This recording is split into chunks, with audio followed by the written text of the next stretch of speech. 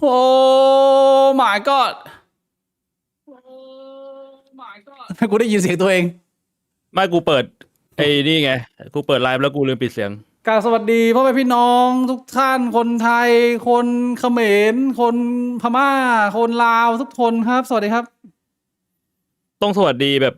คนอีสานคนภาคเหนือคนภาคใต้อะไรอย่างงี้ด้วยไหมหรือว่าคำว่าคนไทยก็คือถือว่ารวมแล้วล่ะรวมแล้วเดี๋ยวพี่บุ๋มอย่าไปแยกภาคเลยแยกทำไมคนไทยกันเหมือนกันนะแล้วถ้าอย่างนั้นแบบสวัสดีคนเหมือนกันไม่ได้เหรออย่าไปแยกประเทศมันสั้นไปไงเดี๋ยวคนมันจะแบบโอ้โหห้วนมันต้องแบบว่ามีอ๋อชั้นเชิงกันหนึ่งสวัสดีครับพี่บวงสวัสดีทุกคนครับสวัสดีครับ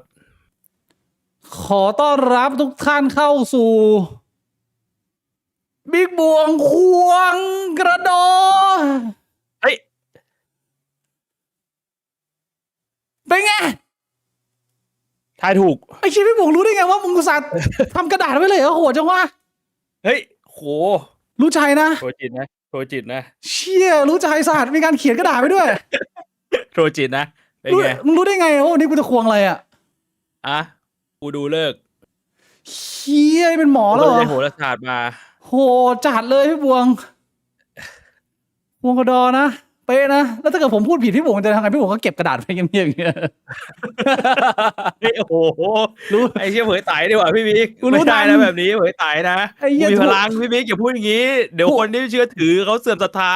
ถูกก็เปิดไม่ถูกก็เก็บไปเงียบๆนะไม่ได้พี่นะบิ๊กช่วยกันก่อนพี่บิ๊กอ่าถือว่าแม่นถ้าถือว่าสมมติว่าเอาไว้เนี่ยกูมีลูกศิษย์เนี่ยพี่บิ๊กก็โอ้โหได้บารมีอ่าได้ใช้งานลูกศิษย์ได้โอ้โหไอ้เชี่ยไม่ธรรมบุญดาได้แบบนี้ธรรมดาธรรมดาเออขอบคุณคุณพลัด NLP นะฮะสำหรับผู้สนับสนุนใหม่สวัสดีครับ ขอบคุณครับขอบคุณครับสวัสดีครับสวัสดีทุกท่านนะฮะวันนี้คืนวันพุธตรงตามเวลาที่เรามาเจอกันเอ้ยเป็นยังไงพี่บวงอาทิตย์ที่ผ่านมาสบายดีบ่เฮ้ยช่วงนี้มันเหมือนนอนไม่ค่อยเต็มอิ่มยังไงก็ไม่รู้พี่บิ๊ก ทำไมอ่ะกูก็ไม่รู้ คือก่อนหน้าเนี่ยมันเหมือนว่าร่างกายเรามันอ่อนแอแล้วเราไม่ได้ออกกำลังกายมานานใช่ปะแต่ว่าพอมาออกกำลังกายช่วงแรกแล้วแบบเหมือนร่างกายแม่งเหนื่อยมากแล้วแม่งนอนวันละ10 ชั่วโมงแบบหลับสบายเลยแต่เหมือนพอช่วงเนี้ยร่างกายมันปรับตัวมันกลับมานอนไม่ค่อยเต็มอีกแล้วคือกูนอนได้ประมาณ6 ชั่วโมง7 ชั่วโมงแล้วมันก็จะตื่นมาแบบด้วยความรู้สึกแบบว่าเพลียๆอะไรแบบเนี้ยยังออกกำลังกายอเอยู่ไหมอยังออกกำลังกายอยู่ เชี่ยแล้วพี่บวงวินัยคือดีกูก็ถามโค้ชอะไรเงี้ยเขาก็บอกว่ามันอาจจะขาดสารอาหารบางอย่างแบบสารอาหารที่มันช่วยให้เราหลับลึกหลับสนิทเนี่ยมันจะมีพวกแมกนีเซียมพวกวิตามิน B6 B12อะไรเงี้ยเขาก็คิดว่าแบบมันอาจจะขาดเพราะว่า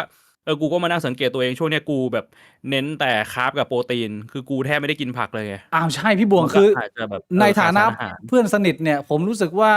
พี่บวงเป็นคนที่เวลากินอะไรก็กินซ้ำอยู่อย่างเดิมคือสารอาหารมันก็เอจะไม่มีอะไรอใหม่ๆเข้ามาใช่ไหมอันนี้ผมเข้าใจเอถูกไหมอใช่ใช่แล้วมึงใช่ยังเป็นอยู่ทุกวันนี้นะ เออมันก็เลยแบบว่าเดี๋ยวต้องมานั่งปรับเรื่องอาหารอีกนิดนึงให้มันมีวิตามินมีเกลือแร่เข้ามาด้วยอะไรแบบเนี้ยคิดว่าน่าจะเกี่ยวผมมีทานอยู่นะทั้งวิตามินบีทั้งแมกนีเซียมเลยเพราะว่ามันก็เป็นไม่ใช่เขาว่าเป็นเทรนด์แล้วกันนะแต่ว่ามีหลายคนก็ออกให้ข้อมูลว่ามันเป็นสารตัวหนึ่งที่ร่างกายเราขาดเมื่ออายุมากขึ้น ยิ่งถ้าเกิดว่าเป็นรุ่นพ่อแม่เราเนี่ยต้องมีเติมแมกนีเซียมเข้าไปบ้างซึ่งมันมีหลายตัวว่ามันเป็นเรื่องของไปดูเรื่องระบบสมองความเครียดเรื่องขับถ่ายหรือเรื่องอะไรเงี้ยโอ้โหแมกนีเซียมแม่งยิบย่อยมากคือแมกนีเซียมนี่หลักๆน่าจะเป็นกล้วยปะแบบง่ายๆเลยหรือโพแทสเซียมวะกล้วยมันให้อะไรเยอะกูจำไม่ได้แล้วผมก็ไม่แน่ใจอ่ะแต่ว่าซื้อยากินมันก็จบตรงสายมากกว่าง่ายๆไปเลยเชี่ยจะได้ไม่ต้องไปแล้วซีเรียสมาก เมื่อคืนเนี้ยคือฝันด้วยฝันอะไรอีกอะแล้วกูแบบกูสะดุ้งตื่นคืฝันว่าอไอ้เชี่ยมันเป็นฝันที่แปลกมากแล้วไม่เหมือนจริงมากกูฝันว่ากูเถียงกับหยีโกจนกูท What นไม่ไหว เชี่ยเออแม่งเหมือนจริงมากคือเหมือนแบบว่าเรื่องนี้แม่งกระทบจิตใจกูจนกูเก็บไปฝันแบบจริงๆอ่ะคือกูในฝันแม่งเป็นอารมณ์ประมาณว่ากูนั่งเถียงกับยีโกะแล้วยีโกเขาก็แบบอารมณ์เป็นอัลไซเมอร์นี่ออกว่าคือเหมือนกูเถียงกับกำแพงอ่ะกูก็รู้ตัวแต่กูก็ยังเถียงอืมแล้ว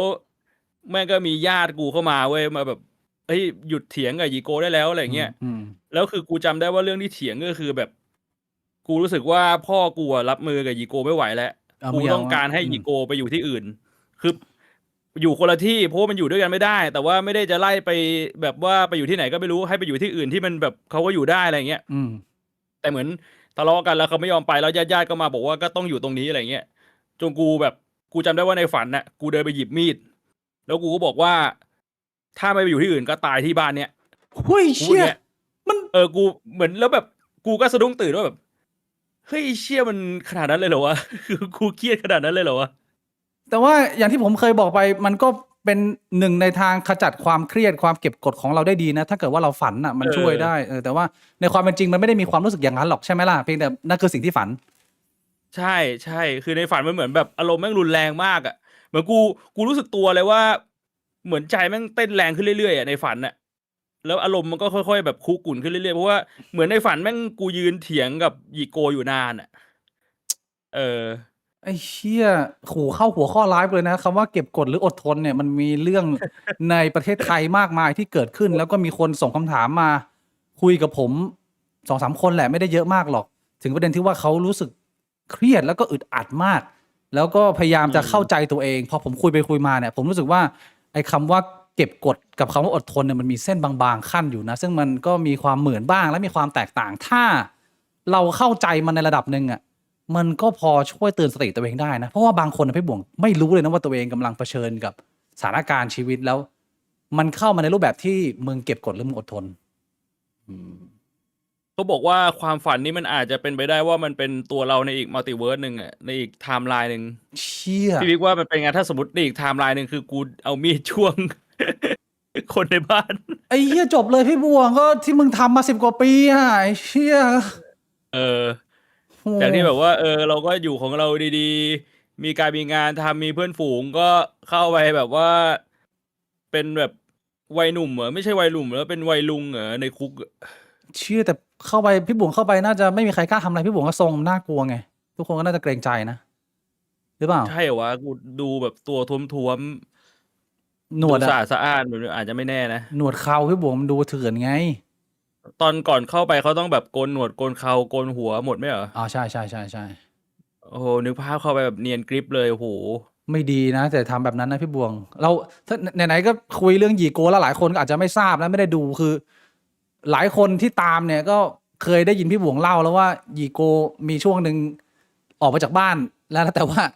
แล้วเขาไปอยู่ที่บ้านญาติ ไลฟ์ที่แล้วเนี่ยพี่บวงมาอัปเดตตอนท้ายว่ากลับมาแล้ว วันดีคืนดีมายืนเกาะลูกกรงอันนี้ก็กลับมาปกติ แล้ว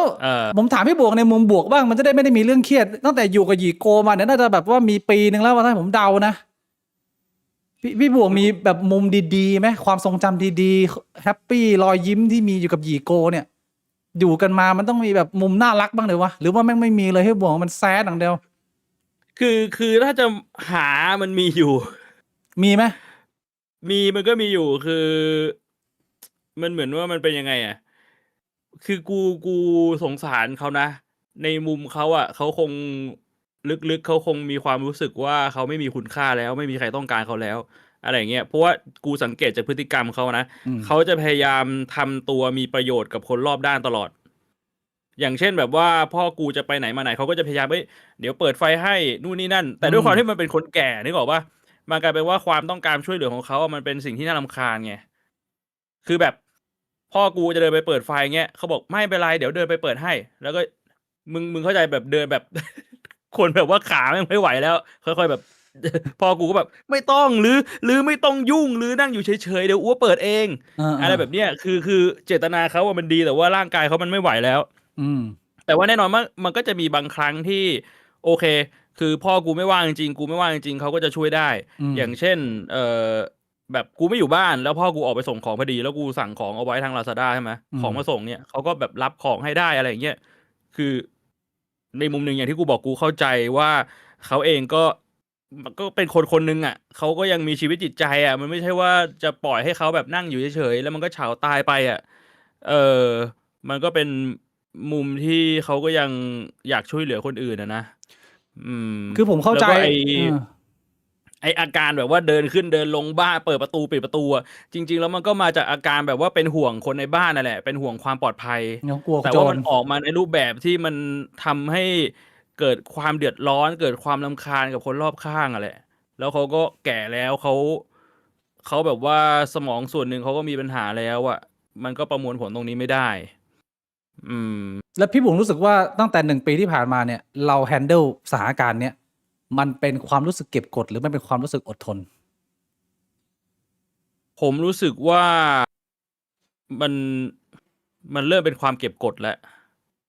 ต่างกันยัง คื ไง อ ผมรู้สึกว่า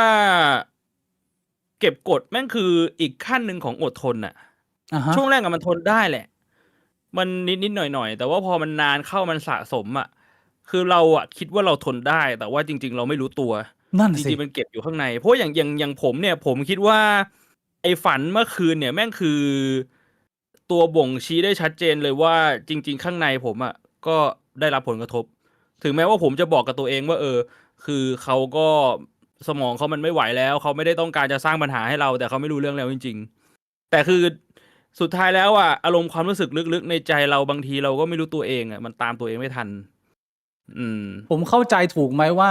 จริง ๆ แล้วพี่บุ๋งไม่ได้มีปัญหากับการอยู่ร่วมกับคนอายุมากที่มีโรคหรอก แต่ว่า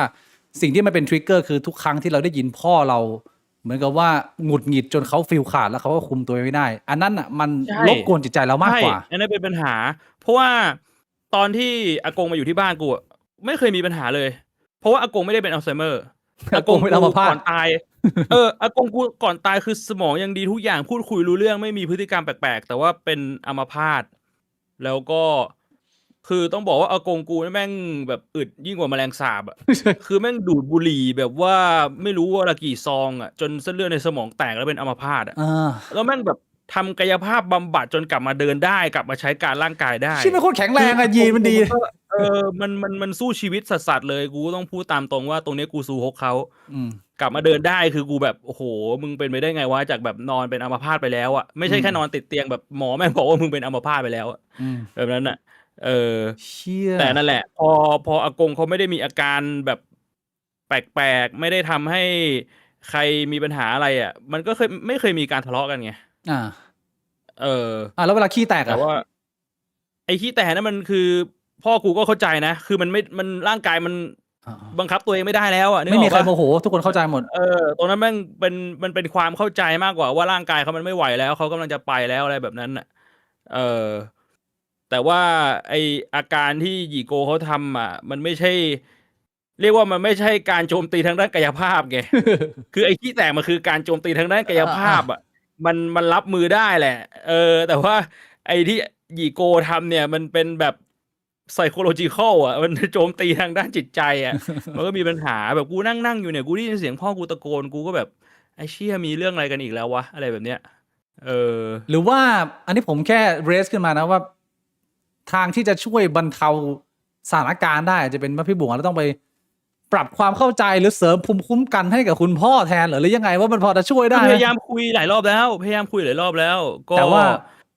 มันก็เหมือนแบบไม้อ่อนดัดง่ายไม้แก่ดัดยากอ่ะพ่อกูเขาก็มันก็คงจะปรับตัวไม่ได้แล้วล่ะเขาก็อายุเยอะแล้วอ่ะ เป็นเรื่องที่แก้ไม่ได้ในเวลาสั้นๆจริงๆเรื่องนี้ หลายคนก็ประสบปัญหานี้กันอยู่เยอะพอสมควรนะพี่บวง ก็เรียกว่าถ้ามองในมุมดีก็คือ คนจำนวนมากก็ต้องผ่านพบเจอกับชีวิตที่ต้องดูแลผู้สูงอายุแต่ละคนก็เรียกว่าเหมือนแรนดอมออกมาว่ามึงจะเจอโหมดไหน ผมเรียกว่าของพี่บวงเนี่ย เป็นโหมด normal นะเรียกว่ามาตรฐานเพราะว่าไอ้ที่แรงๆนี่ก็คือด่ามึงทั้งวี่ทั้งวันมึงทำดีให้ก็ยังด่ามึงเอามือตีมึงมั่งอะไรเงี้ยอันนั้นคือเป็นเคสที่โอ้โหผมขออนุญาตชื่นชมและสู่ฮกคนที่ดูแลได้หรือคนที่ทำอาชีพตรงนี้เป็นนักกายภาพบำบัดที่ไปดูแลผู้ป่วยผู้สูงอายุตามบ้านต่างๆไอ้เชี่ยมันต้องใช้ความอดทนสูงมากเลยนะสู่ฮกจริง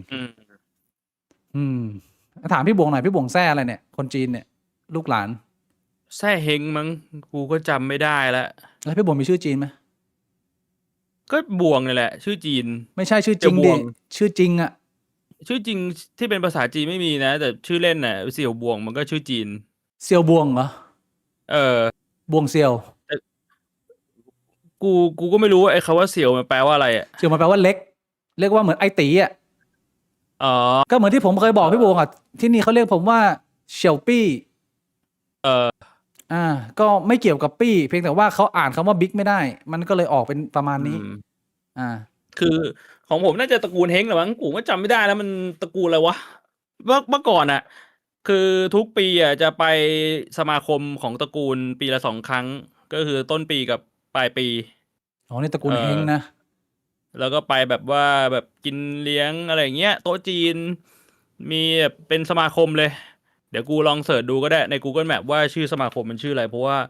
มันอยู่ใกล้ๆบ้านกูนี่แหละ นั่ง2 แถวไปได้อะ อ๋อ อยู่ตรงแถว คือเพราะว่าพี่ เออ บวงเรียกอากงว่าหมังชิวแซ่เฮงก็คือ เฮงห มั มั น ง ก็น่า ชิ จะ ว ใช่ อ๋อเอามาจากอันนี้เข้าใจละ อืม เชี่ยแล้วพี่บวง ผมอยากจะแชร์ความฝันผมเหมือนกันความฝันผมก็เจ๋งเหมือนกันนะเมื่อคืนเนี้ยผมจำได้อยากเล่ามากเลย พี่บิ๊กฝันว่าอะไร ผมฝันว่าผมเดินอยู่ริมหาดทรายทะเลพี่บวง แล้วเดินชิวๆดูพระอาทิตย์ตกเย็นอยู่ แล้วอยู่ดีกูก็เดินไปเจอบิลเบอร์พี่บวง สัตว์เดินไปเจอบิลเบอร์ ยืนอยู่ริมทะเลกูเดินไปเฮ้ยนี่บิลเบอร์สแตนด์อัพคอมเมเดี้ที่อเมริกาบิลเบอร์เฮ้ยฮัลโหลบิลเบอร์ก็บอกเฮ้ยมึงใครเนี่ยกูบอกเฮ้ยผมบิ๊กเองครับเนี่ยผมเป็นเพื่อนกับเดฟชาเพลกับเควินฮาร์ทบิลเบอร์ก็บอก what the fuck กูก็เลยหยิบมือถือกูมา เปิดรูปว่ากูเคยถ่ายรูปคู่กับเดฟชาเพลกับเควินฮาร์ท แล้วในมือถือกูก็มีรูปคู่ไง ก็เลยให้บอกเฮ้ยนี่ ผมรู้จักเดฟนะกับรู้จักเควินฮาร์ทนะก็เลยยืนคุยกันสักพักหนึ่งซึ่งเป็นความรู้สึกที่โคตรดีพี่ผมกูรู้สึกดีมากๆเลยแล้วก็ตื่นบึ๊บขึ้นมา อันนี้ความฝันผมเลย แล้วมึงคุยภาษาไทยหรือคุยภาษาอังกฤษกับบิลเบอร์ คุยภาษาอังกฤษ อ๋อ อันนี้คือแปลให้ฟังความฝันผมดีอ่ะผมค่อนข้างชอบมากเวลาเจอคนที่เราแบบชื่นชอบในชีวิตอ่ะพี่บอกไม่มีบ้างเหรอคนชื่นชอบในชีวิตมันต้องมีบ้างไง ไม่จะว่าไปก็ไม่มีเลยฮะ คนที่กูรู้สึกว่าแบบกูปลื้มที่เป็นดาราก็ไม่มีนะ ไม่มีเลยนะ เออ ก็มีแต่ยีโกกับมังชิวแซ่เฮง ชีวิต ดู แม่ง ดูไปแล้วใช่ตระกูลเฮง ตระกูลเฮงนะ เออ คือเมื่อก่อนคนจีนนะเขาจะต้องตั้งชื่อให้ลูกหลานด้วยไงพี่บวงมันก็น่าจะมีแบบชื่อจีนแต่มึงอาจจะไม่ได้ถามไงว่ามึงชื่ออะไรตอนเกิดอ่ะ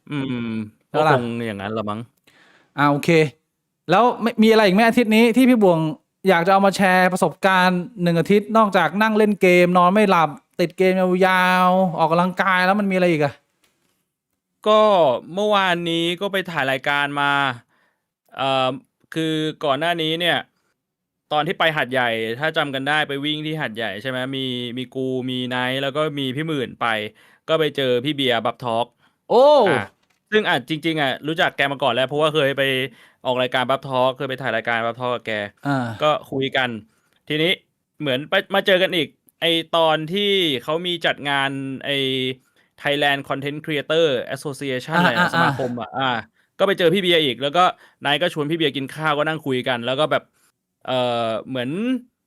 แนะนำพี่หมื่นให้พี่เบียร์รู้จักอะไรแบบเนี้ย ก็คุยกัน ก็เลยแบบแล้วตอนช่วงนั้นพี่หมื่นแบบติดบอร์ดเกมพี่เบียร์เขาก็เลยบอกเนี่ยพี่ถ่ายรายการบอร์ดเกมอยู่พอดีเลยมาถ่ายรายการไหมก็เลยนัดกันก็เป็นเมื่อวานหรือเมื่อวานซืนผมก็จำไม่ได้แล้วช่วงนี้ แบบว่าอ่องหน่อยก็ไปถ่ายกับแก๊ง บับทอล์ก คือมีพี่เบียร์กับพี่ต้องบับทอล์กแล้วก็มีผมมีไนท์มีกิฟมีไฟท์แล้วก็มีพี่หมื่น โอ้เต็มเซ ก็ ต เป็น7 คนเป็นไง ก็ ล่ะ ไปรอดูกันได้ ก็รอดูพี่บอกให้รอดูนะ คือโอ้ยแต่ว่า คือแก๊งนั้นเขาชอบพี่หมื่นมากเขาบอกว่าโอ้โหตัวนี้คือตัวเด็ดเลยตัวฮาเลย ตัวอร่อยเลยเหรอ แล้วปกติถ่ายไม่นานขนาดนี้คือเทปนี้คือถ่ายอย่างนาน น่าสนใจ คือหมื่นมันปล่อยของรัว รอติดตามนะเพราะผมเพิ่งทราบว่าเขามีช่องบอร์ดเกมด้วยเหรอผมเห็นแต่ตัวบัฟทอล์กตัวสัมภาษณ์รายการ เหมือนเขาก็ทำเป็นรายการใหม่ขึ้นมานะแต่ผมไม่ชัวร์ว่าเขาทำเป็นช่องใหม่หรือเปล่าแต่จำได้ว่ามีพี่บุ๋ม ลองไปหาดูได้ พี่ผมรู้สึกว่าช่วงนี้นี่แพลตฟอร์มมันมีผู้เล่นเยอะไหมมันการแข่งขันมันสูงมากกว่าตอน4-5 ปีที่แล้วไหมหรือว่าสถานการณ์ตอนนี้รู้สึกยังไงมีคนอยากกระโดดเข้ามาในคอนเทนต์ครีเอเตอร์เยอะนะน้องๆ เอาจริงๆปะตอนที่ไปงานเปิดตัวอะไรนะไอคอนเทนต์ครีเอเตอร์ของไทยคือประโยคแรกที่หัวหน้าสมาคมเขาพูดเนี่ยเขาบอกว่าคนไทยเนี่ยมีคนที่เรียกตัวเองว่าคอนเทนต์ครีเอเตอร์9 ล้านคน What ผมแบบ ไอ้เชี่ยใช่เหรอวะ ประเทศหนึ่งมันจะมีคอนเทนต์ครีเอเตอร์มากกว่า 10%ได้เหรอมันจะไปข้างหน้ายังไงวะ คือมันนึกออกว่าคนมันไม่ทำอาชีพอื่นกันแล้วเหรอ แต่ว่ากูเข้าใจว่าไอ้9 ล้านคนเนี่ย มันไม่ใช่คนที่ยึดเป็นอาชีพหลักทั้งหมด นับแอคเคาคือท์เหรอกูว่าเขาก็คงนับหมดกับคนที่ทำเป็นงานอดิเรกเขาก็นับอะไรแบบเนี้ยอย่างสมมุติแบบคุณหมอธนีเงี้ยคุณหมอธนีมีช่องเป็นคอนเทนต์ครีเอเตอร์คุณหมอธนีอาจจะไม่ใช่งานอดิเรกและในมุมหนึ่งช่องทางหรือว่าโซเชียลมีเดียของเขาเนี่ยก็ถือเป็นรายได้หลักได้ แต่ว่าในมุมหนึงเขาก็เป็นคุณหมอด้วยอะไรเงี้ยเขาก็คือทำอย่างอื่นด้วย แบบนั้นละมั้งผมเดาเขานับหมดอะไรแบบนี้ แต่ถ้าจะให้พูดตามตรงนะ คือผมก็ไม่เคยไปรีเสิร์ชเหมือนกันพี่บิ๊กผมไม่เคยไปนั่งหาข้อมูลว่าปัจจุบันเนี่ยมีคอนเทนต์ครีเอเตอร์ที่ยึดเป็นอาชีพจริงๆเนี่ยกี่คนเพิ่มมาจากปีที่แล้วกี่คน เพราะฉะนั้นผมคงจะบอกด้วยตัวเลขจากการไปหาข้อมูลในตลาดไม่ได้ แต่ถ้าถามความรู้สึกผมมันจะเป็นความรู้สึกตรงกันข้ามมากกว่า มึงรู้สึเพราะว่า กว่าถอดกันมาเยอะเหรอหรือยังไงกูรู้สึกว่ามันหายกันไปเยอะด้วยเหตุผลง่ายๆเลยคือคนดูช่องกูเยอะขึ้น แล้วมาทำพอดแคสต์มันก็ดังไวมันไม่ได้รู้สึกว่ามันมีคู่แข่งเยอะนึกออกปะพอเราดูตามเนื้องานของเราดูตามประสบการณ์หรือความรู้สึกของเราไม่ได้ดูรีเสิร์ชตลาดนะมันเป็นอย่างนั้นไป หรือว่าแบบกูไปดูช่องไหนเงี้ยช่องไหนก็คนดูเยอะขึ้นนะอืมทั้งที่เป็นตัวใหญ่อยู่แล้ว มันก็เลยเหมือนว่า ในความรู้สึกกูเนี่ย มันเป็นทางตรงกันข้ามมากกว่า มันไม่ใช่การที่มีคนเข้ามาอยู่ในตลาดเยอะขึ้น แต่มันคือมีคนอยู่ในตลาดน้อยลง หรืออาจจะมีคนดูคอนเทนต์เยอะขึ้น แต่ว่าก็ต้องบอกว่าส่วนหนึ่งตลาดที่กูอยู่มันก็เป็นตลาดนิชมันก็เป็นแค่ส่วนหนึ่งของคอนเทนต์ครีเอเตอร์คือคอนเทนต์ครีเอเตอร์มันกว้างมากแบบว่าถ้าเป็นแบบไปสายของผู้หญิงก็จะมีหลายรูปแบบใช่ป่ะทำอาหารเลี้ยงเด็ก หรือว่าเป็นบิวตี้บล็อกเกอร์อะไรอย่างเงี้ยมันก็เราเป็นแค่ส่วนหนึ่งของเรียกว่าก้อนเค้กก้อนนี้แล้วกัน ผมก็ไม่รู้ด้วยซ้ำว่าส่วนอื่นมันยังไงมันคนทำเยอะขึ้น คนทำน้อยลง คนดูเยอะขึ้น คนดูน้อยลงมากแค่ไหน ที่ผมคิดว่าการที่หลายๆคนหรือไม่หลายๆคนนะผมเชื่อว่าจำนวนไม่มากแล้วกัน สามารถยืนยาวได้ในอุตสาหกรรมเนี่ยมันไอ้เชื่ออะไรมันคือใจความสำคัญที่มึงทำอยู่มาแบบ9 ปี10 ปีแต่ก็ยังมีคนดูเพิ่มขึ้นเลยมันเป็นเรื่องที่ยากมากนะเว้ยเอาจริงในมุมกู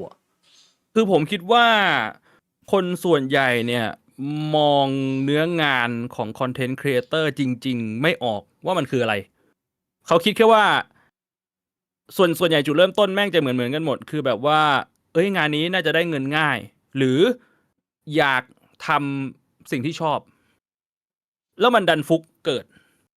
แต่ว่าเขาไม่ได้ดูเนื้องานจริงๆว่ามันต้องตามเทรนด์มันต้องมานั่งดูว่าอะไรคือเทรนด์ตอนนี้คนให้ความสนใจกับอะไรลูกค้าต้องการอะไรแล้วพอเทรนด์มันเปลี่ยนด้วยความที่เขาไม่เคยสนใจเขาก็จะไม่รู้ด้วยซ้ำว่าเทรนด์มันเปลี่ยนเขาไม่รู้ด้วยซ้ำว่า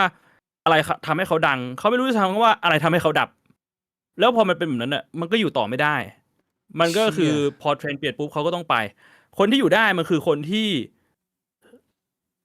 ยอมที่จะศึกษา ไม่เอาแค่ตัวเองชอบ คือยอมเสียสละเวลาเพื่อศึกษาว่าโอเค ตลาดตอนนี้เป็นยังไง ใครเป็นคู่แข่งบ้าง คนดูต้องการอะไร เทรนด์เปลี่ยนไปขนาดไหนแล้ว คนปรับตัวมันก็อยู่ได้ ใช่ ต้องปรับตัวแต่ว่าตอนแรกผมนึกว่าพี่บวงจะเป็นลักษณะของคนที่ทำคอนเทนต์ตามใจตัวเองแต่ไม่ใช่นะพี่บุ๋มก็คือเป็นคนหนึ่งที่อัปเดตแล้วก็พยายามเข้าใจเทรนด์อยู่เสมอเพียงแต่ว่าเราก็ดูว่าไอ้เทรนด์นี้เราเล่นได้เทรนด์นี้เราไม่ถนัดอะไรประมาณนี้ไหมหรือยังไงใช่ใช่แล้วก็คือของผมเนี่ยผมโชคดีตรงที่ผมรู้ทริคยังไงว่ามันต้องทำยังไงคือถ้าคุณไปนั่งย้อนดูเทรนด์ต่างๆของการเป็นสตรีมเมอร์ในประเทศไทยแม่จะมีทริคอยู่อย่างหนึ่งที่ง่ายมากก็คือเทรนด์มันจะตามหลังสตรีมเมอร์ของอเมริกากับสตรีมเมอร์ดังๆใน YouTube อยู่ประมาณครึ่งปีถึงปีหนึ่งเพราะฉะนั้นเนี่ยผมแค่ไปดูว่าไอ้เชี่ยปีที่แล้วที่อเมริกาทำอะไรกันแล้วผมทำตามคนดูเยอะไอ้เชี่ยอันนี้เป็นบอกสูตรเหรอเป็นเคล็ดลับทางการค้าที่ใช้มาได้กว่า5 ปีเชี่ยก็คือตอนที่ผมมาเริ่มรีแอคคลิปคือแอสมอนโกผมไม่รู้พี่บิ๊กรู้จักแอสมอนโกหรือเปล่ารู้จักแอสมอนโกเป็นสตรีมเมอร์เบอร์ 1ของโลก อืม แม่งทำรีแอคชั่นอ่ะผมก็แบบไอ้เชี่ยคนที่แม่งคนดูเยอะที่สุดมันทำรีแอคชั่นอ่ะถ้ากูไม่ทำรีแอคชั่นแล้วกูจะไปทำอะไรวะก็ทำรีแอคชั่นก็ลองทำดูคนมันก็ดู เพราะฉะ เอ นั้น อ ถ้าเกิดว่าเราเริ่มเร็วก่อนเนี่ยมันก็จะได้เปรียบเพราะว่าถ้าอีกไม่นานปุ๊บเนี่ยมันก็จะกลายไปทุกคนไม่ทำรีแอคชั่นหมด จริงๆมันก็จะแบบว่า ใช่ แต่ว่ามึงก็จะเข้ามาในตลาดยากมันก็อยู่ที่ว่าใครเร็วใครได้เงี้ย แต่มันจะมีอีกเงื่อนไขหนึ่งคือ มันไม่ใช่ว่าทุกคนทำรีแอคชั่นได้ไงถูกไหมมึงก็ไปทำมึงก็ต้องรู้วิธีด้วยแม่งทำยังไงมันถึงจะอยู่รอด หรืออีกเทรนด์หนึ่งที่เห็นชัดเจนเลยคือ Among Us ถ้าพี่บิ๊กย้อนกลับไปตอนนั้นนะ คือต่างประเทศเล่น Among Us ก่อน ประมาณสัก2-3 เดือนหรือ 5-6 เดือน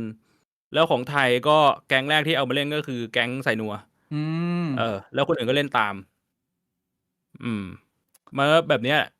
อืม เทรนด์ไทยมันจะตามของฝรั่งอยู่ประมาณสักครึ่งปีหนึ่งมันเลยง่ายไง เราไม่ต้องเป็นคนนำเทรนด์ก็ได้ ถ้าเราไม่ได้อยากจะสร้างอะไรใหม่ๆเราเป็นแค่คนตามแม่ง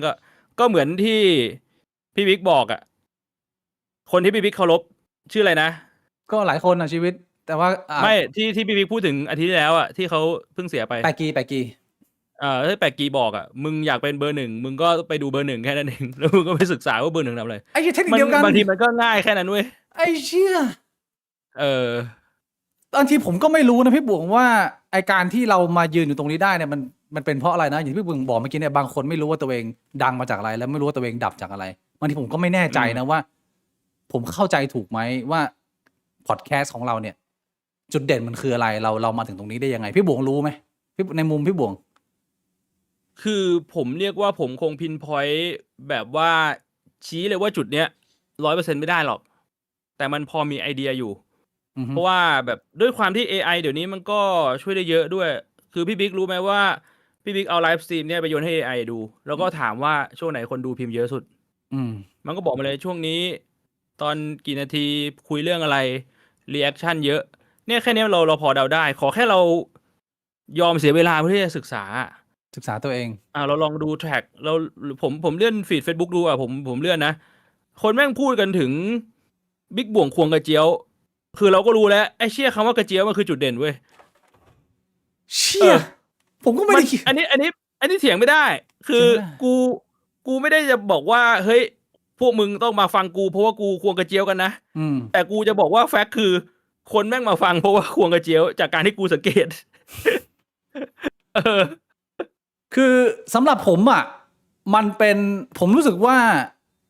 สิ่งที่มัน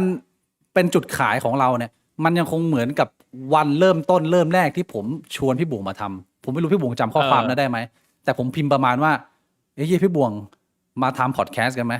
จุดขายของเราอ่ะคือเคมีของเราสองคนที่เราเคยนั่งคุยด้วยกัน อันนั้นอ่ะ มันเป็นภาพแรกของกูคิดว่า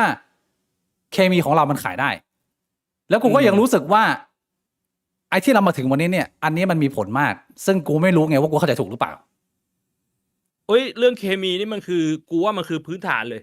คือกูมองว่าถ้าไม่มีเคมีมึงจบตั้งแต่แรก อ๋อนั่นคือพื้นฐานเหรอไม่ใช่จุดเด่นเหรอ กูว่ามันคือพื้นฐานนะ อ่า แต่ว่าจุดเด่นคือที่มาต่อยอดจากเคมีที่มันเข้ากัน คือ ในมุมกูนะ อ๋อ กระเจียวมาเติมอีกทีนึง ใช่ เชี่ยโหดจัด มันเหมือนคือบางคนเคมีมันเข้ากัน แต่ว่ามันไม่สามารถต่อยอดได้มันก็อาจจะแบบว่าโอเคมีคนเข้ามาดูเรื่อยๆมีคนชอบนะ แต่มันอาจจะยังไม่มีอะไรเป็นจุดเด่นไงเพราะว่าถ้ามึงเข้าไปดูในโซเชียลมีเดียมันจะมีอยู่2ประโยคแรกคือบิ๊กบ่วงควงกระเจียวกับประโยคที่2คือ ถ้าสมมุติว่าพี่บ่วง ไม่ได้มีอยู่2ประโยคนี้อันนี้คือจุดเด่นแล้ว เป็น กู เขา บ เรี อย ก ก เลย ว่า ว่า มันมี แค่2ประโยคนี้มันก็ทำเงินให้เราได้มหาศาลแล้วด้วย เชี่ยมันก็ไม่ใช่สิ่งที่เราตั้งใจตั้งแต่แรกเหมือนกันนะมันก็แบบมันก็ไหล แต่มัน มา ออร์แกนิกมันออร์แกนิก ธรรม ออร์แก ชา นิก ติ คือเราไม่ได้พยายามจะไปผลักดันพยายามจะไปบิ้วแต่เราแค่พูดไปเรื่อยๆเรามานั่งสังเกตว่าเฮ้ยไอ้เชี่ยคนมันชอบ2คำนี้ อันนี้คือออร์แกนิกแล้วเชี่ยขอบคุณคุณอูออซัมด้วยนะฮะเมื่อกี้40 บาทโดขอบคุณมากครับ ขอบคุณครับ พอเข้าใจได้นะ มีคนเนี่ยทักมาเล็กน้อยพูดคุยเกี่ยวกับการเริ่มต้นทำคอนเทนต์หรือทำพอดแคสต์เพราะได้แรงบันดาลใจมาจากเรา ซึ่งผมก็ให้คำแนะนำไม่ได้หรอกเพราะว่าแต่ละคนสไตล์มันต่างกัน แต่สิ่งหนึ่งที่ผมพอจะแชร์ได้ก็คือว่า ผมจำได้ตอนที่ ทำพอดแคสต์แรกๆแล้วพี่ศิลป์เขาดูมึงใช่ไหมแล้วเขาก็เหมือนกับเป็นห่วงว่าแบบไอ้เฮียมึงจะไปรอดหรือเปล่าเขาก็พยายามจะคอมเมนต์วิจารณ์ในส่วนของการเตรียมเนื้อหาทำยังไงให้คนมันเข้าได้ต่างวัยมากขึ้น แต่ว่าในมุมกูอ่ะกูมองการทำคอนเทนต์แบบเนี้ยเป็นแค่2สายคือสายขายคอนเทนต์ความรู้กับขายตัวตน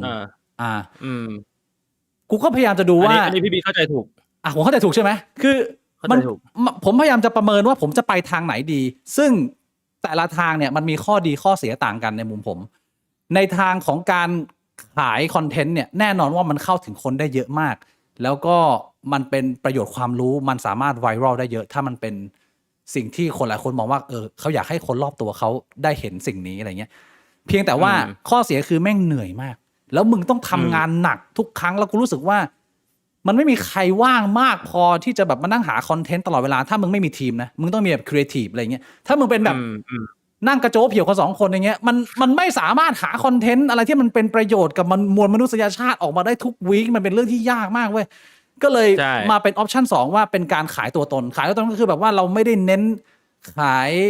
ประโยชน์มากนักแต่ผมก็พยายามจะทำเต็มที่นะว่าสิ่งที่เรานำเสนอเนี่ยมันมีประโยชน์ต่อผู้อื่นแต่ว่าการขายตัวตนอ่ะมัน require ความพิเศษส่วนหนึ่งแล้วก็มันต้องใช้ระยะเวลาในการสั่งสมเพียงแต่ตัวผมคิดว่าประโยชน์ของมันอ่ะมันดีมากกว่าเพราะว่าพอมาไปถึงจุดที่มึงติดตลาดแล้วอ่ะมันจะสามารถทำสิ่งหนึ่งได้ที่คนขายคอนเทนต์ทำไม่ได้ก็คือว่าไม่ว่ามึงจะทำอะไรอ่ะมันก็จะมีคนมาดูอย่างเช่นอย่างตัวอย่างพี่บวงเนี่ยไอตอนที่ผมแบบว่าบางทีเปิดไปแล้วเจอพี่บวงนอนเอากล้องหันมาแล้วก็นอนแล้วก็มีคนมานั่งคุยกันอะไรเงี้ยสำหรับกูคือไอ้เหี้ยมันโกงมากเว้ยมันเป็นจุดที่มันโกงแล้วแต่ว่ามันไม่ใช่จุดที่ง่ายไอ้เหี้ยพี่บวงก็จะมานั่งวันนี้ผ่านความเครียดผ่านการกดดันผ่านการโดนด่ามาตั้งเยอะแต่ว่ามันก็มานั่งนอนให้คนดูได้เป็นเรื่องที่ยากไงผมก็เลยคิดว่าจริงๆมันเป็นปัญหาของสตรีมเมอร์เยอะมากก็คือสตรีมเมอร์ยุคแรกๆเนี่ยมันจะต้องสตรีมเกมเดิมอย่างของกูก็เป็นคือกูสตรีมแต่ .a ถ้าสมมุติว่ากูหยุดสตรีม .a ปุ๊บคนไม่ดูคนหายแบบไม่ดูเลยจาก1,000 คนบางทีเหลือ50 คนเงี้ยอันนั้นคือขายคอนเทนต์ใช่อันนั้นคือขายคอนเทนต์แล้วไนท์อ่ะเป็นคนแรกที่กูเห็นว่าสตรีมเชี่ยอะไรคนก็ดูมันเลยรู้ว่าต้องเปลี่ยนตัวเองตั้งแต่ตอนนั้นก็คือกูตั้งแต่ตอนนั้นน่ะกูก็รู้แล้วว่าสักวันหนึ่งอ่ะกูต้องเบื่อ .a แน่ๆยังไงกูก็ต้องเบื่อ .a แล้วกูก็มาคิดว่าแบบไอ้เชี่ยกูจะทำยังไงกูถึงจะปรับตัวเองไปเป็นแบบไหนได้วะแล้วมันก็ต้องเริ่มลองผิดลองถูกจนมันทำได้อ่ะพี่บอกว่าเขาเปลี่ยนมาเป็นสายขายตัวตนไปเลยขายวิญญาณไปแล้วก็รู้สึกว่ามันเวิร์กกว่าคือขายตัวตนกับขายวิญญาณอ่ะมันมีเส้นกั้นอยู่บางๆยังไงอธิบายขายตัวตนคือถ้าสมมุติว่าสิ่งที่มึงโชว์ออกกล้องอ่ะมันเป็นตัวมึงจริงๆอ่ะอันนั้นคือมึงขายตัวตนคือมึงขายไปเรื่อยๆมึงขายได้ไม่หมดเพราะว่าตัวมึงก็เป็นอย่างนี้อยู่แล้วมึงไม่ต้องเฟกแต่ว่าถ้ามึงไม่ได้เป็นอย่างนี้หลังกล้องพอกล้องออนปุ๊บมึงเปลี่ยนตัวเองกูว่าอันนั้นน่ะขายวิญญาณเพราะว่าสักวันหนึ่งอ่ะมันจะหมดไฟเว้ยแล้วกูเห็นมาหลายคนแล้วคือกูไม่ได้จะไอ้คำว่าขายวิญญาณมันฟังดูแย่นะแต่ว่ากูแค่ไม่รู้ว่าศัพท์คำไหนมันจะมาเรียกการกระทำแบบนี้ได้ชัดเจนกว่าการขายวิญญาณแต่จริงๆมันเป็นเพียงแค่การทำงานอ่ะมันไม่ได้เป็นการกูมองว่ามันไม่ได้เป็นการกระทำที่แย่เพียงแต่ว่ามันเป็นวิธีการทำงานสายนี้วิธีหนึ่งคือเราอาจจะวิเคราะห์ว่าตัวเราเองอ่ะ personality เราแม่งไม่ขายไม่ได้คนมันไม่ดูเราเป็นแบบเนี้ยไปทำแบบนี้หน้ากล้องขายไม่ได้แน่นอนก็ต้องสร้าง personality ขึ้นมาแต่ว่าพอมึงสร้างขึ้นมาสักวันหนึ่งอ่ะมึงต้องมีปัญหากับไอ้ personality ที่มึงสร้างขึ้นมาไม่ทางไหนก็ทางหนึ่งแล้วมันก็จะเป็นสิ่งที่มันอาจจะไม่ยั่งยืนอยู่ดีคือความคำถามของพี่บิ๊กตั้งแต่มันคือทำยังไงที่แม่งจะยั่งยืนมาได้9 ปี10 ปีใช่ปะล่ะความยากคือแบบมึงหาสิ่งที่มึงทำได้นานแล้วมึงไม่เบิร์นเอาอ่ะอันนี้คือความยากนั่นก็เลยเป็นทางนึงที่ผมเลือกเพราะผมคิดว่าการขายตัวตนอย่างที่พี่บวงบอกคีย์เวิร์ดสำคัญเลยคือถ้ามันเป็นตัวตนจริงๆอ่ะแล้วมันได้รับการยอมรับมันก็คือติดตลาดมันก็ขายได้เรื่อยๆใช่แล้วก็คือเคมี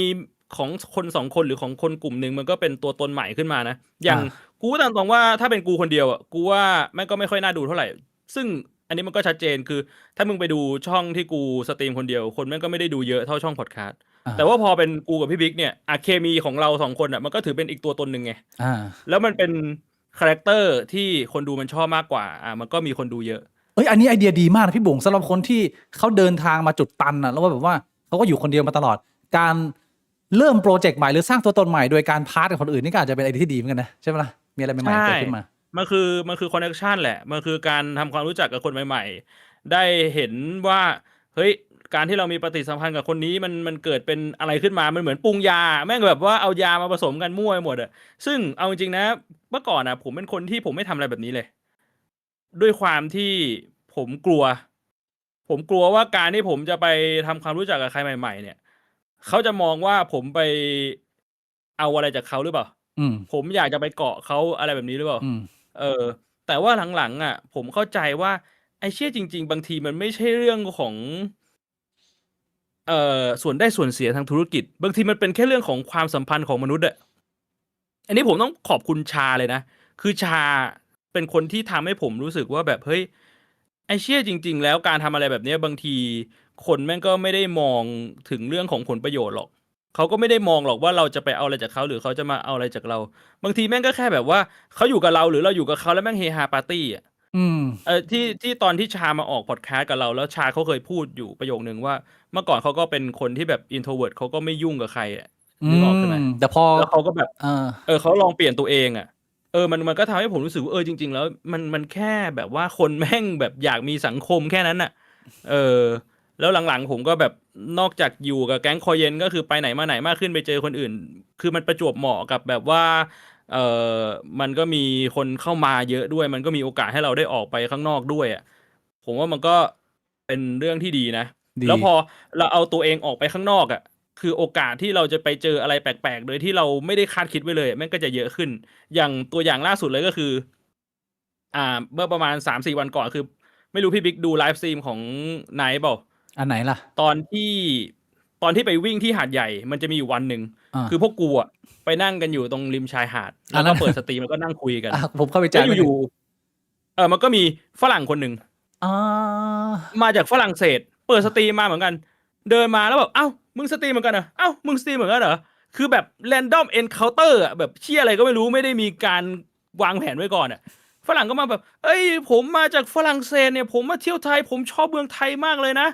พูดไทยได้นิดหน่อยคือไม่ได้พูดได้ใช้ขนาดนี้อะไรเงี้ยแล้วก็เขาบอกว่าเนี่ยเดี๋ยวผมจะเดินทางไปที่แบบสุดขอบด้านใต้ของประเทศไทยแล้วเดี๋ยวกลับกรุงเทพแล้วเดี๋ยวไว้กลับกรุงเทพเนี่ยเดี๋ยวนัดกันแล้ว 2-3 วันนี้ก็คือเขามากรุงเทพแล้วก็นัดเขาบอกว่าเขาอยากไปตีปิงปอง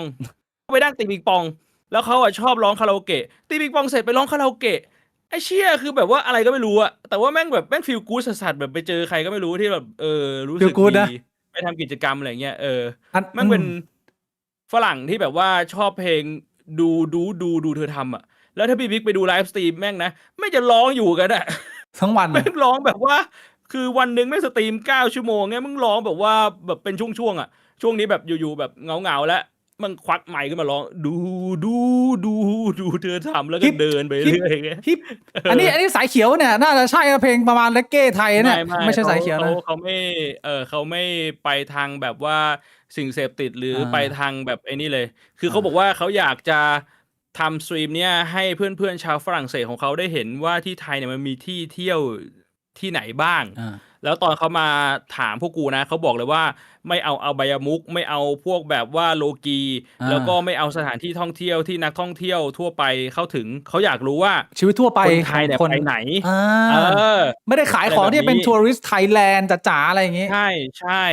เขาแค่แบบว่าอยากโชว์ว่าเมืองไทยมีอะไรที่มันดีแค่นั้นเลยสิ่งเนี้ยผมได้จากการเดินทางถ้าให้พี่บวงพูดมาเนี่ยผมว่านึกไปก็คือเวลาผมเดินทางแล้วผมเจอคนใหม่ๆที่คือมันก็ต้องเจอคนที่มันไม่เข้ากับมึงก็แหละแต่พอเวลามันเจอคนที่มันคลิกอาจจะเป็นแค่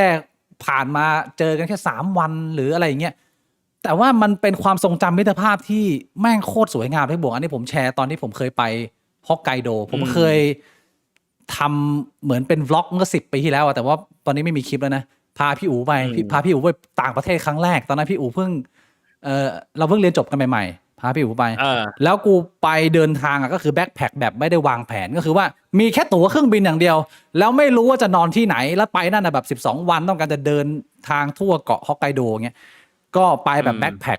ไปเจอพายุหิมะเจออะไรเงี้ยแต่ว่าความทรงจำหนึ่งที่ผมประทับใจไม่รู้เรื่องประมาณฟีลประมาณนี้ก็คือ ผมไปที่เมืองทางใต้ของเกาะที่ชื่อว่าฮาโกดาเตะมีความดังในเรื่องของเป็นจุดพอร์ตสำคัญอยู่ในสงครามโลกครั้งที่2อะไรประมาณเนี้ยแล้วผมไปพักที่โมเทลอันหนึ่งเป็นเหมือนบ้านของคนญี่ปุ่นคุณแม่คุณป้าที่เอา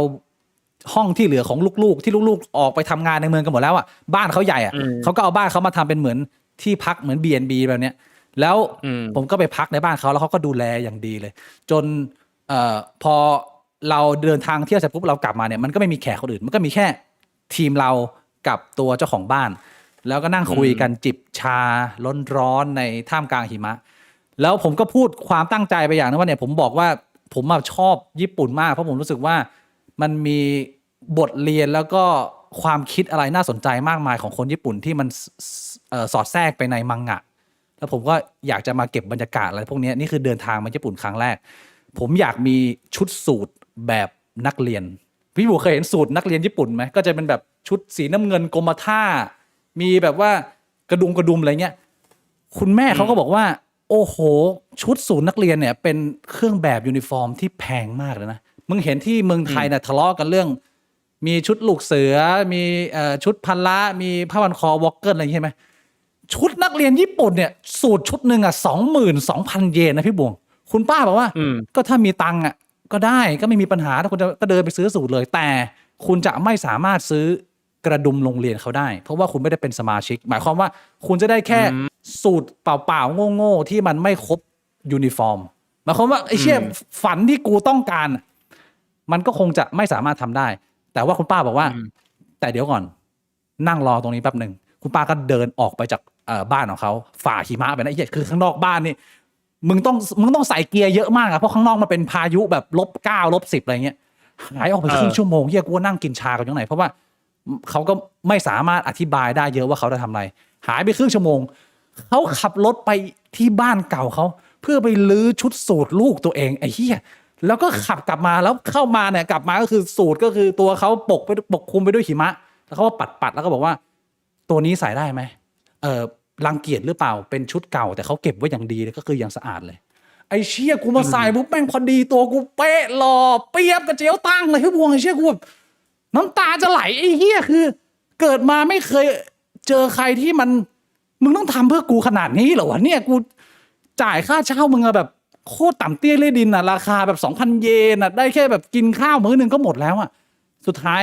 ได้ชุดสูทของลูกมาแบบกระดุมหายไปเม็ดนึงแต่ว่ากูไม่มายเลยแล้วก็ทั้งทริปนั้นกูใส่ชุดสูทเขาทั้งทริปเลยนี่คือแฮปปี้มากแล้วก็เป็นความรู้สึกของการเจอมิตรภาพที่มันลืมยากเป็นความรู้สึกดีประมาณนี้พี่บวกเหมือนไปเจอดูเธอทำเนี่ยแฮปปี้คือแบบว่าพอแบบว่าเราเอาตัวเองออกไปข้างนอกบ้างไปเจออะไรใหม่ๆบางทีมันก็ได้มีโอกาสเจอเรื่องดีๆนะที่คาดไม่ถึงผมต้องบอกเลยว่าหลายๆคนนะมันชีวิตมันหมองมันเศร้านะนอกจากเรื่องของการออกกำลังกายหรือพักผ่อนแล้วเนี่ยอย่าดูข้ามความสัมพันธ์ของมนุษย์นะมันมีผลช่วยให้มึงแบบกระชุ่มกระชวยได้เยอะมากหลายคนแม่งเป็นสายติดเกมนั่งตามหนอนอยู่ในบ้านทั้งวันทั้งคืนไม่เจอใครเลยอะไรเงี้ยพี่บุ๋มเขาเข้าใจฟีลประมาณนี้ใช่ไหมล่ะแต่พอได้เปิดโลกได้ออกไปมันมีผลดีผลบวกกับชีวิตเยอะอยู่พอสมควรนะพี่บุ๋มใช่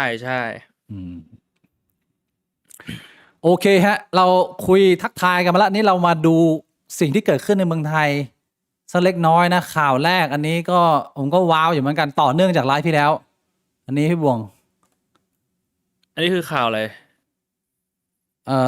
เอาอีกแล้วแม่งแจ้งเตือนแล้วว่าในกรุ๊ปแม่งมีใครเล่นเฮียอะไรกันแม่งจะโดนปิดโดนทุกวันไอ้เฮียเอ้ยเดี๋ยวค่อยว่ากันไอ้กรุ๊ปเนี่ยข่าวของคุณหมอพลังจิตคุณหมอเทพไพศาลแสนชัยครับที่แล้วพี่บวงดูดวงแก้กรรมอมกระดอหมออมแก้กรรมคอตกโดนข้อหาข่มขืนกระทำชำเราพ่วงพรากผู้เยาว์ ตำรวจตรวจพบรายชื่อเจ้ากรรมนายเวรมาจากหนังสือรุ่น พบภาพพิสดารอนาจารเหยื่อสุนัข โดยอ้างกับลูกศิษย์บวบคือการแก้กรรมแบบพราหมณ์ฮินดู เหยื่อเพียบมีทั้งเปิดเผยตัว และให้ข้อมูลลับๆ เตรียมตัวคุมฝากขังพรุ่งนี้ คือตอนแรกผมนึกว่ามันมีแค่หลอกคนอมกระดอนนะ แต่ว่าไอ้ที่มันหนักมากๆเลยคือ มันมีเหยื่อที่เป็นเด็กเยอะ แล้วก็ปี้หมาด้วยไอ้เนี่ย โอ้โห ตอนนี้โดนรวบไปละ ตึงๆเลยที่เขาบอกหลายคนเขาอยู่ในแวดวงผู้มีพลังพิเศษเขาบอกไอ้ตัวนี้ถือว่าเป็นตัวตึงประเทศไทยนะพี่บวงรู้ว่าตัวโหดนะ ไอ้คำว่าตัวตึงนี่หมายถึงอะไร หมายถึงแรงศรัทธา หมายถึงความสามารถแบบเนี้ย ห นะ มายถึงความสามารถที่เขาพูดกัน แล้วก็สิ่งที่คนชนชั้นสูงคนมีตังค์ให้ความเคารพนับถือตัวนี้ถือว่าเป็นตัวท็อปแล้วเนี่ยไอ้เชี่ยพอตำรวจไปจับ แล้วเปิดมาหมดเนี่ยปี้หมาปี้เด็กขี้อะไรมั่วซั่วไปหมด แล้วก็ไอ้ที่เวลาอ้างกับลูกศิษย์ว่าให้แก้กรรมมีเจ้ากรรมนายเวรนะก็คือเป็นรายชื่อในหนังสือรุ่นเป็นเพื่อนเป็นรุ่นพี่ใครเกิดรุ่นเดียวของแม่งโคตรซวยอีอ่ะเป็นเพื่อนแม่งอ่ะก็คือมึงก็กลายเป็นเจ้ากรรมนายเวรนี่คือสิ่งที่เกิดขึ้นพี่บวงเป็นไงโหไอ้เรื่องนี้ผมขอพูดนิดนึงแล้วกัน เพราะว่าคราวที่แล้วเนี่ยจริงๆเราอาจจะให้ข้อมูลผิดไปนิดนึงในเรื่องนี้เพราะว่าคนที่มาเปิดประเด็นน่ะ ที่บอกว่าปวดหัวแล้วเขาไปหาเนี่ย แล้วเขาโดนแก้กรรมไปเนี่ย ก็คือในมุมนึงอ่ะ เท่าที่ผมเข้าใจนะ มีคนมาให้ข้อมูลว่าเขาเป็นโรคที่มันหายาก เขาเรียกว่า cluster headache หรือว่ามันมีชื่อเล่นว่า suicide headache คือมันเป็นอาการปวดหัวที่มันจะแบบว่าวันหนึ่งปวดทีนึงหรืออาจจะแบบ3 วันปวดทีนึงอะไรแบบนี้ แล้วมันปวดแบบว่ามันทนไม่ไหว แล้วมันรักษาไม่หาย ไปหาหมอแล้วก็รักษาไม่หาย กินยาแก้ปวดมันก็รักษาไม่หาย คือตรงนี้เนี่ยผมก็อยากจะอธิบายเพิ่มเติมว่าโอเคเขาอาการเขาเป็นแบบนั้นซึ่งมันก็ยิ่งทำให้ผมรู้สึกว่าแบบไอ้เชี่ยคือคนที่แม่งเป็นแบบอาจารย์อะแล้วแม่งเอาเปรียบคนที่มัน exploit คนที่มันแบบว่ามันไม่มีทางไปแล้วมันหมดหนทางแล้วอะมันทรมานชีวิตมันทรมานมากมันก็เป็นเรื่องที่หนักเหี้ยเข้าไปอีกแล้วก็ก็แม่งแต่ว่ามันก็เป็นการตอกย้ำว่าบางทีเนี่ย คือต่อให้คุณหมดหนทางแค่ไหนเนี่ยมันก็ไม่ได้หมายความว่าคุณจะต้องไปพึ่งไปหันพึ่งอะไรแบบนี้ผมเข้าใจนะไอคำว่าที่พึ่งทางใจบางทีแม่งแบบคนมันไม่อยู่ในจุดนั้นมันก็อาจจะพูดไม่ได้ แต่ว่าแบบคือคุณอยู่ในจุดที่คุณคิดว่ามันต่ำที่สุดแล้วคุณไปเชื่ออะไรแบบนี้กลายเป็นว่าคุณก็โดนหลอกให้มันต่ำลงไปกว่าเดิมอีกอันนี้มันก็เป็นสิ่งที่มันเกิดขึ้นนะผมไม่อยากจะซ้ำเติมเหยื่อแต่ว่ามันคือสิ่งที่เกิดขึ้นจริงก็อยากจะย้ำให้ระวังกันเยอะๆครับเพราะว่าจริงๆเรื่องเนี้ยแม่งก็ไม่ใช่เป็นแค่คนรอบตัวมันไม่ใช่แค่ข่าวที่ผมเคยเห็นคือคนรอบตัวที่ผมเคยได้ยินมานะมันก็จะแบบถ้าเป็นสมัยก่อนเลยนะก็จะมีอารมณ์แบบตอนที่รุ่นอากงอาม่าเราเป็นโรคแล้วไปหาหมอไม่หายไปหาพวกหมอดูพวกหมอมีพลังอะไรพวกเนี้ยถ้าเป็นแนวคนจีนนะเขาจะมีผมไม่รู้พี่บิ๊กเคยได้ยินเปล่าให้ไปขุดไส้เดือนป่าช้ากินเคยได้ยินป่าช้าเคยได้ยิน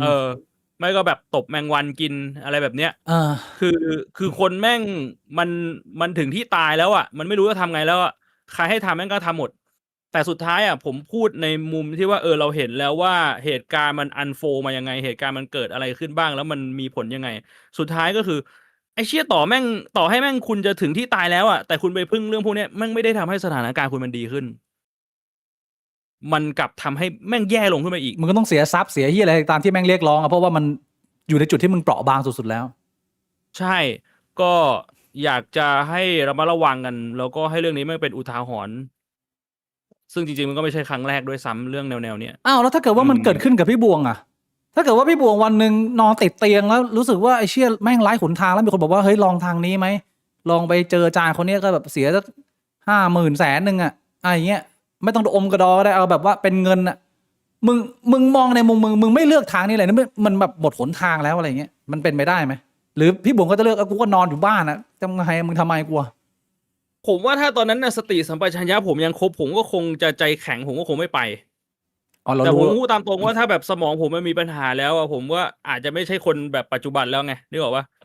นะตอนนั้นอาจจะเป็นอัลไซเมอร์หรือเป็นเชี่ยอะไรสักอย่างแล้วอะโดนรถชนหัวแม่งกระทบกระเทือน อืม มันแบบว่ามันอิมแพร์การตัดสินใจของเรา มันทำให้การตัดสินใจของเรามันไม่เหมือนเดิมแล้วอะมันก็คงจะไป อืม ก็คือไม่โทษคนไปแหละแต่ว่าพยายามตักเตือนว่าเฮ้ยถ้าเกิดว่ามันยังพอมีสติกันอยู่เนี่ย เราจะต้องมีเบสพื้นฐานความคิดให้รู้ว่า มันมีคนแบบเนี้ยที่มันหากินกับความเจ็บป่วย หรือความไร้ซึ่งหนทางของคนเยอะ ใช่ มากนะพี่บวง เชื่อ คือมันเหมือนแบบว่าเขารอจุดที่คุณต่ำสุด ตอนที่จิตใจคุณมันอ่อนแอ คุณไม่มีทางเลือกอะเขาก็แบบว่ารอตรงนั้นเลยเขาฉวยโอกาส อืม เชื่อเรามาระวังกันมากๆนะฮะ แต่ก็เป็นข่าวที่ดีนะที่ไอ้เชื่ออาจารย์นี่โดนจับไปแล้ว อืม ภัยสังคมนะพี่บวงไอ้เชี่ยปีหมาเนี่ย โหอันนี้ถือว่ายังดีนะโดนจับอะไม่ใช่ ทำไม ว่าแบบหายตำรวจเข้าไปแล้วลูกศิษย์ล้อม แล้วก็เข้าไปไม่ได้ไม่เจอ 10 แล้ว ปี ก็พอ10 ปีผ่านไปก็แบบตะดาสวัสดีครับ เยสลามาสกีมาสกู โอ้งงเลยนะ ถ้าเป็นแบบนั้นนะ แบบนั้นไม่ เมือง ได้ ไทยมั นะ นไม่น่ามีนะ โอ้โห ไม่มีก็เฮียแล้วพี่บวง มีเหรอพี่พิก เอ้ยกูรู้จักอยู่คนนึงอ่ะ ดังๆเลย ใช่เหรอมีคนรู้จักเลยเหรอ โอ้ยไม่ใช่รู้จักการส่วนตัวแต่พูดไปใครก็รู้ อ๋อ เชยออกข่าวเอาโด่งดังนะ เรามาระวังกันมากๆนะไอ้เชยผมต้อง อืม พยายามมาเตือนคนรอบข้างให้มากๆเพราะว่ามันเป็นเรื่องที่เหมือนกับหลายๆเรื่องอ่ะมันบางทีมันสื่อสารกันครั้งเดียวไม่ได้เฮียคนมันเชื่อมาทั้งชีวิตพี่บวงไอ้เชื่อมันก็แบบ ต้องค่อยๆให้ truth มัน unfold ดูสังคมไปเรื่อย truth แม่ง unfold ไปเรื่อยแล้วก็มาอ่ะไอ้เชี่ยเรามาดูกันอะไรเงี้ย อืม นะโอเค อันนี้ข่าวแรกข่าวที่สองต่อเนื่องจากข่าวที่แล้วก็คือข่าวนี้ น้องทรายไปออกโหนกระแส แต่ว่าเนื้อหาเนี่ยมันก็โดยภาพรวมเนี่ยมันก็ยังคงเป็นเส้นเรื่องเดิมที่หลายๆคนเข้าใจนะแต่ที่คนเขาคอมเมนต์กันมากๆเนี่ย ดูเหมือนจะเป็นเรื่องของการที่กสทชออกมาแอคชั่นผมไม่รู้พี่บ่งทราบหรือเปล่า เห็น อย่างอันภาพนี้นะกสทชออกหนังสือด่วนก่อนประมาณที่น้องทรายจะไปออกรายการเนี่ย2 วันเท่านั้น งดพูดความรุนแรงในครอบครัวโหนกระแสเลี่ยงคุยดราม่าในครอบครัวดูเนื้อข่าวสักนิดหนึ่งอันนี้ดราม่าแอดดิกจ่าขออนุญาตนะจ่าเขาสรุปมาให้จ่าบอกว่าเฮียหนุ่มอธิบายว่ามันเป็นเรื่องข้อกำหนดของกสทชซึ่งวันนี้ก็มีจดหมายจากกสทชออกมาแล้วว่าการนำเสนอประเด็นเรื่องการล่วงละเมิดครอบครัวต้องไม่ละเมิดสิทธิส่วนบุคคลและข้อมูลส่วนบุคคลของผู้ที่เกี่ยวข้องอันนี้แค่วรรคแรกก่อนซึ่งไม่ละเมิดสิทธิของเหยื่อเนี่ยผมว่าเป็นข้อกำหนดที่ดี แต่ว่ามึงจะไม่ละเมิดข้อมูลบุคคลที่เกี่ยวข้องได้ยังไงอันเนี้ยกูเริ่มงงแล้วว่าไอ้เชี่ยก็คือถ้าเกิดว่ามันมีคนทำผิดแล้วมึงไม่สามารถพูดถึงคนทำผิดได้แล้วมันจะเป็นการพูดคุยถึงปัญหาได้ยังไงพี่บุ๋งหรือพี่บุ๋งมองอีกมุมหนึ่ง คือผมว่ามันอาจจะเผื่อว่าก็ในเมื่อยังไม่ได้มีการฟ้องร้องไม่ได้มีการพิสูจน์หลักฐานกันในทางชั้นศาลคุณจะบอกว่าทำผิด มันก็อาจจะไม่ตรง100%ต้องมาระมัดระวังในการนำเสนอ ใช่มันต้องระมัดระวังตรงนี้ เพราะว่าคือผมไม่ได้จะบอกว่าเคสนี้เป็นยังไงนะแต่ว่าพูดถึงโดยทั่วไปมันอาจจะมีความเป็นไปได้ว่าคนที่ออกมาบอกว่าตัวเองเป็นเหยื่อแล้วโดนกระทำแล้วบอกว่าใครเป็นคนกระทำเนี่ยอาจจะพูดโกหกนี่คือโดย general มันก็ต้องมีการป้องกันในส่วนนี้แต่ว่าจังหวะที่มาออก2 วันก่อนน้องชายมาออกเนี่ยเป็นปัญหากับพี่โบไหมหรือเป็นเรื่องบังเอิญหรือว่ามันควรจะมีมาก่อนหน้าไม่มีก่อนหน้านี้โหนกระแสมีเอาเรื่องครอบครัวออกมาตีทุกวันนะเปิดกันเลยเทไปหมดแต่ว่าพอเป็นเรื่องของครอบครัวใหญ่แล้วมีเรื่องนี้เนี่ยมันแปลกๆไหมเลยพี่โบคิดว่าก็ถ้ามันเป็นเรื่องนึงที่จะผลักดันให้มีเรื่องนี้ได้มันก็ดีพี่โบมองไงคืออันนี้ผมพูดแบบพยายามเป็นกลางนะมันมีสิ่งสำคัญสิ่งหนึ่งที่โหนกระแสทำอยู่ตลอดก็คือเวลามีเรื่องแนวเนี้ยเหยื่อที่มาออกถ้าพี่บิ๊กสังเกตเขาจะปิดหน้าหมดดัดเสียงด้วยปิดตาแล้วเวลาพูดถึงก็คือเขาจะไม่ชี้เป้าว่าเป็นใครแค่พูดว่ามีอะไรเกิดขึ้นอะไรแบบนี้หรือว่าถ้ามีชี้เป้าคือมันต้องมีหลักฐานชัดเจนอะไรแบบเนี้ยแต่ว่าในกรณีนี้คือมันเปิดเผยหน้าตาแล้วมันพูดถึงคนมันเลยไปเข้าใน การเกินขอบเขตที่เขาตั้งเอาไว้ไง อ่าอ่า มันเลยอาจจะบอกได้ว่าเฮ้ยอันเนี้ยมันไม่เคยมีเคสแบบนี้ ที่มันละเมิดเกินขอบเขต แล้วพอมันมีแบบนี้ ถ้าสมมุติว่ากสทชไม่ออกมาแอคชั่นก็จะบอกว่าแบบเฮ้ยมึงไม่ทำหน้าที่อีก อ่า แต่พอกสทชออกมาแอคชั่นก็บอกว่าเฮ้ยมึงออกมาแอคชั่นเร็วจังวะทำไมเคสอื่น มึงไม่ออกมาแอคชั่น มันก็โดน2 ทีโดน อย่างที่ผมบอกเคสอื่นมันไม่เหมือนเคสนี้ อืม แต่ว่าทั้งนี้ทั้งนั้นเนี่ยผมไม่ได้เป็นแฟนรายการโหนกระแสแล้วผมไม่ได้เคยไปดูโหนกระแสทุกเทปจริง ๆ มันอาจจะมีเหตุการณ์ที่เป็นแบบเหตุการณ์ของน้องทรายแล้ว ก็คือมีคนที่เป็นเหยื่อแล้วออกมาเปิดเผยหน้าตา แล้วก็บอกว่าใครเป็นคนทำทั้งที่ยังไม่ได้มีการตัดสินมันอาจจะเคยมีเคสนั้นแล้วอันนี้ผมไม่ทราบ เพราะฉะนั้นเนี่ยจะด่วนตัดสินว่าแบบเฮ้ยทำไมกสทชออกมาเทคแอคชั่นไวจังมีเบื้องลึกเบื้องหลังอะไรยังไงหรือเปล่า ผมก็คงไม่ทราบถึงหลักฐานและเหตุผลที่แท้จริงหรอก เข้าใจ แต่ว่าพูดในมุมของ2 ฝั่งว่า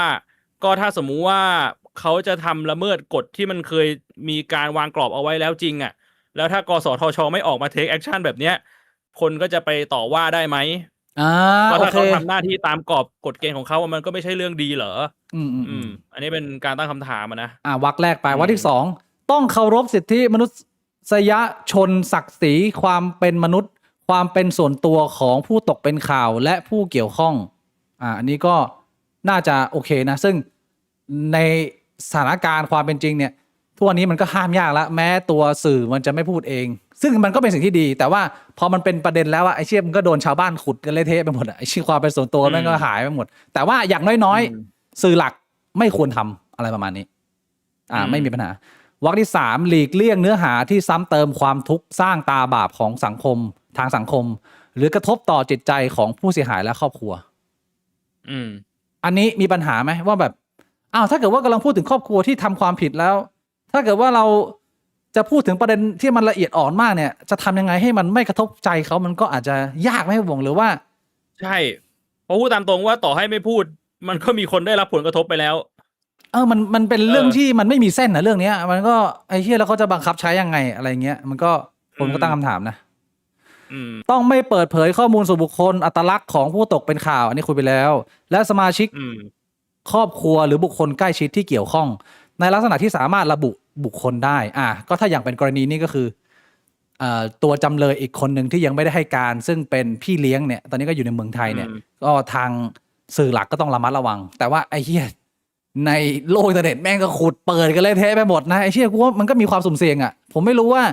มันเอามาบังคับใช้ถึงสื่อใหญ่ๆที่เป็นแพลตฟอร์มออนไลน์อะไรอย่างนี้ด้วยไหมวะพี่บวงทราบไหมหรือพี่บวงไม่ทราบหรือมันบังคับแค่สื่อช่องใหญ่สื่อใหญ่ที่เป็นแพลตฟอร์มออนไลน์หมายความว่าอย่างพวกเพจที่ไม่ใช่สำนักข่าวดราม่าแอดดิกอะไรพวกเนี้ยเขาจะเปิดอีกบุคคลหนึ่งผู้เกี่ยวข้องอะไรเงี้ยมันโดนป่าววะอะไรเงี้ยอันนั้นไม่น่าจะเป็นขอบเขตอำนาจของกสทชนะผมคิดว่าโอเคสรุปประเด็นนี้เป็นเรื่องของความรุนแรงในครอบครัวที่มีกฎหมายควบคุมอยู่ดังนั้นหนังสือก็ต้องทำตามข้อบังคับนี้อย่างเคร่งครัดจะพาผู้เกี่ยวข้องในกรณีนี้มาออกของกระแสจึงเป็นไปไม่ได้แต่ที่หนุ่มจะนำเสนอประเด็นเรื่องทรายสกอตแต่จะไม่ลงลึกในประเด็นนั้นเพราะมีข้อกฎหมายควบคุมอยู่อันนี้คือคำชี้แจงจากพี่หนุ่มหลังจากที่มีคนตั้งคำถามว่าทำไมไม่ทำประเด็นนี้นะมันมีความละเอียดอ่อนอันนี้เข้าใจได้ไหมในมุมของโหนกระแสพี่บวงก็พอจะเข้าใจได้นะก็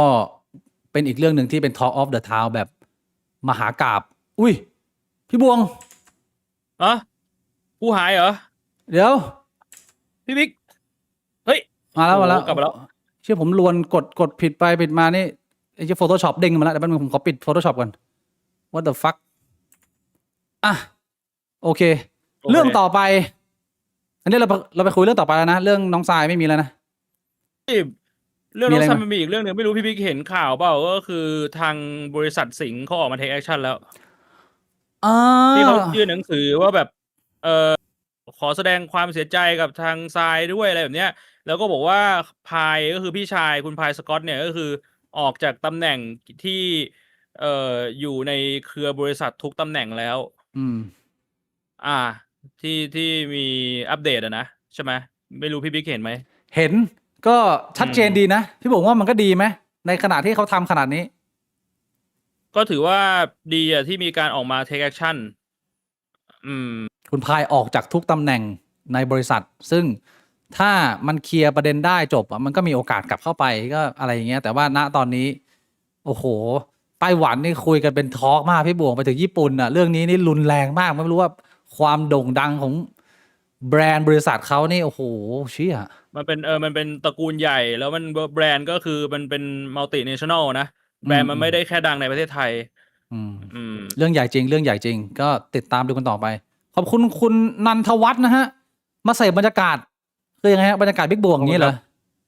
เขาบอกว่าแค่ยุติหน้าที่ยังไม่ได้ออกจากตำแหน่ง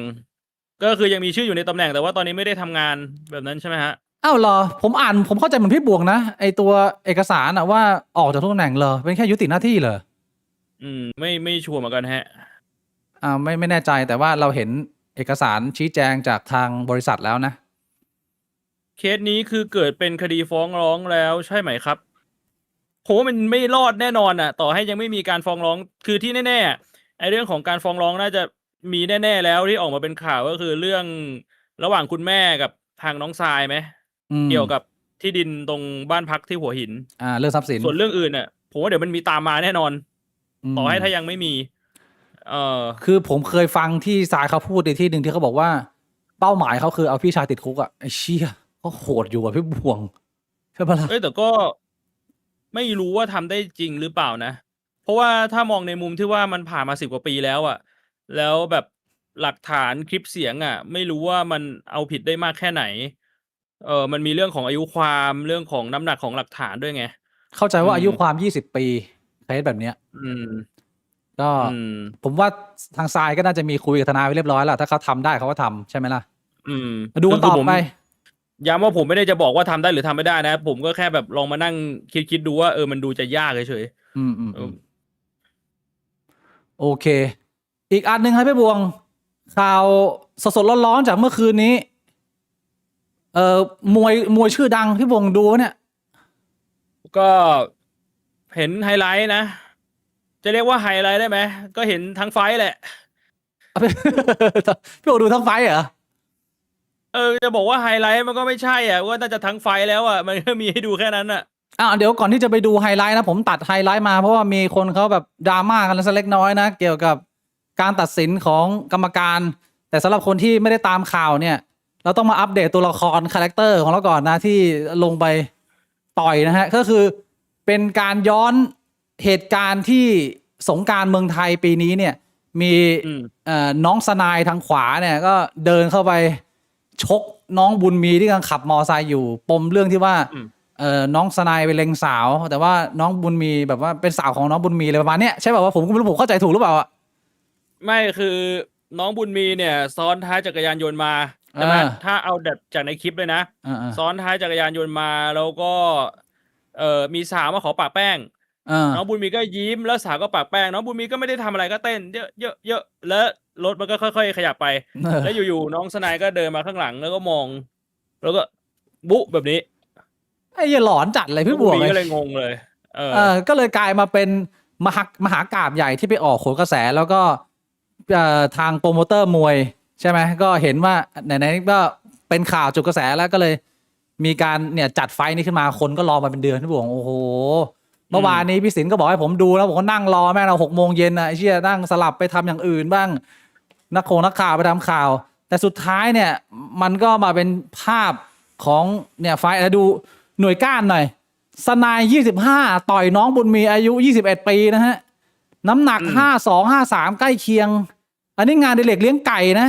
ใส่มาทำเหี้ยอะไรเนี่ยมันจำเป็นต้องบอกเหรองานเด็กอันนี้แต่งรถมอไซค์แล้วก็เป็นเจ้าของร้านกัญชาด้วยนะน้องบุญมีหลังจากชนะไฟเขาบอกว่าผมจะเอาเงินที่ได้จากไฟนี่ไป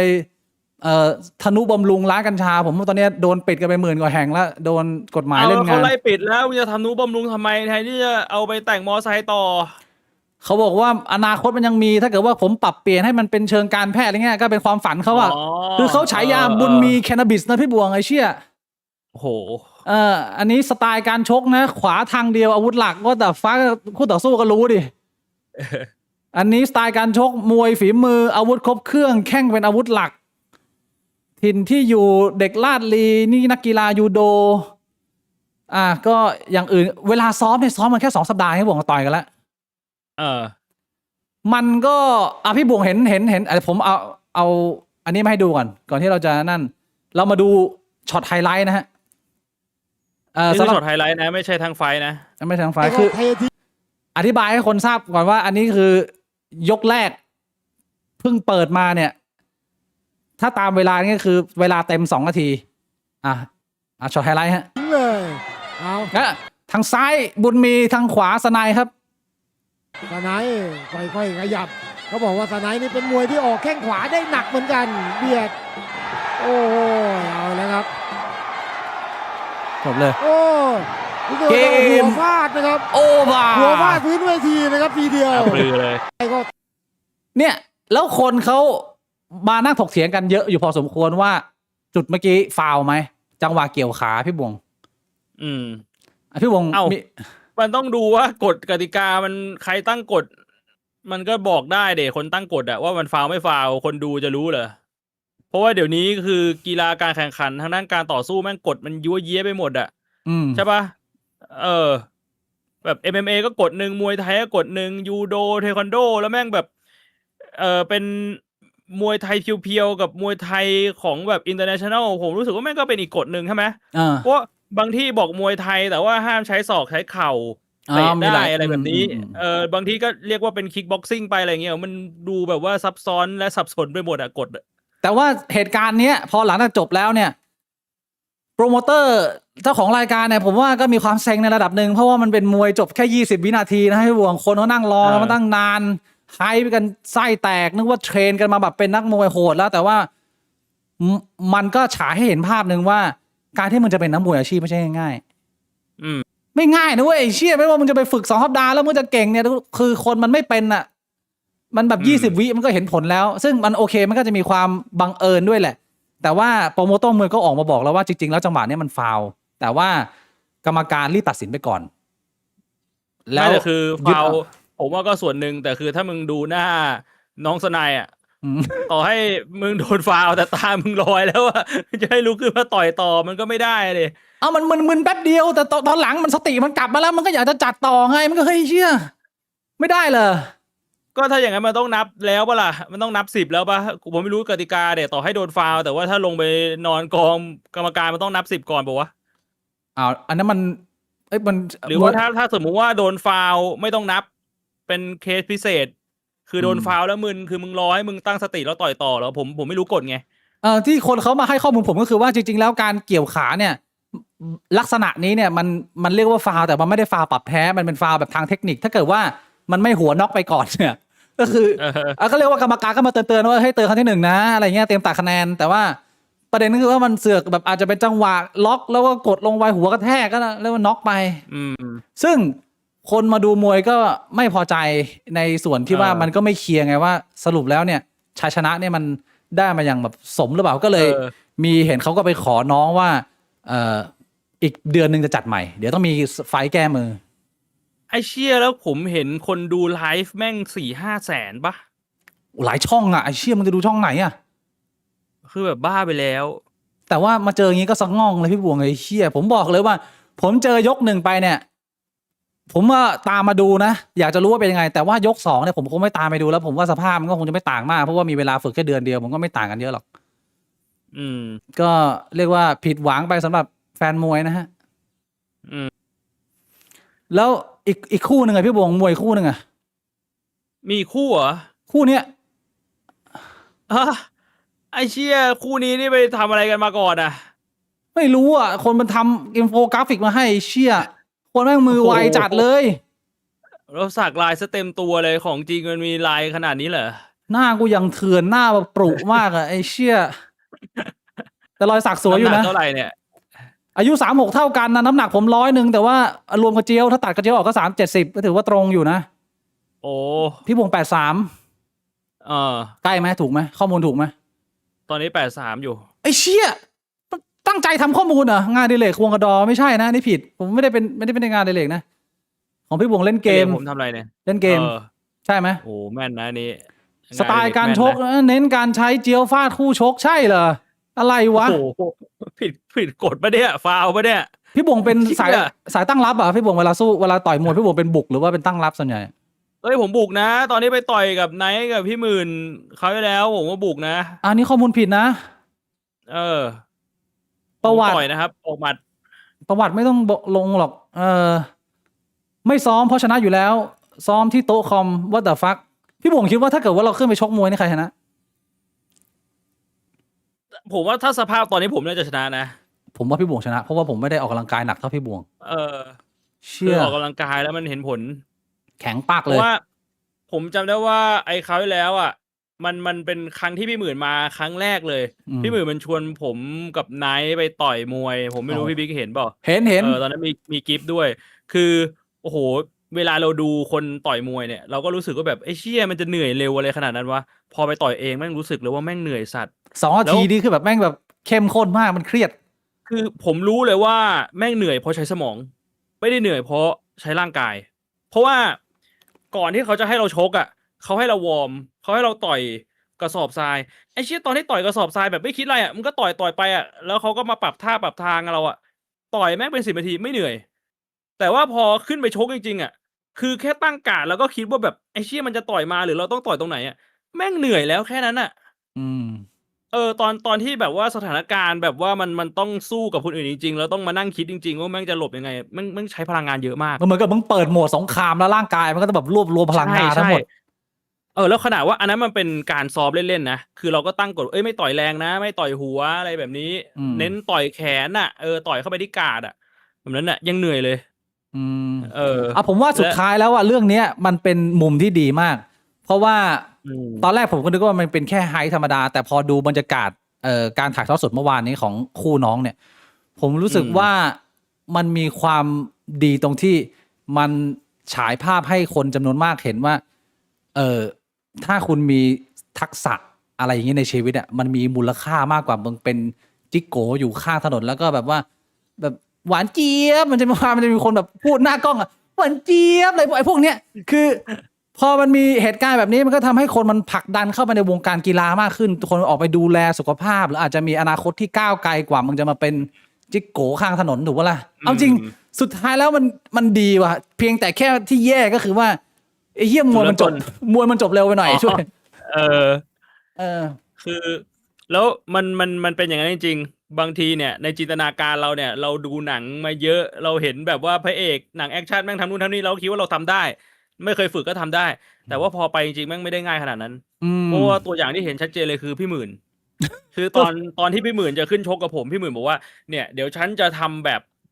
ไมค์ไทสันฉันจะใช้แดมซี่โลเป็นไงท่าเด็ดของไมค์ไทสันคือแดมซี่โลก็คือก้มตัวต่ำใช่ปะแล้วก็หมุนเป็นเลข 8แบบนี้เชี่ยแต่ว่าไมค์ไทสันน่ะตอนหมุนน่ะมันต่อยด้วยมันหมุนแล้วมันต่อยมันหมุนแล้วมันต่อยพี่หมื่นแม่งอยู่เงี้ยไม่ต่อย กูก็ยืนดูแม่งหมุนแล้วกูก็ต่อยแม่งเงี้ยแม่งก็แบบโอ๊ย โดนต่อยอย่างเดียวคือมันเป็นตัวอย่างให้เห็นว่าบางทีอ่ะถ้าเราไม่เคยฝึกเลยอ่ะในหัวเราจะคิดว่าเราเจ๋งเราจะคิดว่าเราทำได้ แต่ผมบอกเลยว่าในสถานการณ์จริงๆอ่ะแม่งคนละเรื่องเลย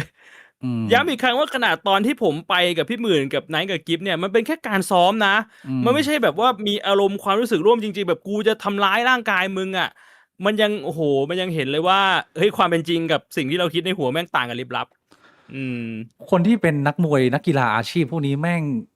มันจิตใจมันแข็งแกร่งมากพี่บุ๋ยเชื่อมันคนธรรมดาแม่งทำไม่ได้จริงๆมันถึงเข้าใจว่าทำไมไฟต์หนึ่งต่อยคนดังๆมันต้องเป็น10 ล้านอ่ะมันกว่าจะไปถึงจุดนั้นโอ้โหมันหนึ่งในล้านจริงอันนี้เหตุการณ์บุญมีสไนนะใครสนใจไปติดตามในอีก1 เดือนผมก็คงจะพอแค่นี้แล้วผมว่ามันก็จบแล้วเรื่องราวตรงนี้ขอบคุณคุณทีซาวันด้วยครับสำหรับผู้สนับสนุนใหม่ขอบคุณครับอีก1ปรากฏการณ์พี่บวงปรากฏการณ์นาฬิกาสวอชพี่ขอพักเข้าน้ำแป๊บนึงนะผมปวดฉี่ปวดฉี่ไปฉี่ครับไม่ได้ครับแป๊บนึง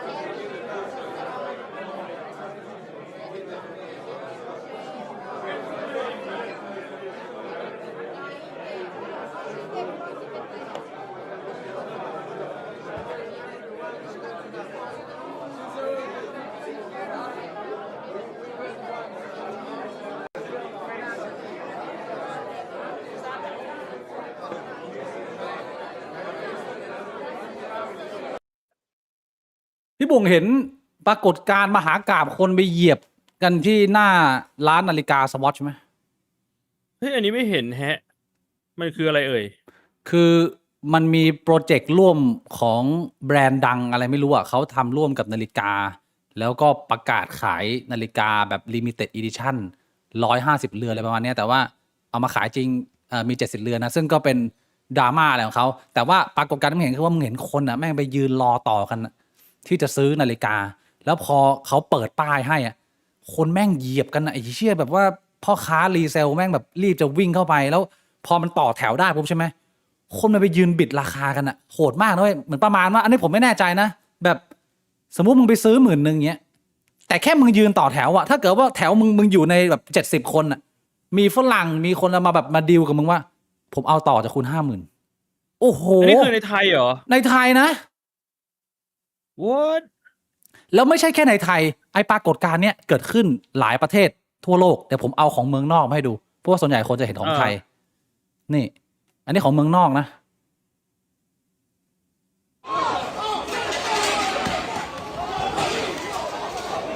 เนี่ยแม่งยืนต่อกันแม่งตีกันนะแม่งก็เอาเก้าอี้ฟาดกันนะพี่หวงมีฉีดสเปรย์พริกไทยตำรวจต้องเข้ามาแบบแยกอะไอ้ ไอ้ เชี่ ที่เรีย ย กว่าคลิปก่อนจราจร อันนี้คือรอต่อคิวซื้อนาฬิกา ใช่ไอ้นี่บ้าไปเลยผู้หญิงคนนี้กรี๊ดเนี่ยสภาพคล้ายๆกันเลยแต่ว่าของเราไม่ได้ตีกันหนักขนาดนี้ มันคือนาฬิกายี่ห้ออะไรนะ ผมอยากเห็นหน้าตาว่ะ Swatch เหรอ Swatch แล้วก็ X อะไรเนี่ย Royal Pop Collection อะไรเนี่ย ผมไม่แน่ใจนะใครทราบเซนาฬิกา ซึ่งมันไอเรื่องความสวยงามเนี่ยมันก็พูดยากนะ แต่ผมเห็นมันเศร้ามากแล้วบอกมันเป็นนาฬิกาที่แบบมีเชือกไม่ได้เป็นนาฬิกาข้อมือนะเป็นเหมือนนาฬิกาห้อยกระเป๋าอะไอ้เหี้ยเป็นสี ไอ้ สี เชี่ยหน้าตามันดูแบบว่านาฬิกาเด็กเล่นมากเลยอ่ะ ใช่ มันคือ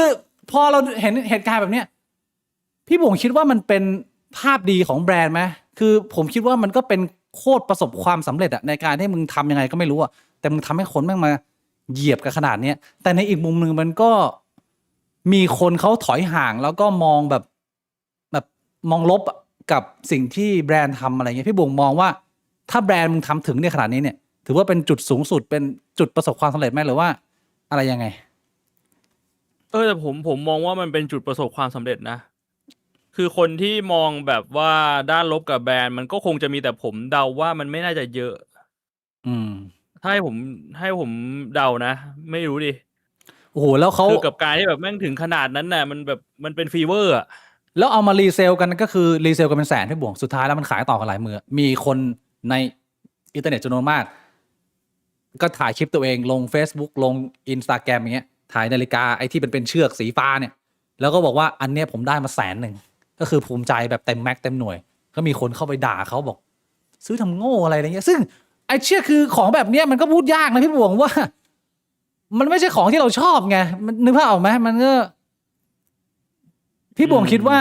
การที่เรายอมจ่ายให้กับอะไรบางอย่างที่มันเป็นของชอบเราแบบแพงมากๆเนี่ย มันมีจุดเส้นของคำว่าไม่เหมาะสมหรือว่าแล้วแต่คนเรื่องแบบนี้มันพูดยาก พูดยากเพราะว่าตอนนี้มันมีราคาไง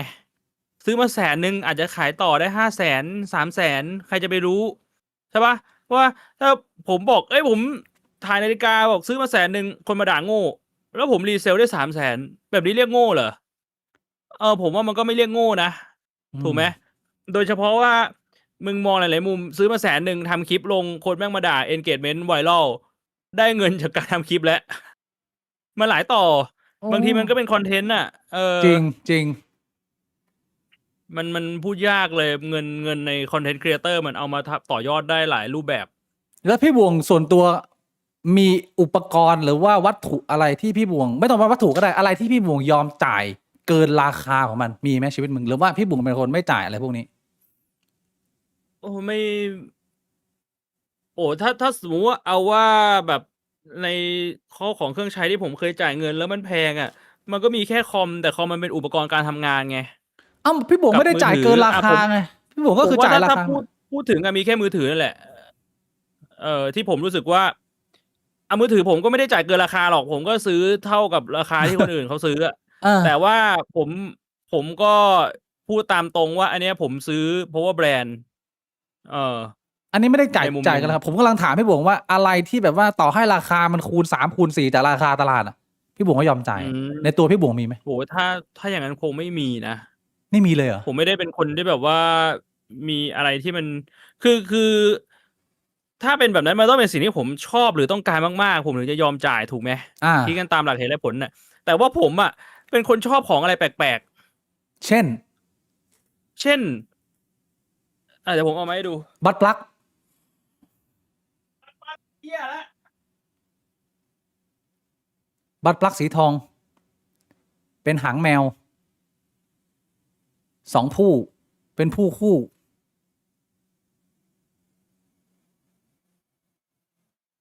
ไปนานด้วยเยี่ยห้องนิดเดียว ชัด what the fuck เชี่ยอะไรเนี่ย เปื่อยซักจนเปื่อยแล้วเนี่ย เสื้อยืด จากไหนอ่ะ เสื้อยืดจากเพจการ์ตูนละทม ไม่รู้พี่บิ๊กรู้จักเพจการ์ตูนละทม เคยได้ ปะ ยิน เนี่ยไอของแบบนี้มันไม่ได้มีใครมาแบบว่าเหยียบกันตายแบบว่า ขอซื้อต่อแบบราคา3 เท่า 5 เท่าไง อืม มันก็แค่แบบว่าผมชอบอะไรแบบเนี้ย ผมก็ซื้อมาเก็บ แทบไม่ได้ใส่เลย อันนี้ มี2-3 ตัวมั้งมันมีสีดำแล้วก็เป็นตัวอักษรสีทองแล้วก็มีสีขาวตัวอักษรสีแดง แต่ผมไม่ชัวร์ว่ามีอีกตัวหนึ่งหรือเปล่า อันนี้คือของแปลกๆที่พี่บวงยอมจ่ายในราคาแพงกว่าเสื้อปกติ เป็นเสื้อที่ ก็ไม่เชิงยอมจ่ายด้วยนะ เพราะว่าราคามันก็คือราคาทีเชิ้ตทั่วไปอ่ะ อืม มันเหมือนแบบว่าสมมติไนท์ทำเสื้อเชิ้ตไนท์ก็ขายในราคาแบบอาจจะตัวละ400-500อะไรเงี้ยมันก็เป็นของลิมิเต็ดไง เราก็ซื้อ ก็เรียกว่าไม่มีแล้วกันสำหรับพี่บวงสำหรับผมเนี่ย ผมไม่มีวัตถุไหนที่ผมจ่ายแพงเลยว่ะพี่บวง แต่ว่าที่ผมเคยจ่ายแพงส่วนใหญ่จะเป็นประสบการณ์ อืม ประสบการณ์ที่ อืม เราอยากจะรู้เราอยากจะไปเห็นมากๆแล้วเราอยากรู้ว่ามันทำงานยังไง อันเนี้ยผมยอมจ่าย ซึ่ง อืม ในชีวิตผมมีไม่เยอะมาก ถ้าพูดได้อันหนึ่งก็แน่นอนว่าเป็นกัญชา ตอนสมัยที่ยังดูแต่ไอ้เหี้ยก้อนอิฐอยู่ที่เมืองไทยอะตอนสมัยแบบ15 ปีที่แล้วอะแล้วก็เห็นในข่าวเห็นใน YouTube โอ้โห จอร์จคลูนี่สนูปด็อกแล้วเขาทำแบบว่าคลิปเดินทางอยู่ในอัมสเตอร์ดัมผมก็มีความฝันว่าที่ชีวิตหนึ่งอะกูอยากจะไปดูว่าอะไรที่มันไม่ได้เป็นก้อนดินเน่าๆที่แบบรสชาติเหม็นๆปวดหัวเงี้ยผมยอมจ่ายประสบการณ์ครั้งนั้น แล้วก็บินไปแล้วก็ไปตามลายแทงเลย คือกูดูว่าร้านมึงอยู่ไหนกูแคปแล้วก็จดชื่อสนูปด็อกเดินเข้าร้านไหนบ้าง 5 วันกูนะมีเข้ามิวเซียมอยู่ประมาณ2 วันอะอีก3 วันก็คือเดินวิสิตร้านกัญชาอันนั้นก็คือเป็นประสบการณ์ราคาแพงสำหรับผมนะ แต่ว่าผมยอมจ่ายซึ่งมันก็เหมือนกับว่าพอมึงจ่ายครั้งหนึ่งมึงก็รู้แล้วว่าอ๋อไอ้ที่ที่คนไทยแม่งใช้มาตลอดเนี่ย เสียสุขภาพเหี้ยๆรสชาติก็ไม่มีเป็นเหมือนมันเหมือนเหล้าขาวอะมึงแดกเหล้าขาวสารเจ้ามาตลอดชีวิตอะแล้วมึงไม่รู้ว่าอะไรคือบรันดีมึงเข้าใจไหมมึงได้ไปรู้ว่าโอ้บรันดีจริง ๆ ที่เขาทำมันรสชาติแบบนี้พอมาเก็บเป็นประสบการณ์ปุ๊บเราก็ไม่ต้องจ่ายเพิ่มแล้วเราก็เข้าใจ อันนี้คือของผมผมจ่ายแค่นี้เองแต่อย่างอื่นอะไม่มีอะไรที่ผมยอมจ่ายเกินมูลค่าแม่งเลย ก็หายากในชีวิตอาจจะเป็นเพราะไม่ค่อยมีตังค์ด้วยพี่บวงไอ้เชี่ย ใช่ผมพูดตามตรงว่าผมไม่มีตังค์ก็เลยไม่ได้ยอมจ่ายกับอะไรแบบนี้ า คือผมว่าของทุกอย่างอ่ะ ถ้าสมมุติว่าเรามีตังค์อะแล้วเราต้องการอ่ะมันก็จ่ายได้หมดแหละ ตอนนี้มันเลยเป็นช่วงเวลาของการเก็บตังค์ก่อน พี่บุ๋มว่านาฬิกาสวอชมันต่างกับการ์ดวันพีซไหม ก็ไม่ต่างหรอก จริงเหร สุ อ ดท้ายเดี๋ยวพอมันตกเทรนด์มันก็ไป แล้วฟังก์ชันมันนะแล้วก็แบบความแข็งของแบรนด์นี่ไม่เหมือนกันหรือว่ามันก็แค่ต่างกันตรงนั้น แต่สุดท้ายแล้วมันไม่เหมือนกัน คือถ้าจะให้พูดตามตรงอ่ะแบรนด์ในโลกที่แม่งแบบยืนได้ยาวๆเป็น10 ปีอ่ะมันก็คงเหมือนกับการทำคอนเทนต์ครีเอเตอร์แหละ มันจะมีสักกี่อย่างมีของสักกี่อย่างที่มันยั่งยืนจริง ๆ มันต้องมีสตอรี่จริง ๆ สุดท้ายแล้ว ผมว่า มันก็เป็น มัน สตอ ก็ต้อ รี่ งให้เวลาเป็นตัวพิสูจน์ เชี่ยน่าสนใจนะมุมมองนี้ก็คือมันเป็นการสร้างแบรนด์สร้างสตอรี่สร้างมูลค่าของเขากลายเป็นว่า ใช่ แม้นาฬิกาแม่งจะไม่ได้ออกมาดูสวยอะแต่ว่าคนมันก็ต้องไปแบบเหยียบกันนะเพื่อเอามาให้ได้เชี่ยโหดจัดคนทำแบรนด์โหดจัด ดีข่าวต่อไปอันนี้เป็นข่าวครอบครัวที่ผมเห็น แล้วผมค่อนข้างเศร้ามาก แต่ว่า ผมว่ามันเป็นเรื่องใหญ่ที่สังคมควรจะรับรู้เป็นข่าวต่างประเทศพี่บวงจาก Poetry of Bitch ผมไม่รู้พี่บวงเห็นหรือเปล่า ข่าวไหนเอ่ย ข่าวนี้พี่บวง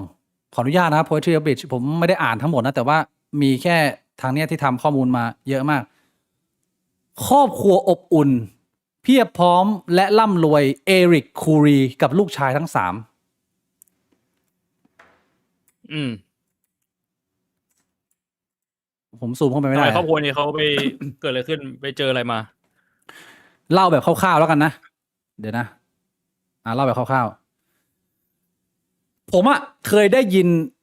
หนังสือเล่มนี้ที่ชื่อว่า Are You With Me อืม เป็นหนังสือที่คนในครอบครัวนี้เขียนหรือเป็นคุณแม่เนี่ยเขียนขึ้นมา เมื่อนานมาแล้วมันเป็นหนังสือที่ดังมากในช่วงหนึ่งแต่ว่าผมเพิ่งมาทราบข่าวว่าหนังสือเล่มนี้มันมีที่มายังไงเนี่ย ผมก็ตกใจ แล้วมันเป็นคดีความของครอบครัวนี้ที่เพิ่งตัดสินสุดท้ายไปเมื่ออาทิตย์ที่ผ่านมา มันก็เลยมาเป็นเรื่องที่ทาง Poetry of Bitch เขาเอามาเขียน พูดแบบว่าให้มัน reflect ผู้ชมหรือคนที่ดูรายการด้วยก็คือว่า ทุกๆสังคมก็จะมีภาพตัวอย่างแบบนี้ ภาพตัวอย่างของสังคมครอบครัวที่โคตรอบอุ่น เป็นแบบอเมริกันดรีมพี่บวง สมบูรณ์แบ ดู บ ภาพแล้วดูเพอร์เฟกต์ เพอร์เฟกเข้าไปในโซเชียลมีเดียทั้งผู้ชายและผู้หญิงเนี่ยก็คือแบบเชื่ออะไรมันจะอบอุ่น อะไรมันจะเพอร์เฟกขนาดนี้ ผู้ชายก็ฐานะการงานดีนิสัยดีเป็นพ่อที่ดีเป็นสามีที่ดี แม่ก็น่ารักดูแลสามีชมสามีตลอดดูแลลูกอย่างดี ลูกทั้ง3คนน่ารักบ้านมีหมาตัวหนึ่งแล้วก็ทำคอนเทนต์ครอบครัวอบอุ่นอยู่ตลอด แต่ความเป็นจริงเบื้องหลังมันไม่ใช่แบบนั้น วันดีคืนดีสามีเสียชีวิตพี่บวง นอกด้วยสาเหตุของการกินยาเกินขนาด แล้ว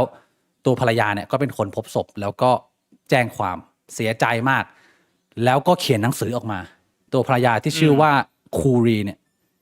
เขียนหนังสือ Are You With Me มา พ่อยังอยู่กับหนูไหม เป็นหนังสือที่ให้กำลังใจเด็ก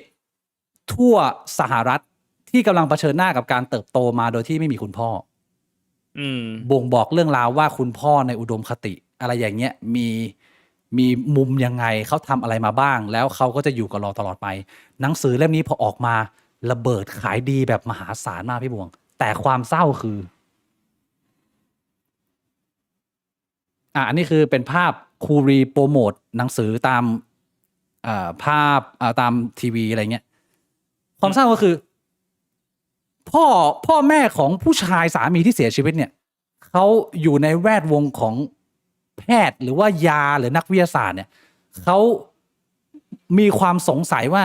มันไม่น่าจะเป็นสาเหตุการเสียชีวิตของลูกชายเขาเพราะว่าเขาให้ความรู้ข้อมูลเกี่ยวกับการใช้ยาเกินขนาดมาตลอดกับลูกชายก็เลยจ้างนักสืบมาแอบสืบคดีของลูกชายตัวเองแล้วก็พบว่าไอ้ภาพของครอบครัวดีที่ครอบครัวเนี้ยแม่งฉายให้กับสังคมมาตลอดหลายปีทำงานดีทุกอย่างไปได้สวยเนี่ยผู้หญิงคนนี้คูรีเนี่ยเป็นคนที่ทำธุรกิจข้างหลังเจ๊งคือเขาทำงานเกี่ยวกับวงการอสังหาริมทรัพย์นายหน้าขายที่ดินอะไรเงี้ยฉากที่ตัวเองถ่ายลง Facebook ทุกวันก็คือโปรเจกต์สำเร็จโอ้โหชนแก้ววายอันนี้ผ่านไปอีกแล้วปิดดิวใหญ่กินเลี้ยงครอบครัวอบอุ่นรักขอบคุณสามีมากที่ซัพพอร์ตมาตลอดเบื้องหลังตัวเองไปทำโปรเจกต์เจ๊งเป็นหนี้หลาย10 ล้านแล้วก็เลยแอบเอาทรัพย์สินของสามีเนี่ยไปจำนองเพื่อเอาเงินมาปิดหนี้ตัวเองแต่ก็ยังปิดได้ไม่หมดพี่บวงสุดท้ายมาแอบรู้ว่าสามีทำพินัยกรรมไปเยอะถ้าเกิดว่าสามีด้องเนี่ยได้พินัยกรรมเอามาปิดหนี้ตัวเองได้ก็เลยวางยาเข้าไปในแซนด์วิชทำอาหารให้สามีกินถ่ายรูปด้วยนะตัวเองเป็นคนถ่ายรูปไอ้แซนด์วิชนี้ด้วยนะแล้วเนี่ยทำอาหารให้กับสามีแต่ว่าครั้งแรกเนี่ยสามีไหวตัวทันพี่บวงกัดเข้าไปแล้วรู้สึกว่าไอ้แซนด์วิชยี่เนี่ยมันขมไอ้สัตว์ก็เลยไม่แดกไม่กินแซนด์วิชอันนี้แล้วก็ได้รับเอฟเฟกต์เพราะว่ากินเข้าไปนิดนึงอาจจะมีเข้าไปโรงพยาบาลอะไรเงี้ยแต่ว่าพอครั้งแรกไม่สำเร็จเนี่ยครั้งที่2ก็คือผสมน้ำผสมเหล้าอะไรประมาณนี้ให้กินแบบว่าโอเวอร์โดสแบบรุนแรงเลยแล้วสุดท้ายสามีก็เสียชีวิตในบ้านอันนี้ก็คุบเงินเหมือนจะคุบทรัพย์สินทั้งหมดแต่ว่าความบังเอิญซวยก็คือว่าต ตลอดเวลาที่ผ่านมาเนี่ยมันมีปากเสียงกันอยู่แล้ว เพราะว่าไอ้ภาพที่มันฉายอยู่ข้างหน้าสังคมเนี่ยมันเป็นภาพหลอกไอ้ข้างหลังบ้านนะแม่งตีแม่งทะเลาะกันอยู่บ่อยครั้งมากๆจนตัวพ่อเนี่ยไม่มีความไว้วางใจในตัวผู้หญิงแล้วรู้สึกว่าไอ้ยี่นี่แปลกๆแล้วก็เลยแอบเขียนพินัยกรรมยกให้กับลูกๆยกให้กับคนในครอบครัวคนอื่นไปกลายเป็นว่าพอไอ้คูลี่นี่ฆ่าสามีตัวเองไม่ได้ตังค์พี่วงก็เป็นเรื่องเป็นราวสุดท้ายพอนักสืบมันหาข้อมูลมาได้หมดปุ๊บคูลี่ก็ขึ้นไปโดนจับขึ้นศาลอะไรก็ว่าไปแต่ว่ามันก็มีซีนดราม่าเล็กน้อยที่เขาเขียนก็คือว่าพี่สาวก็มาให้การอะไรอย่างเงี้ยก็คือตอนพูดถึงน้องชายตัวเองว่าเขาเป็นผู้ชายที่ดีนะเขาขยันอดทนนะเขาอะไรอย่างเงี้ย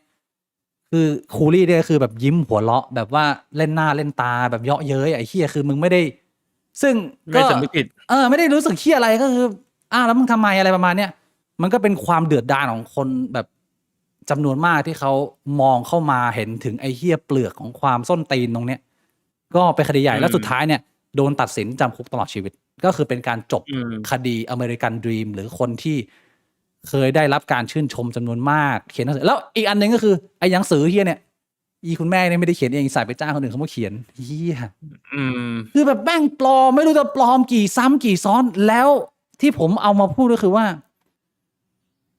มันมีทุกสังคมคนที่มันพยายามจะอยู่แบบเนี้ยแต่ผม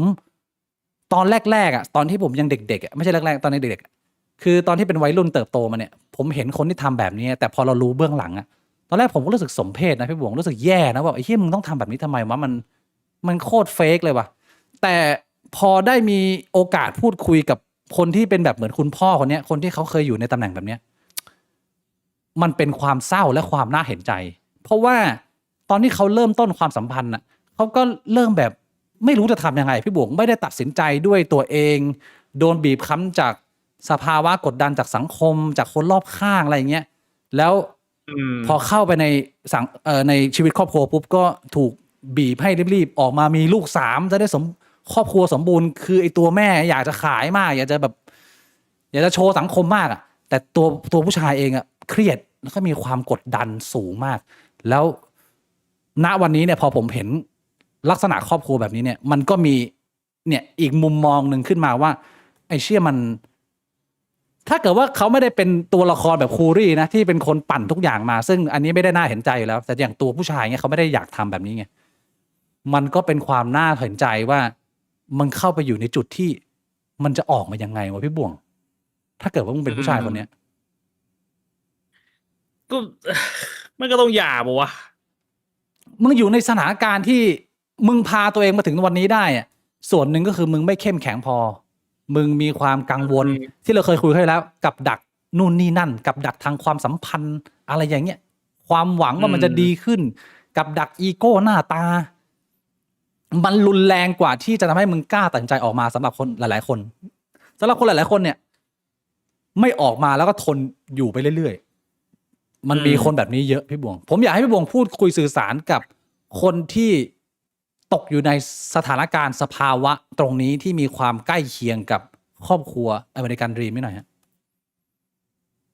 โอ้โหในแง่ไหนคือเอาจริงๆในสังคมไทยเราก็เห็นคู่รักที่เป็นคอนเทนต์ครีเอเตอร์เยอะนะส่วนตัวผมไม่ตัดสินแล้วกันแต่ว่าสำหรับผมเนี่ยผมรู้สึกมาโดยตลอดว่าตอนที่ผมมีอยู่ในความสัมพันธ์เนี่ยผมก็ไม่ค่อยอยากที่จะแสดงaffection หรือว่าสิ่งที่มันเกิดขึ้นในความสัมพันธ์ระหว่างผมกับปิ่นออกสื่อเท่าไหร่นะคือสำหรับผมเนี่ยผมแค่อยากจะบอกกับคนที่ดูผมที่รู้จักว่าเนี่ยผมมีแฟนนะชื่อปิ่นอะไรอย่างเงี้ยก็อยู่ด้วยกันอะไรแบบเนี้ยนั่นคือสิ่งที่ผมว่ามันเป็นขอบเขตที่ผมจะเปิดเผยแล้วถ้าจะแบบว่าให้พูดถึงรายละเอียดปลีกย่อยข้างในที่แบบว่าจะลงโซเชียลมันควรจะต้องผ่านทางคำพูดมากกว่าการกระทำในมุมผมนะอันนั้นมันก็เป็นมุมหนึ่งผมก็ไม่เคยเข้าใจว่าทำไมมันถึงมีคนที่แบบอยากจะโปรโมตตรงนี้ลงสื่ออาจจะเพราะว่ามันขายได้หรืออาจจะเพราะว่าเขารู้สึกว่ามันเป็นการเก็บโมเมนต์นี้เอาไว้อะไรแบบเนี้ยแล้วยิ่งสำคัญไปกว่านั้นก็คือถ้าสมมุติว่า ฉากหน้ากับฉากหลังมันไม่ตรงกัน ก็คือฉากหน้ามันดูแบบจะหวานแหววกันดี ดูจะมีความสัมพันธ์ที่ดี แต่ฉากหลังมันมีปัญหาเนี่ย คือผมว่าเนี่ยมันเป็นปัญหาใหญ่เลยนะ อืม เพราะว่าหนึ่งในสิ่งที่สำคัญในการมีความสัมพันธ์น่ะมันคือความจริงใจต่อกันบอกว่า การที่คู่ของคุณไม่จริงใจต่อคุณ หรือการที่คุณไม่จริงใจต่อคู่ของคุณน่ะ ไม่ว่าจะเรื่องไหนก็ตามอะถ้ามันเป็นเรื่องเล็กๆน้อยๆมันคงจะมองข้ามไปได้ แต่ว่าถ้าสมมุติว่าคุณเป็นคู่รักที่แบบว่าโชว์ affection หรือว่าโชว์สิ่งต่างๆ ในคู่ของคุณลง social แล้วเบื้องหลังตอนที่กล้องมันปิด คุณกับคู่ของคุณไม่ได้ทำตัวกันแบบนั้นน่ะ ผมว่าแม่ง มันเป็น red flag มันเป็นธงแดงที่มันค่อนข้างใหญ่เลยนะ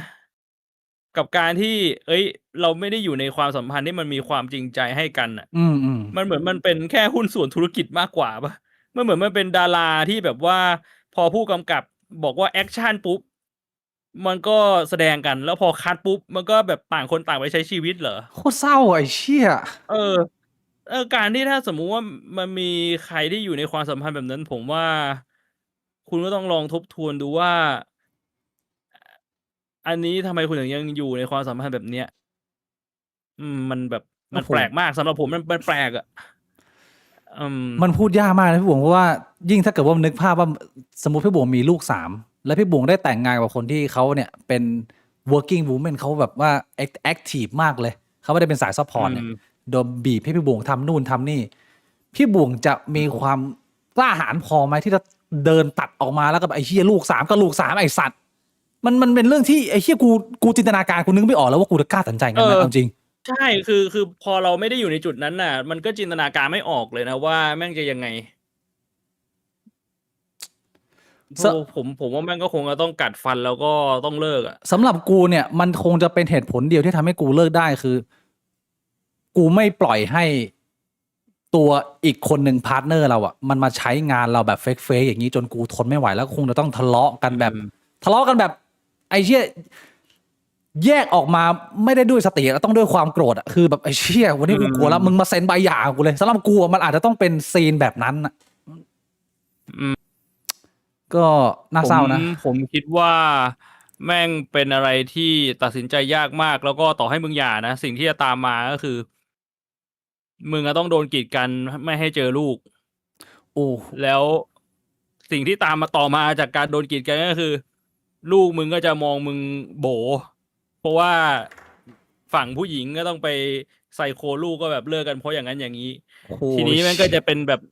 มันก็จะเป็นนรกอีกรูปแบบหนึ่งอะ คือมึงอยู่ในความสัมพันธ์มันก็เป็นนรกขุมหนึ่ง มึงออกมาแล้วมึงโดนลูกมึงมองโบ๋อะ โดนกีดกันน่ะ มันก็เป็นนรกอีกแบบหนึ่ง โดนแฟนมองโบ๋ไม่เท่าไหร่ โดนลูกมองโบ๋ บอกเลยว่าในมุมของคนหลายๆคนนะ เป็นเรื่องที่ทำใจรับยากมาก ถ้ามึงโดนลูกมองโบ๋อะ คนที่ไม่มีลูกกูว่าน่าจะไม่เข้าใจ แต่กูเคยคุยกับคนที่เขาประสบการณ์แบบนี้ผ่านมา มึงแทบจะยอมเปลี่ยนแปลงตัวเองทุกอย่างเลย เพื่อที่จะยอมให้ลูกมึงกลับมาเคารพมึงอีกทีหนึ่งอะไอ้เหี้ยความรู้สึกตรงเนี้ยรุนแรงมากนะพี่ผมเก็ตไหมโดนลูกมองโบ๋เนี่ยรุนแรงนะ ใช่ คือแบบโอ้โฮผมจินตนาการไม่ออกเลยว่าคนที่แม่งเจอกับเรื่องแบบนี้แม่งรับมือยังไง แต่ว่าผมพอจะเข้าใจได้เลยว่ามันจะเป็นเรื่องที่แบบมันทรมานจิตใจมากอะ เพ แล้ ราะ ว บางครั้งอะมันคือเด็กมันก็ไม่รู้หรอกว่าพ่อแม่เนี่ยมันจะร้ายใส่กันได้มากแค่ไหน เด็กมันก็คงคิดว่าแบบคำพูดของแม่ที่พูดไม่ดีกับพ่อ หรือคำพูดของพ่อที่พูดไม่ดีกับแม่เป็นเรื่องจริง แล้วโดยเฉพาะว่าถ้าโดนกีดกันด้วยคำสั่งศาล พ่อมาเจอลูกไม่ได้ หรือแม่มาเจอลูกไม่ได้ มันก็ไม่มีโอกาสได้ฟังความสองข้าง นี่แหละก็เป็นอีกหนึ่งตัวอย่างที่พอมันมีการแชร์เรื่องราวแบบนี้คนในยุคสมัยใหม่ มันก็ยิ่งมีความหวาดระแวง แล้วก็กลัวการมีลูกกันมากขึ้นไปอีก นอกเสียจากปัญหาปัจจัยอื่นๆ เช่น สงครามจะมีไหมโลกจะแตกร้อนไหมอะไรเงี้ยยังต้องมาเจอเรื่องแบบนี้คนมันก็เลยพี่ผมเคยได้ยินคำนี้ไหม anti natalism คำว่า natalism ไม่เคยได้ยินฮะ anti natalism เป็นเหมือนกับหนึ่งคำอธิบายแนวคิดของคนจำนวนหนึ่งซึ่งกำลังเพิ่มขึ้นอย่างมากในยุคปัจจุบันก็คือแนวคิดที่ว่า การไม่มีลูกเนี่ยคือจริยธรรมที่ดี เพราะเขามองว่าการสร้างชีวิตเนี่ยคือการสร้างความทุกข์แบบหลีกเลี่ยงไม่ได้ เป็นแบบว่า อื มีค ม วามมองแบบสุดโต่งอยู่ในระดับหนึ่งแต่ว่า อืม คำอธิบายเขาก็จะมองว่า สมัยก่อนชอบบอกว่าเอ้ยพวกมึงไม่มีลูกเหรอมึงเป็นคนเห็นแก่ตัวมึงอยากมีชีวิตดีนี่ แต่ว่า อืม กลุ่มคนที่เขามองเรื่อง anti natalism ว่ามันมีเหตุมีผลเนี่ยเขาก็มองว่า พวกมึงสิเห็นแก่ตัวมึงอะทำลูกออกมาเพื่อตัวมึงเอง แต่ลูกอะต้องมาเจอความทุกข์1 2 3 4ถ้าเกิดว่ามึงรักลูกจริงอะมึงไม่ต้องให้ลูกมึงเกิดมา แล้วมันกลายเป็นว่า พอมันเริ่มสุดโต่งเนี่ยมันเริ่มหนักขึ้นเรื่อยๆเลยพี่บวงเพราะว่ามันจะกระทบไปในหลากหลายส่วน พี่บวงมีความคิดยังไงกับแนวคิด anti natalism ผมว่าทั้งสองแนวคิดเนี่ยมันก็เป็นแนวคิดที่สุดโต่งทั้งคู่นะ แนวคิดที่ว่ามีลูกเนี่ยเป็นคนเห็นแก่ตัว หรือการไม่มีลูกเป็นคนเห็นแก่ตัว ผมมองว่ามนุษย์มันก็เจอเรื่องราวทั้งดีและไม่ดีในชีวิตอะถ้าสมมุติว่าคุณมองว่าการมีลูกอะเป็นการกระทำที่เห็นแก่ตัวเพราะว่าลูกจะเกิดมาลำบาก ก็คือ มึงไม่คิดเลยเหรอว่าลูกมึงจะเจอเรื่องดีๆบ้าง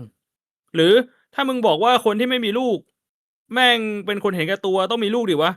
หมายความว่ามึงไม่คิดเลยเหรอว่าลูกมึงจะเจอเรื่องแย่ๆบ้าง คือชีวิตมนุษย์คนหนึ่งอ่ะมันก็เจอเรื่องราวหลากหลาย มันก็เจอทั้งเรื่องดีและไม่ดีอ่ะ อ่า เพราะฉะนั้นผมว่ามันเป็นแนวคิดที่มันสุดโต่งทั้งคู่ อืม คือสำหรับผมอะผมพูดตามตรงว่าตอนเด็กๆ ตอนที่ผมอยู่ในช่วงที่มันทุกข์ทรมานมากๆอะผมก็เคยคิดนะว่าทำไมผมต้องเกิดมาวะชีวิตผมมันเจอแต่เรื่องแย่ๆแต่ว่าพอโตมาเนี่ย พอเรามามองกันตามความเป็นจริงอะผมพยายามวางอคติลงอะชีวิตผมมันก็ไม่ได้เจอแต่เรื่องแย่ๆนะมันก็มีทั้งเรื่องดีเรื่องแย่ แต่ว่ามันอาจจะเป็นเพราะว่ามนุษย์มันเอาจิตใจไปผูกกับความเจ็บปวดหรือเรื่องแย่ๆมากกว่าเรื่องดีๆหรอมั้งเพราะว่ามันคงจะเป็นธรรมชาติของมนุษย์อะหรือสัตว์นั่นแหละว่าแบบเรื่องดีๆมันไม่ค่อยนึกถึงหรอกเพราะเรื่องดีๆมันไม่ได้ทำให้มันเสี่ยงตายนี่หรอกปะ อืม แต่ว่าเรื่องแย่ๆมันทำให้สัตว์มันเสี่ยงตายไง เพราะฉะนั้นผมว่ามันคงเป็นเรื่องปกติที่แบบชีววิทยามันจะทำให้สัตว์มันต้องตื่นตัวกับเรื่องแย่ๆในชีวิตมากกว่า แต่นั่นแหละ ถ้าพูดกันตรงๆเนี่ย ผมว่าชีวิตของคนส่วนใหญ่ มันก็เจอทั้งเรื่องดีและเรื่องแย่นะจะบอกว่ามันเป็นอย่างใดอย่างหนึ่งก็คงจะไม่ได้ทั้งสองทาง ผมก็มองว่ามันสุดโต่งทั้งสองทาง อีกอย่างหนึ่งถ้าสมมุติว่าคุณคิดว่าลูกคุณจะเจอแต่เรื่องดีๆหรือลูกคุณจะเจอแต่เรื่องแย่ๆในฐานะที่คุณเป็นพ่อแม่ ผมว่าคุณก็เป็นคนที่พอจะกำหนดในเรื่องนี้ได้นะ ก็ถ้าคุณคิดว่าลูกคุณจะเจอแต่เรื่องแย่ๆคุณก็พยายามทำให้สังคมมันน่าอยู่สิ คุณก็พยายามทำให้สังคมมันจะทำให้ลูกคุณเจอแต่เรื่องดีหรือเจอเรื่องดีมากกว่าเรื่องแย่สิ มันไม่ใช่ว่าคิดแค่ว่าไม่มีลูกแล้ว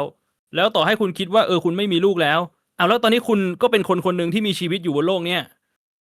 ต่อให้คุณไม่มีลูกอ่ะคุณไม่อยากเจอเรื่องดีๆเหรอคุณไม่อยากทำให้สังคมแม่งดีขึ้นเหรอนึกออกใช่ไหมเพราะฉะนั้นเนี่ย ผมคิดว่านั่นแหละย้ำอีกครั้ง ผมมองว่าเป็นความคิดที่สุดโต่งทั้งคู่อยู่ดี ใช่คือมันอาจจะมีส่วนถูกทั้งสองฝั่งอย่างละส่วนหนึ่งแต่ว่าถ้าเกิดว่ามึงมองแบบสุดทางนะมันก็ไม่ถูกต้องซะทีเดียวทั้งสองมุม คือแน่นอนว่าชีวิตมันมีทุกข์และหลายๆคนก็อาจจะเปราะบางไม่เข้มแข็งพอที่จะ handle ความทุกข์ในชีวิต แล้วก็โดนความทุกข์ก็กลืนกินกลายเป็นว่ามึงมองไม่เห็นด้านบวกว่าไอ้เหี้ยชีวิตมันก็เป็นอย่างนี้แหละมนุษย์มันก็ต้องมีทุกข์มีสุขเป็นธรรมดาแล้วเดี๋ยวมึงก็ตายไปเหมือนไส้เดือนมันก็เป็นชีวิตที่มึงมีความสุขมีความอบอุ่นได้ แต่ว่าอีกฝั่งหนึ่งก็จะมองว่าโอ้โหการที่มึงมีชีวิตที่ไม่เหมือนเป็นการยัดเยียดให้ลูกมึงก็ต้องมีชีวิตโดยที่เขาไม่ได้ร้องขอเงี้ยคือผมคิดว่าสิ่งที่น่าสนใจกว่าก็คือเมื่อคุณมีแนวคิดแบบนี้เนี่ยมันสะท้อนให้เห็นว่าที่ผ่านมาคุณเจออะไรมาบ้างแล้วเราก็เอาตัวเราไปเปรียบเทียบกับสังคมได้ว่าชีวิตมึงมันทุก 100% จริงหรือเปล่าอะไรอย่างเงี้ยบางทีการที่มึงเริ่มจากมีความคิดแบบเนี้ยแต่ว่าถ้าเกิดว่ามึงไม่ได้อยู่แค่ในโลกแคบๆของมึงคนเดียวมึง explore แล้วมึงไปรู้จักโลกชีวิตคนอื่นบ้างบางทีมันก็อาจจะช่วยให้มึงมีภาพกว้างขึ้นแล้วก็ไม่ได้รู้สึกว่าชีวิตมันแย่ขนาดนั้นอันนี้มันเป็นเรื่องของไอรายการที่มีคนโทรเข้ามาขอคำปรึกษานาเน็กปะ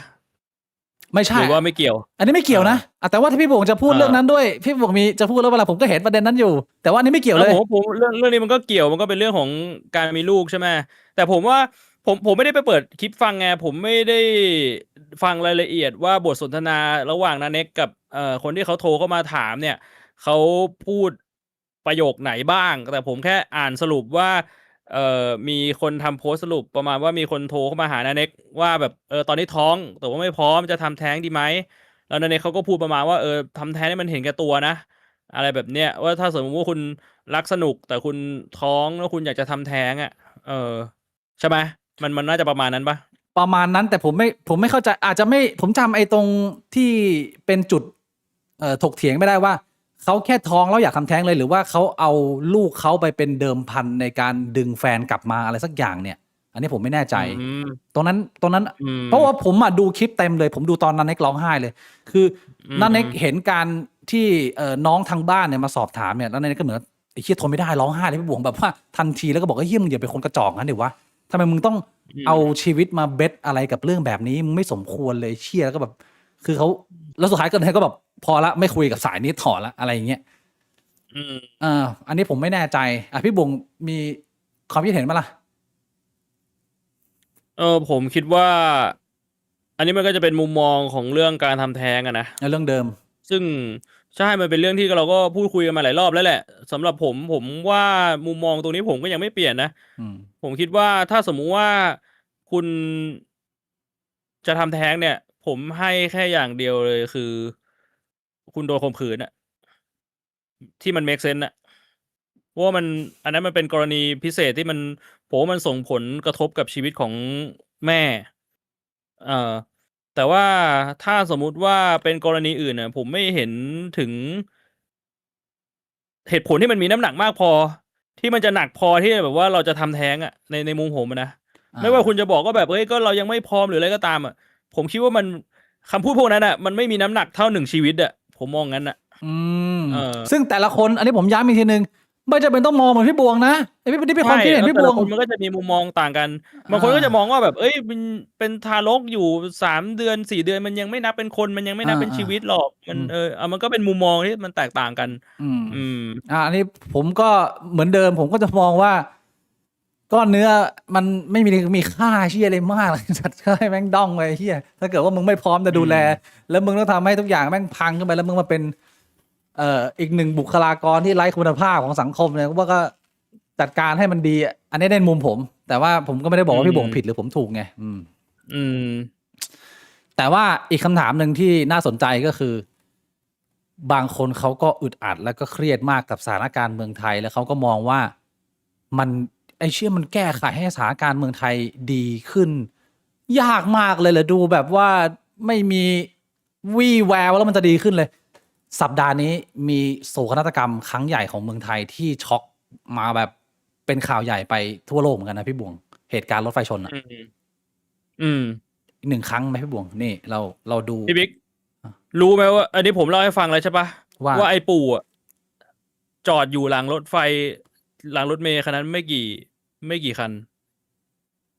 คือเส้นเนี่ยมันเป็นเส้นระหว่างคอนโดไอ้ปู่กับบ้านกูแล้ววันนั้นน่ะไอ้ปู่กำลังจะขับมาที่บ้านพอดีไอ้เหี้ยก็คือเส้นนั้นมันรถติดอยู่แล้วปู่แม่งแบบว่าจอดอยู่หลังรถเมล์นี่แบบว่าประมาณแบบ5 เมตร 10 เมตรเลยก็คือเห็นต่อหน้าเลยว่าแม่งชนแล้วแบบไฟลุกกูเห็นคลิปเนี้ยเพราะไอ้ปู่ส่งมาก่อนที่แม่งจะเป็นข่าวอีกตอนแรกกูแบบเอ้ยคลิปเชี่ยอะไรวะมันเป็นแค่คลิปแบบว่าจากกล้องในรถอะแล้วแบบมานั่งดูอีกทีแม่งไอ้เชี่ยเอานี่คือตะกี้นี้เลยเหรอ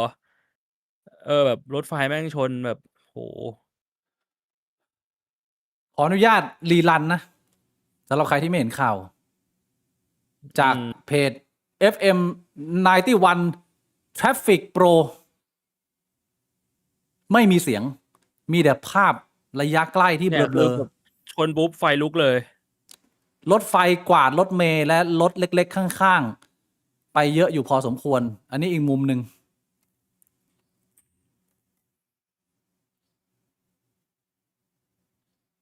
วันที่16เวลาบ่าย3:36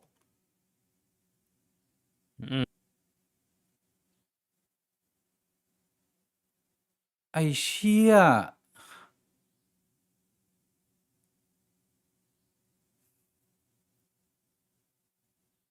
อันนี้อีกมุมหนึ่งโอ้โหอันนี้มุมนี้ชัดสุด โอ้โห เนี่ยก็คือถ้าสมมุติว่าดูคลิปแรกอะพี่บิ๊กจะเห็นว่าไฟมันลุกเร็วมาก อืม ก็คือคนที่อยู่ในรถแม่งไม่ทันได้ออกมาแม่งแบบไฟคลอกตายเลยอะไฟมันลุกแบบตายไปเลย เสียชีวิต8 บาดเจ็บ30เหตุการณ์นี้ เออ ผมว่าอันนี้เป็นอีกหนึ่งสถานการณ์ที่ผมรู้สึกสะเทือนใจมาก เพราะมันอะไรอ่ะมันใกล้ตัวพี่บวงหรือมันยังไงวะในความรู้สึกมึงคิดว่ามัน มันใกล้ตัวด้วยแล้วก็มันเป็นสิ่งที่คนไทยมันสะท้อนถึงนิสัยของคนไทยได้ส่วนหนึ่งเลยนะว่ามันละเลยขนาดไหน แล้วก็หลังจากเหตุการณ์นี้เกิดขึ้นจริงๆ มันก็เห็นคลิปแนวนี้ออกมาเยอะนะ ที่ว่าแบบรถไฟแม่งจะมาอยู่แล้วอ่ะรถแม่งก็ยังขับผ่านไปผ่านมาทั้งในต่างประเทศแล้วก็ในไทย อืม อืม มันแบบว่าคนมันมักง่ายกันเกินไปอะ คือหลายคนเขาพุ่งเป้าไปที่คนขับรถไฟที่มีข่าวออกมาว่าเสพยา ไม่ปฏิบัติหน้าที่ไม่ตอบรับอะไรอย่างเงี้ยแต่ว่าผมไปฟังพี่แขกพูดเลยพี่แขกผมว่าพี่แขกพูดประเด็นนี้ดีก็คือว่า พอมันเกิดโศกนาฏกรรมแบบเนี้ยมันช็อกคนจำนวนมาก แล้วมันสะเทือนใจคนจำนวนมาก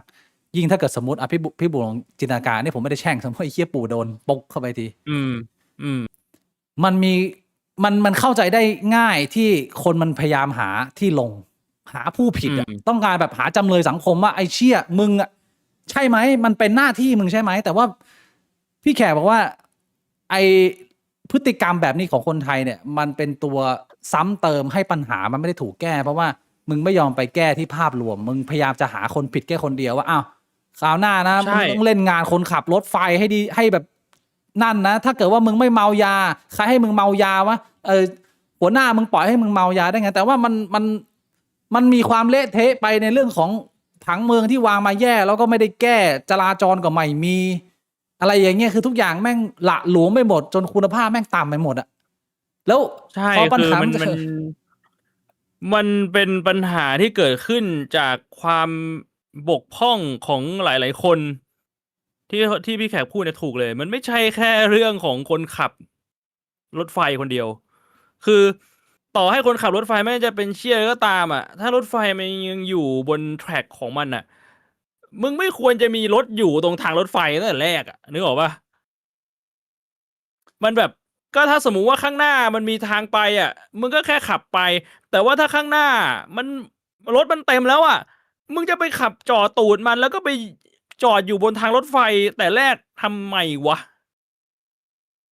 มันน่ะนั่นแหละ แค่นั้นน่ะปัญหามันก็ไม่เกิดแล้วปะ แต่ว่าพอหลังจากเหตุการณ์นี้มันก็ยังคนไทยอีกจำนวนหนึ่งที่มันเหมือนไม่ได้รับบทเรียนมันก็ยังทำสิ่งนี้อยู่ แล้วก็จะเห็นภาพ ใช่ แบบนี้อยู่ เราก็ยังเห็นคลิปออกมาแม่งก็ยังไปจอดกันอยู่ตรงนั้นน่ะ มันก็เลย แล้วมัน เชี่ยคนอึดอัด มันมี ไง อีกคลิปหนึ่งไม่รู้พี่บิ๊กเห็นเปล่า คือแม่งเป็นรถตู้สีดำจอดอยู่ตรงทางรถไฟในคลิปอะ อ่า แล้วรถไฟแม่งมาแบบอีกประมาณสัก30 เมตรจะถึงแล้ว แม่งต้องมีเจ้าหน้าที่ที่อยู่ตรงนั้นน่ะ เดินมาเคาะกระจกรถ บอกว่าแบบเฮ้ยขยับไปหน่อย ข้างหน้าแม่งมีที่ด้วยนะเว้ย ข้างหน้าไม่ได้มีรถด้วยแบบ ไอสัตว์คือมึง what the fuck กูดูคลิปแล้วกูแบบว่ากูงงเลยอะเนี่ยแล้วมันจะแก้ยังไงว่าปัญหาอย่างเงี้ยไอ้เชี่ยคือมันเป็นสันดานของทุกคนความหละหลวมในการใช้ชีวิตที่มันเป็นสันดานของคนไทยจำนวนมากอ่ะมันเป็นเรื่องที่ไอ้เชี่ยมันแก้ยากสัสๆเลยพี่บวง คือผมว่าเรื่องเนี้ยมันแก้ที่นิสัยไม่ได้อยู่แล้วแหละ มันจะแบบต่อให้มันจะมานั่งบอกว่าแบบเฮ้ยมึงต้องปรับปรุงตัวกันนะ แม่งไม่ช่วยหรอก มันต้องแก้ที่ไม้กั้น มันจะมีคลิปหนึ่งที่ออกมาจากประเทศจีนเหรอ คือเขาไม่ใช่ไม้กั้นเลย เขาใช้เป็นแบบว่าอะไรอ่ะ เป็น จะ เห อ มือน ธิบายไงดีว่ามัน ประตูเลื่อน หมื ประตูเลื่อน ประตูเลื่อนอ่ะมันก็ต้องใช้ถึงขนาดนั้นเลยว่าแบบเฮ้ยเชี่ยรถจะมาคือมึงประตูเลื่อนปิดเลย นาทีหนึ่งครึ่งนาทีอะไรว่าไปทำมาเป็นรั้วเลย แล้วก็มีกล้องวงจรปิด ประมาณนั้นน่ะ แล้วใครที่แม่งติดอยู่ข้างในนั้นน่ะ ถ้ากล้องวงจรปิดแม่งถ่ายได้อ่ะมึงก็ยึดใบขับขี่แม่งเลยแบบอะไรแบบเนี้ย อันนั้นมันก็ต้องใช้กฎหมายบังคับด้วยส่วนหนึ่งซึ่งไอ้เชี่ยกฎหมายบังคับ แม่งก็เป็นปัญหาในไทยอีก เหตุการณ์นี้นะโอ้โหเชี่ยมันอึดอัดนะเว้ยมันเครียดนะเว้ยแล้วก็พอมันใกล้ตัวมากๆเนี่ยมันก็ยิ่งเอฟเฟกต์ต่อเรามากขึ้น เราก็อยากจะผลักดันให้มันมีความเปลี่ยนแปลงแหละแต่ทีนี้มันยากตรงที่ว่าไอ้เชี่ยมันเป็นความหละหลวมทั้งฝ่ายรัฐแล้วมันเป็นความหละหลวมทั้งประชาชนคือแม่งผิดไปทุกฝ่ายอะถ้าเกิดว่ามึงจะพูดได้แฟร์ๆถูกไหม เอาจริงนะ ถ้าสมมุติว่ากูเป็นผู้ว่ากทมนะ กูจะบอกแล้วว่า มึงติดกล้องตรงไอ้เชี่ยทางรถไฟเนี่ย ทุกที่แล้วมึงไลฟ์สตรีมเลย แล้วมึงให้คนนะถือกระบองอยู่อันหนึง เออ ถ้าสมมุติว่ารั้วแม่งกำลังจะตกลงมาแล้ว ใครไปยืนอยู่ตรงนั้นน่ะ มึงไล่ทุบเลย แล้วสตรีม24 ชั่วโมง เอาแล้วในรถอยู่ในรถ คน ตู้ แม่งเข้ามาดูเลยว่าไอ้เชี่ยนั่นแม่งไล่ทุบคนที่แม่งแบบว่าไอ้สัตว์ไม้กั้นแม่งจะลงมาแล้วรถไฟแม่งจะมาทับมึงชิบหายไวายวอดหมดแล้วมึงก็ยังจะมาอยู่ตรงนี้อีกไอ้เชี่ยไล่ทุบไปเลย แล้วที่อยู่ในรถตู้ทำไงอะ ไล่ทุบรถตู้อะทุบรถตู้แม่งกระจกแตกบอกว่า อันนี้เดี๋ยวกทมจัดการเรื่องความเสียหายมึงทุบไปเลย ถ้าสมมุติว่าอยู่ในขอบเขตแล้วมึงก็ขีดเส้นเลย มึงก็เอาคนไปลาดสีแดงเลย สีแดงระหว่างไอ้เชี่ยทางอะว่าอันนี้คือขอบเขตนะถ้าในขอบเขตนี้ไอ้เชี่ยที่ถือกระบองนี่ทุบมึงได้ ถ้าสมมุติว่ามึงมาอยู่ในขอบเขตนี้แล้วมึงจอด คือขอบเขตนี้มึงไปได้เท่านั้นห้ามจอด เอาจริงๆนะพี่บวงที่พี่บวงพูดมาเนี่ยแม่งเหมือนเป็นมุกนะแต่ว่าพอมึงมาเห็นเหตุการณ์แบบนี้แล้วเนี่ย บางทีอะไอความส้นตีนและความเห็นแก่ตัวของคนไทยอะที่แม่งจะเอาแต่ตัวเองอย่างเดียวอะบางทีมึงจะต้องมีความเผด็จการเล็กๆน้อยๆเข้าไปจัดการไม่งั้นพวก มั ขี้ นก็ นี่ ต้อ แม่ ง ง ทำแบบนั้นน่ะคือมึงอะบอกว่าบังคับใช้กฎหมาย ไอ้เหี้ยคนบังคับใช้กฎหมายแม่งก็ไม่บังคับอีก มึงก็บอกว่าให้คนไทยแม่งปรับปรุงตัว มึงก็เห็นแล้วไอ้เหี้ย2-3 วันมาเนี่ยคลิปแม่งออกข่าวคนแม่งก็ขับกูไปสนไหนสัตว์เป็ดแม่กู เสียเวลา30 วิกูยอมโดนรถทับตายดีกว่าเหี้ยแบบเนี้ยมันจะมีวิธีไหนที่แม่งจะแก้ได้อีกอะ มึงคิดดูนะพี่บวงอย่างไต้หวันเนี่ยพอมันมีข่าวนี้ใช่ไหมเขาก็พูดที่ไต้หวันก็ออกข่าวแล้วที่ไต้หวันก็จะเอาพูดถึงว่าในมุมของไต้หวันเนี่ยที่เคยได้เคลมจากต่างประเทศจากยุโรปว่าเป็นหนึ่งในประเทศที่จราจรปลอดภัยที่สุดในโลกไต้หวันเนี่ยคือตั้งแต่ไต้หวันได้ประชาธิปไตยเนี่ยพอเปลี่ยนจากเผด็จการมามีระบอบการปกครองเนี่ยตั้งแต่ประมาณปี 1980อ่ะก็คือก่อนพวกเราเกิดอ่ะพอมันมีทีมทำงานเข้ามาปุ๊บเนี่ยไอ้ทีมทำงานแรกบอกเลยว่าต่อไปนี้เนี่ยไอ้พวกทางรถไฟตัดกับถนนในเมืองเนี่ยต้องเอาออกไปได้ให้มากที่สุดแล้วเขาเอาออกไปแบบ 95%แล้วตอนนี้เพราะวันนี้มันเหลือประมาณ 5% เองที่ตรงไหนที่มันต้องผ่านเมืองเนี่ยเขาเอาไว้ใต้ดินหมดแล้วเนี่ยทำตั้งแต่ก่อนเราเกิดแล้วนะพี่บุ๋มอันนี้คือคนทำงานเนี่ยเฮีย แต่ว่าของเราก็คือยังมาเจอสภาพนี้ผมก็เลยรู้สึกว่า หรือบางทีไอเดียพี่บวกมันดีก็คือ มึงยังเอาทางตัดเนี่ยออกไปไม่ได้ใช่ไหมมึงตีเส้นเลยว่าต่อไปนี้นะในเส้นตรงนี้ถ้ามีรถจอดแช่นะตำรวจเอาไม้มาตีกระจกมึงก็ไม่ผิด ถ้ามึงอยู่ตรงนี้มึงตีให้มันแตกให้หมดเลยเพราะว่าไม่รู้มึงจะไปแก้ไงแล้วตำรวจมันแบบไอ้เชี่ยเอ้ยจับก็ไม่ไหวอ่ะ ของเรานะพี่บิ๊กถ้าทำแบบไต้หวันนะหนึ่งเลยคือคนเสนอไอเดียโดนด่า โดนด่า มึงเอาเงินมาทำอย่างนี้ทำเฮียอะไรมึงเอาเงินไปให้คนจนนู่นมึงเอาเงินไปทำอย่างอื่นดีกว่า สองคือถ้าสมมติแม่งผ่านนะโดนแดก พอมึงโดนแดกปุ๊บ3โครงการแม่งอุบัติเหตุเกิดรัวๆแบบไอ้เฮียสะพานพระราม2อ่ะ นี่ไงพี่ เพราะ บวก ฉะนั้นอ่ะกูบอกเลยว่า มึงเอางบอ่ะไปซื้อกระบองมาสัตว์มึงเอากระบองมา แล้วถ้าสมมุติว่ากระบองธรรมดาไม่พอมึงเอากระบองหนามมาเลยเฮียไล่ทุบแม่งเลย เอาให้ตัวแม่งพุนเลยสัตว์ ไอ้เชี่ยเอ้ยเนี่ยแล้วพี่บวงพอมันมาเป็นสภาพทุกคนต่างคนต่างเอาตัวรอดเหตุการณ์แบบนี้มันไม่ได้ว่ามึงจนมึงรวยไอ้เหี้ยมึงจะรถอะไรก็ตามมาแต่มึงติดตรงนั้นมึงก็ไปกับรถไฟด้วยกูบอกเลยมึงจะเป็นมอไซค์มึงจะรถเบนซ์เหี้ยอะไรมึงเป็นคนรวยมึงก็ไส้แตกอ่ะ คือกูพูดเรื่องนี้ในสตรีมกูนะอันนี้กูหงุดหงิดมากเลย คือกูไม่รู้ว่าคนที่มาพิมพ์แม่งพิมพ์ปั่นหรือว่าแม่งคิดอย่างนั้นจริงๆคือกูบอกว่าแบบมึงต้องโง่แค่ไหนวะว่ามึงไม่เข้าใจว่าไอ้ที่นั่นมันเป็นทางรถไฟแล้วมันมีสิทธิ์ที่จะโดนรถไฟชนได้แม่งมีคนมาพิมพ์บอกว่าเฮ้ยโอ้โหมึงนั่งอยู่แต่ในห้องแอร์มึงไม่รู้หรอกว่าคนที่แม่งอยู่ข้างนอก แม่งใช้ชีวิตกันยังไง กูแบบไอ้สัตว์ก็คือมึงจะเถียงกูว่า สุดท้ายก็คือมึงอยากไปอยู่ตรงนั้นแล้วก็โดนรถไฟชนตายเหรออันนี้คือสิ่งที่มึงกำลังเถียงกูอยู่เหรอคือกูงงมากอะเพราะแม่งแบบแม่งใช้ตรรกะไหนวะ คือ ไอ้เชี่ย ถ้าให้ผมพยายามจะเข้าใจเขาคือ ถ้าคนที่ใช้รถใช้ถนนเนี่ย มันมีความอึดอัด และเก็บกดอยู่มหาศาลเนี่ยเป็นเหตุผลหนึ่งที่ผมเคยบอกพี่บุ๋มว่าผมหนีออกไปไปเดินทางไปญี่ปุ่นน่ะผมโคตรเกลียดตัวเองเวลาออกจากที่ทำงานช้าเพียง20 นาทีเลยเพราะว่าไอ้เชี่ยที่ทำงานเก่ากูอะธนาคารกับคอนโดกูอะกูปั่นจักรยานนะ15 นาทีก็ถึงแต่ถ้าเกิดกูเอารถไปนะแล้วกูออกผิดเวลานิดเดียวนะมึงเข้ามาจังหวะที่ทุกคนแม่งออกนะ2 ชั่วโมงยังไม่ถึงเลยบ้านกูอะแล้วมันกลายเป็นว่า ถ้ามึงไม่หาช่องให้รถมึงไปอะมึงก็ไม่ได้ไปไอสัตว์ทุกคนแม่งแซงไปหมดมันก็เลยว่าสภาพมันคล้ายๆกับไอ้เหี้ยหน้าร้านนาฬิกาสวอชแล้วมันไม่มีคนจัดการดูแลคือมึงก็ต้องเข้าไปแย่งแต่อันนี้คือมึงไม่ได้ไปแย่งนาฬิกามึงต้องการจะกลับบ้าน แล้วถ้าเกิดว่ามึงไม่แย่งให้ตัวเองอ่ะมึงไม่ได้กลับ อันนี้คือผมพยายามจะทำความเข้าใจเขาให้มากที่สุดในมุมของคนขับรถ ใช่คือผมก็เข้าใจนะว่าแบบไอ้เชี่ยมันมีปัญหานี้เกิดขึ้นจริง เพราะว่าตัวผมเองผมก็เคยไปอยู่ตอนสถานการณ์ที่แม่งรถติด ไอ้เชี่ยแยกตรงแถวสาทรแม่งจะมีอยู่แยกหนึ่งอ่ะที่ว่า2 แถวแม่งขับผ่านอ่ะแม่งติดทีนึงแม่งติดแบบชั่วโมงครึ่ง2 ชั่วโมงอ่ะผมก็เคย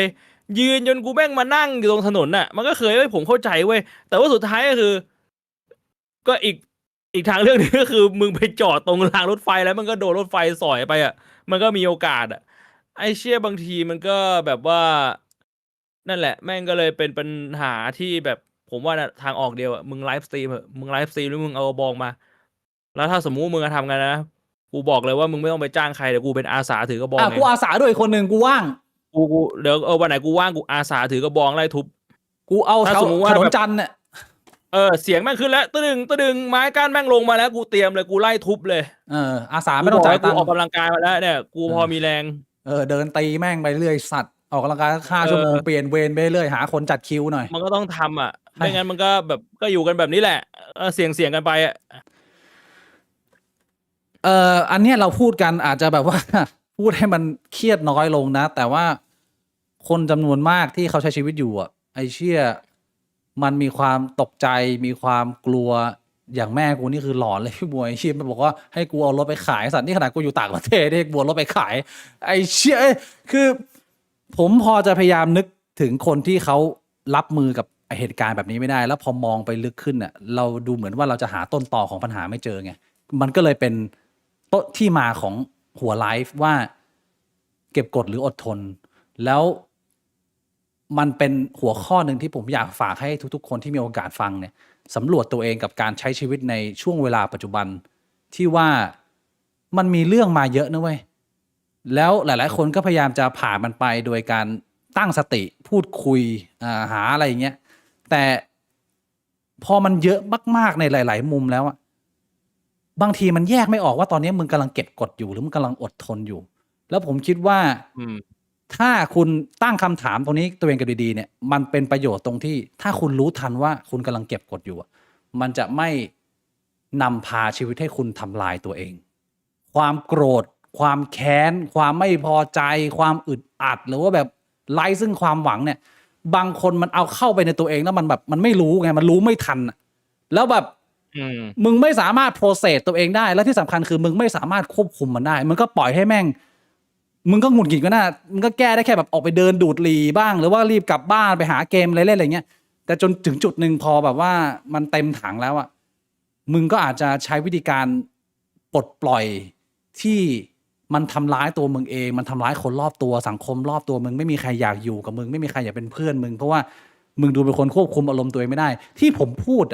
แบบเนี้ยเพราะเราอายุมากในระดับหนึ่งแล้วเรารู้ทันตัวเองว่ามันมีช่วงเวลาชีวิตในสมัยก่อนที่เราเคยควบคุมอารมณ์ตัวเองไม่ได้เราเป็นคนที่รับความรู้สึกรับเรื่องพวกนี้เข้ามาแล้ว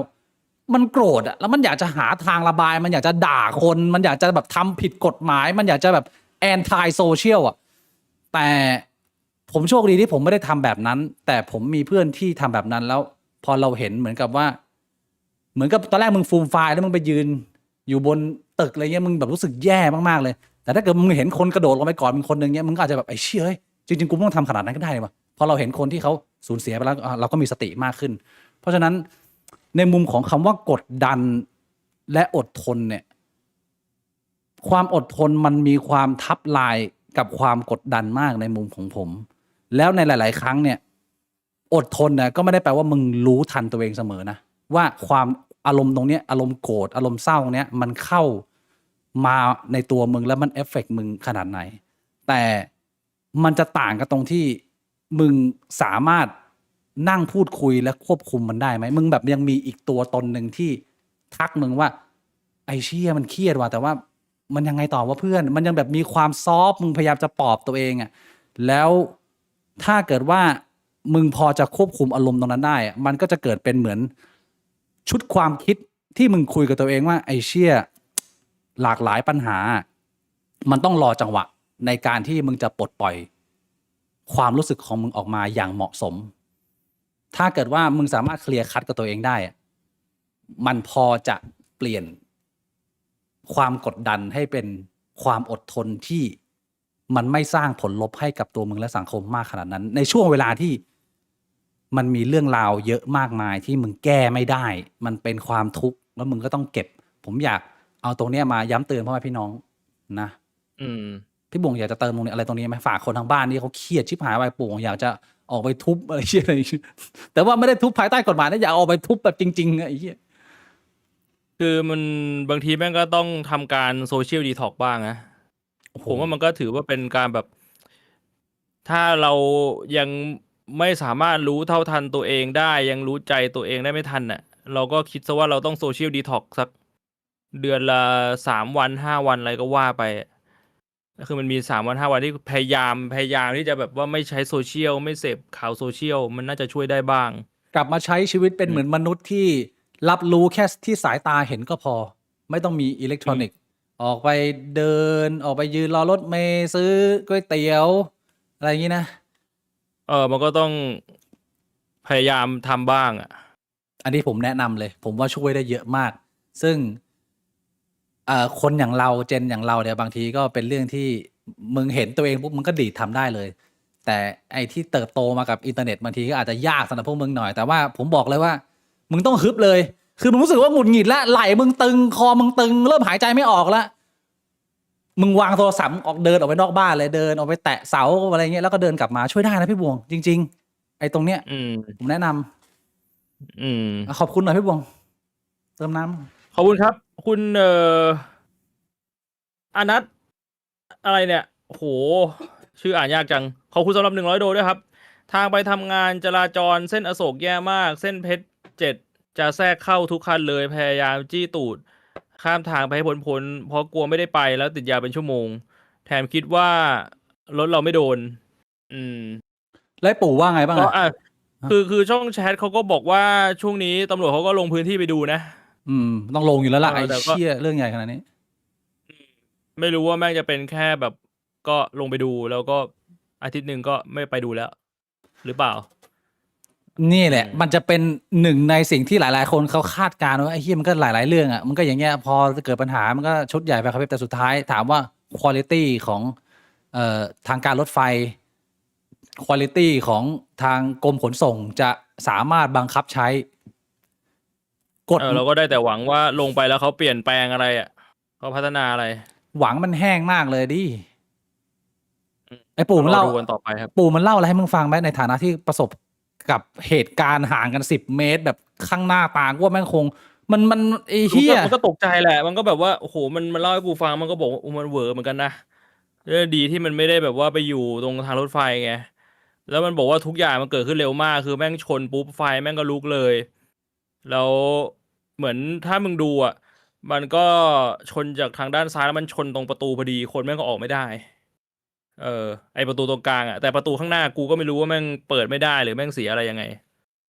เรื่องรายละเอียดของบนรถเมล์นะ เฮ้ยขอแสดงความเสียใจกับผู้เสียชีวิตและผู้บาดเจ็บทุกท่านนะ มันไม่ใช่คนของเราอ่ะพี่บวง แต่ว่าเขาก็เป็นเหมือนผู้โชคร้ายในสังคมกรุงเทพที่ เสียสละตัวเองให้กับความไม่ได้แก้ปัญหาเหี้ยอะไรของคนไทยในระยะยาว แล้วเราก็ต้องมีคนมานั่งโดนอะไรแบบนี้ ผมว่า มันก็ต้องเ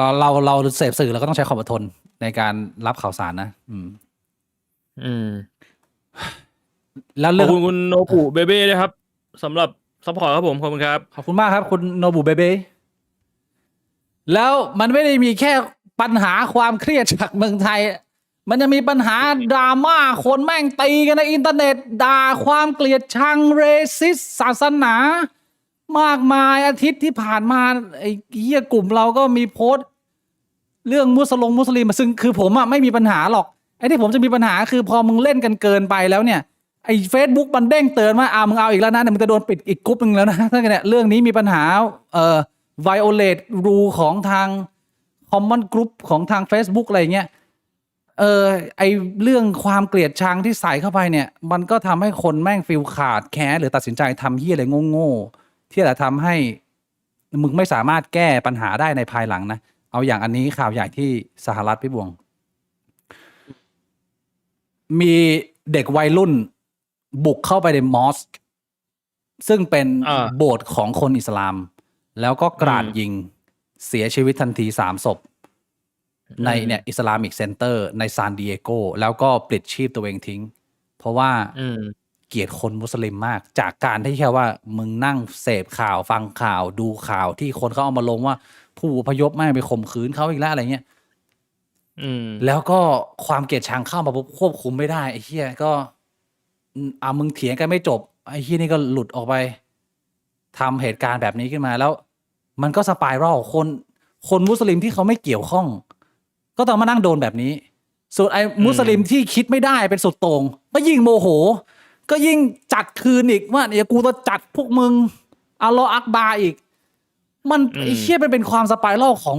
ความเกลียดชังตรงนี้พี่บวงที่มันเกิดขึ้นจากข้อมูลข่าวสารปฏิสัมพันธ์มนุษย์เรื่องนี้พูดหน่อยไหมโหพูดยังไงดีวะเรื่องนี้มันก็เป็นมันเป็นสิ่งที่มันเชื่อมกันมาเป็นทอดเป็นปฏิกิริยาลูกโซ่อะอย่างที่พี่บิ๊กบอกอะไอคนที่มาก่อเหตุมันก็ไปได้รับความคิดชุดแนวคิดเรื่องราวหรือความรู้สึก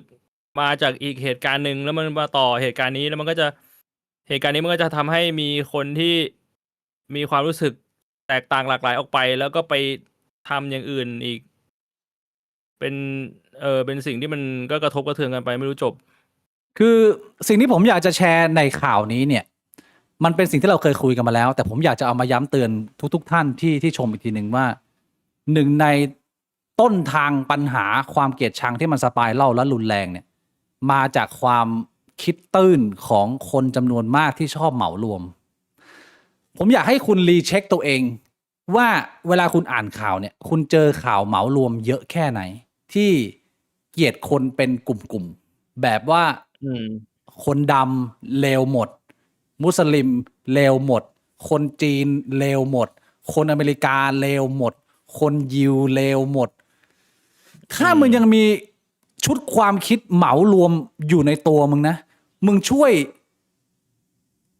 ทบทวนตัวเองแล้วหาความรู้ใส่เข้ามาให้มันมากขึ้นนิดนึงเพราะผมคิดว่าอันนี้เป็นเรื่องหนึ่งที่เป็นปัญหาใหญ่ของการมีดราม่าของความเกลียดชังของการเหยียดสีผิวเยอะมากผมเข้าใจว่ามันมีเยอะมีน้อยต่างกันศาสนานี้จะเยอะกว่าศาสนานั้นสีนี้อาจจะทำผิดมากกว่าสีนั้นภาคนี้อาจจะมีปัญหามากกว่าภาคนั้นแต่ท้ายที่สุดแล้วมึงต้องคำนึงว่าในสังคมมันมีคนที่มันคิดตื้นเยอะมากแล้วถ้าเกิดว่ามึงเล่นมุกแบบนี้หรือมึงทำอะไรแบบนี้ไปเยอะๆเนี่ยมันมีโอกาสที่มึงจะสไปรัลความเกลียดชังเพิ่มขึ้นไปเรื่อยๆผมไม่อยากให้แบบว่าผมเป็นส่วนหนึ่งที่ทำให้เรื่องแบบนี้มันไปถึงจุดที่มันไม่สามารถกลับมาได้แล้วอันเนี้ยเป็นสิ่งหนึ่งที่เคยฝากไปแล้วผมอยากจะฝากอีกครั้งหนึ่งว่าการเหมารวมเป็นวิถีของคนโง่แล้วก็สร้างปัญหาไม่ใช่แค่กับชีวิตมึงที่มึงไม่สามารถ progress ไปข้างหน้าได้แต่ว่า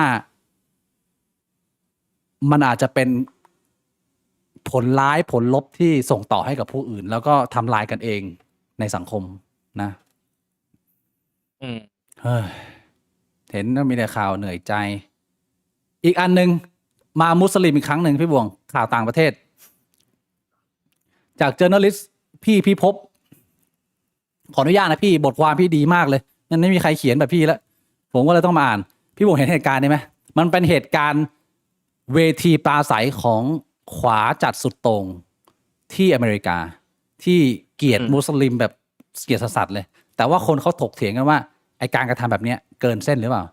ก็คือเป็นผู้หญิง3คนนี้เป็นคนคริสต์แล้วก็มันมีเวทีหนึ่งใช่ไหมเขาก็ไปขึ้นอันนี้อเมริกาหรืออังกฤษวะเชี่ยน่าจะอังกฤษป่ะวะธงนี้น่าจะอังกฤษเขาขึ้นไปด้วยการตัวเองใส่ฮิญาบขึ้นไปก่อนแล้วก็เหมือนพูดประมาณว่าเขาต้องการจะปลดแอกตัวเองก็คือสลัดฮิญาบออกมาแล้วก็เผยให้เห็นว่าตัวเองสามารถใช้ชีวิตแบบปกติได้อะไรเงี้ยเนื้อข่าวระหว่างการชุมนุมของกลุ่มขวาจัดที่ต่อต้านอิสลามและคนเข้าเมืองในลอนดอนเมื่อวันเสาร์ที่ผ่านมามีการให้ผู้หญิง3คนสวมชุดคลุมเต็มตัวเหมือนผู้หญิงมุสลิมขึ้นมาบนเวทีจากนั้นทั้ง3คนก็เปลื้องผ้าคลุมออกทั้งหมดเผยให้เห็นชุดแต่งกายปกติด้วยใบหน้าที่ยิ้มแย้มแจ่มใสเหมือนปลดแอกอะไรบางอย่างจากนั้นผู้หญิงคนหนึ่งก็ปราศัยว่าเราต่อสู้เพียงลำพังเพียงต่อต้านระบบที่ต้องการทำลายอารยธรรมคริสเตียนของเราสื่อรายงานในเวลาต่อมาว่าเธอคืออลิสคอร์เดียผู้ก่อตั้งและแกนนำกลุ่มต่อต้านผู้อพยพและอิสลามในฝรั่งเศสชื่อ Collective Nemesis ซึ่งตั้งชื่อตามเทพีแห่งการแก้แค้นของกรีกการที่ตำรวจอังกฤษยอมให้มีการปรากฏตัวของผู้หญิงทั้ง3คนจากกลุ่มที่เป็นอิสลามโมโฟเบียกระทำการในลักษณะที่ดูถูกเหยียดหยามจารีตอิสลามในเวทีสาธารณะทำให้เกิดคำถามอย่างมากที่น่าสนใจกว่าคือพวกเธอเป็นกลุ่มที่อ้างตัวเองเป็นเฟมินิสต์ที่ไม่สนใจประเด็นสิทธิทำแท้งและความเท่าเทียมระหว่างเพศพวกเธอสนใจเฉพาะการเผยแพร่แนวคิดว่าผู้ชายมุสลิมรวมทั้งผู้อพยพข่มขืนผู้หญิงผิวขาวใช้ความรุนแรงกับภรรยาและผู้หญิงอื่น Collective Nemesis เป็นกลุ่มการเมืองของผู้หญิงฝรั่งเศสอายุ 18-30 ปีที่ก่อตั้งขึ้นมาเมื่อปี 2019 และบอกว่าตัวเองเป็นเฟมินิสต์และ Identitarian ซึ่งหมายถึงขบวนการที่มุ่งเน้นการรักษาอัตลักษณ์ของชาวยุโรปผิวขาวคล้ายๆเริ่มคล้ายๆไอ้เหี้ยอดอล์ฟ ฮิตเลอร์อะไรสั่นอ้างว่ากำลังถูกคุกคามจากพหุวัฒนธรรมการอพยพและโลกาภิวัตน์คนกลุ่มนี้สนใจแต่การประณามอิสลามและการอพยพต่อต้านกฎหมายอิสลามปกป้องอารยธรรมคริสเตียนมีคนอธิบายเพิ่มเติมว่าแนวคิดหลักของเฟมินิสต์เหล่านี้คือ Femonationalism คือการเอาแนวคิดสตรีนิยมมาสร้างความชอบธรรมให้กับแนวคิดชาตินิยมและเพื่อสนับสนุนนโยบายต่อต้านผู้อพยพการเกลียดชังชาวต่างชาติและการเกลียดชังศาสนาอิสลามแนวคิดของสตรีนิยมชาตินิยมตรงนี้ตั้งอยู่บนสมมติฐานว่าสังคมตะวันตกมีความเสมอภาคอย่างสมบูรณ์และมองว่าผู้อพยพเป็นพวกเหยียดเพศอย่างมากและกำลังทำลายอารยธรรมที่ดีงามของตะวันตกจึงต้องการกำจัดผู้อพยพให้หมดไป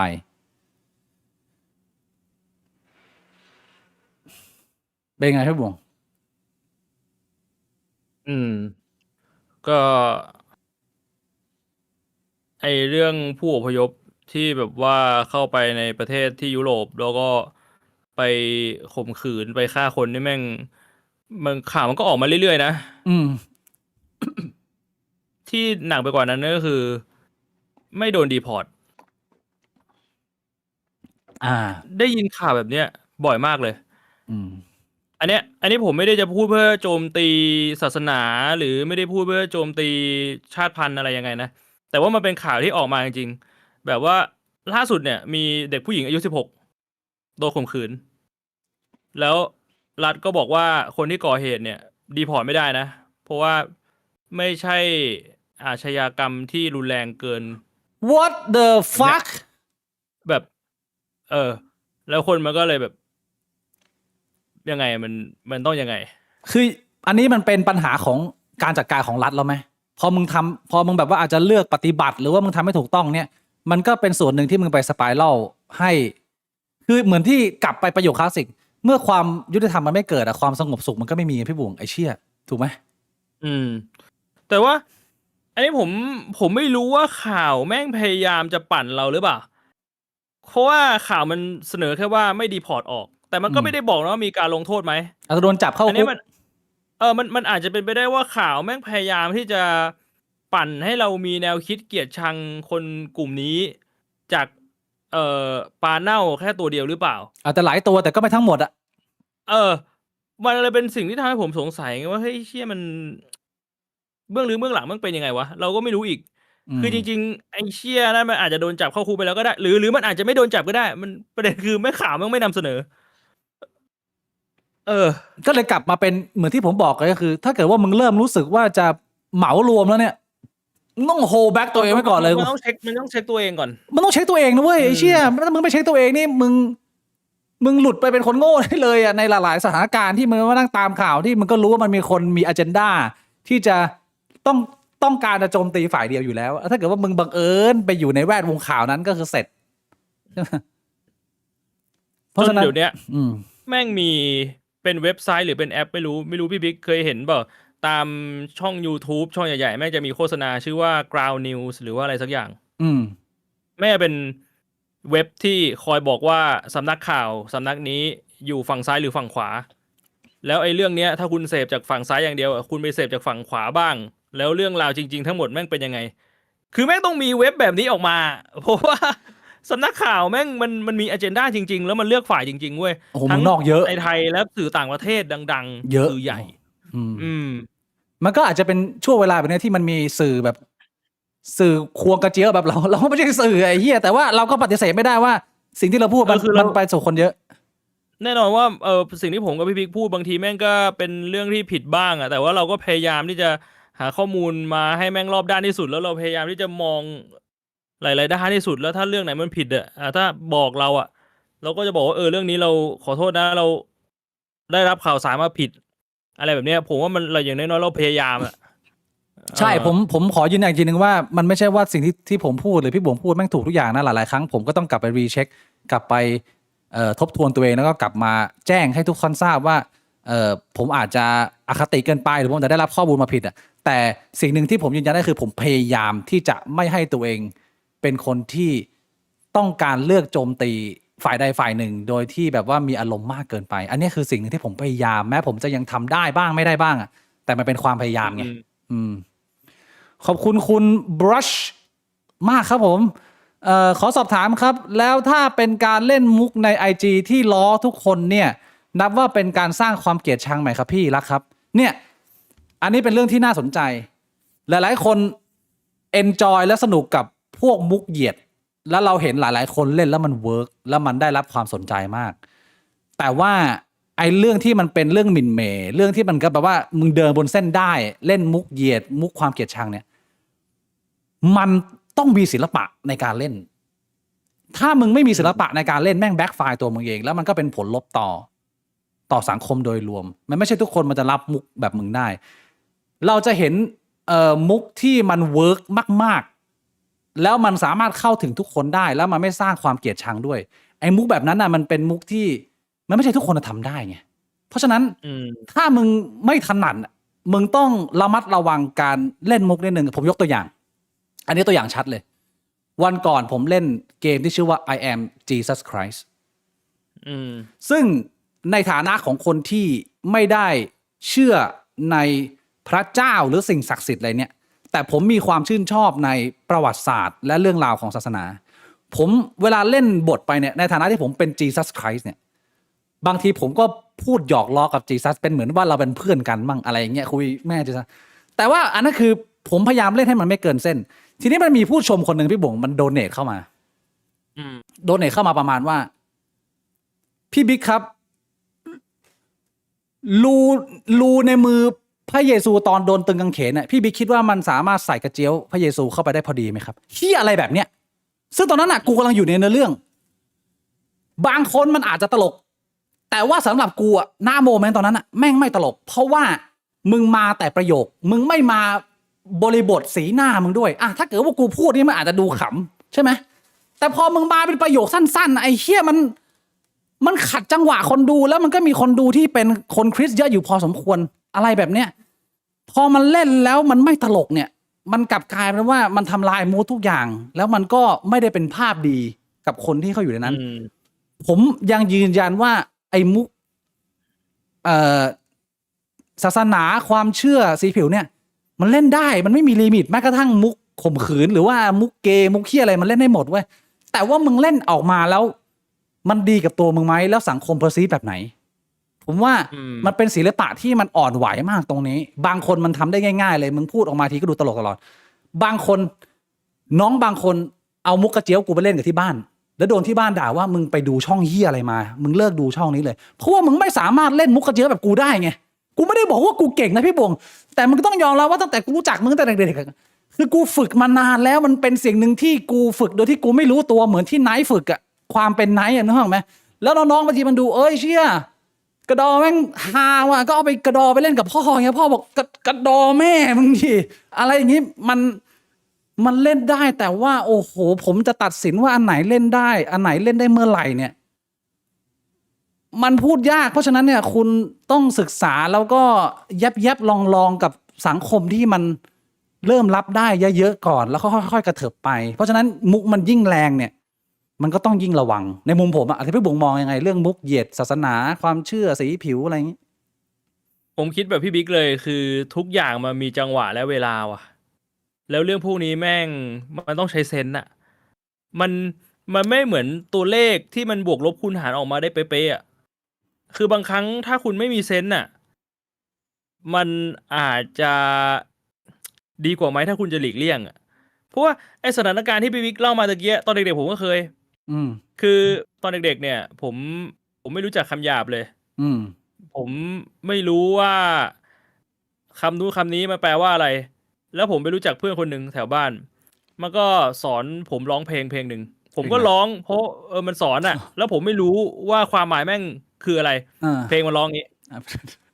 ดอกทองช้างล่างเย็ดหีผัดเผ็ดควยต้มยำกินแล้วมีพลังหมอยลุงลังควยตั้งเดย์คือแม่งสอนผมร้องจนผมร้องคล่องจนตอนนี้ผมยังจำได้อะเป็นเพลงในใจแต่ผมไม่รู้ว่าความหมายแม่งคืออะไรผมเอามาร้องที่บ้านพ่อผมตบแบบสุดแรงว่ามึงไปเรียนเพลงนี้มาจากไหนคือผมไม่รู้อะแล้วพ่อผมก็แบบผมก็ไม่รู้ว่าเขาเครียดหรือเขาอะไรมาเขาไม่ได้มองในมุมที่ว่าเอ้ยลูกอาจจะไม่รู้ไม่ได้ถามไถ่อะไรทั้งสิ้นน่ะว่าแบบว่ามันไปเรียนมาจากไหนคือพ่อผมเปิดก่อนด้วยมือแบบพูดเข้าไปผมก็แบบฮะทำอะไรผิดเนี่ย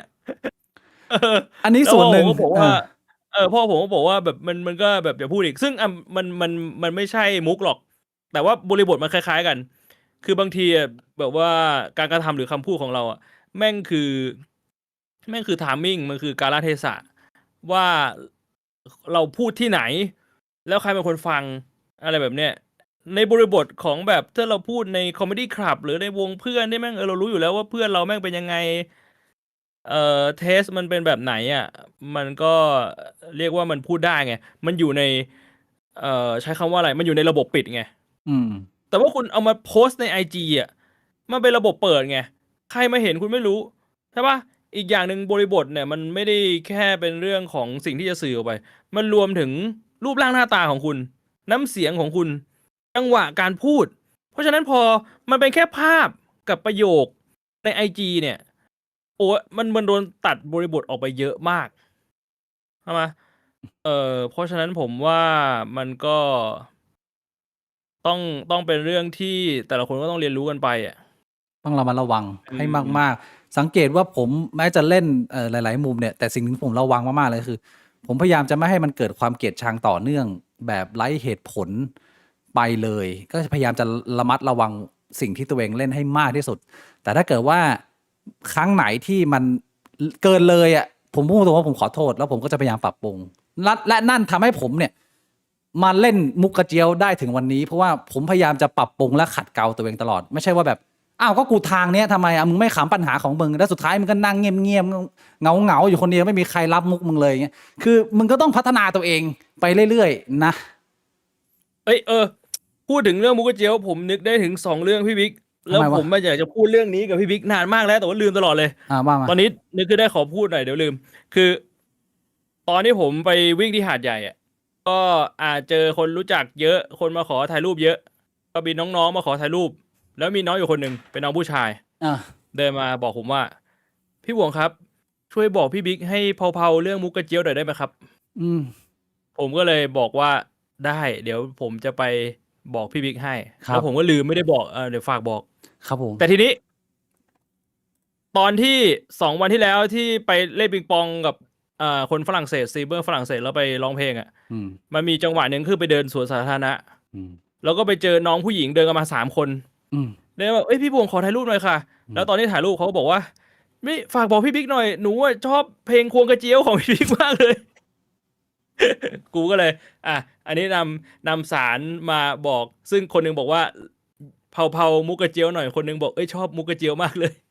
แล้วทำไงอ่ะพี่บวง ถือว่ามันก็หักล้างกันไหม ผม มั ก็ นก็ ทำ หักล้างกันก็อาจจะไม่ต้องเพิ่มหรือลด อ้าวแต่ว่า หรือ ถ้าเกิดว่าผมเพิ่มอ่ะผมเก็บลูกค้า3 คนได้นะแต่ว่าผมเสียลูกค้า1แต่ถ้าเกิดว่าผมลดเนี่ยผมเสียลูกค้า3แต่ผมได้มา1คิดอย่างนี้ได้ไหมพี่บวง แต่ว่าถ้าสมมติไม่เพิ่มไม่ลดเขาก็ยังดูเราอยู่ไง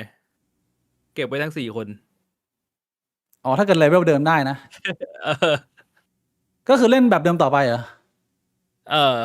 มันก็มีคนชอบมันก็มีคนไม่ชอบไม่ว่าจะเป็นมุกกระเจียวหรือมุกแบบ ผมกับพี่บวงเล่นกันอะไรเงี้ยก็แล้วแต่คนผมก็มีปัญหา ก็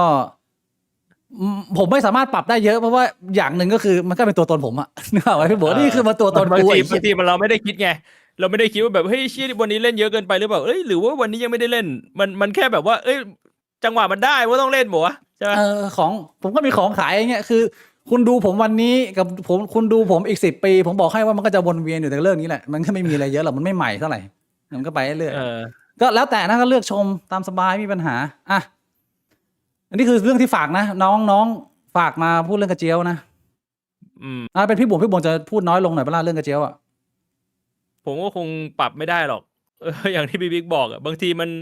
สมองมันนึกออกมันก็ลั่นเลยมันไม่ได้มานั่งคิดหรอกว่าแบบเชี่ยกูควรจะพูดหรือกูไม่ควรพูดดีวะ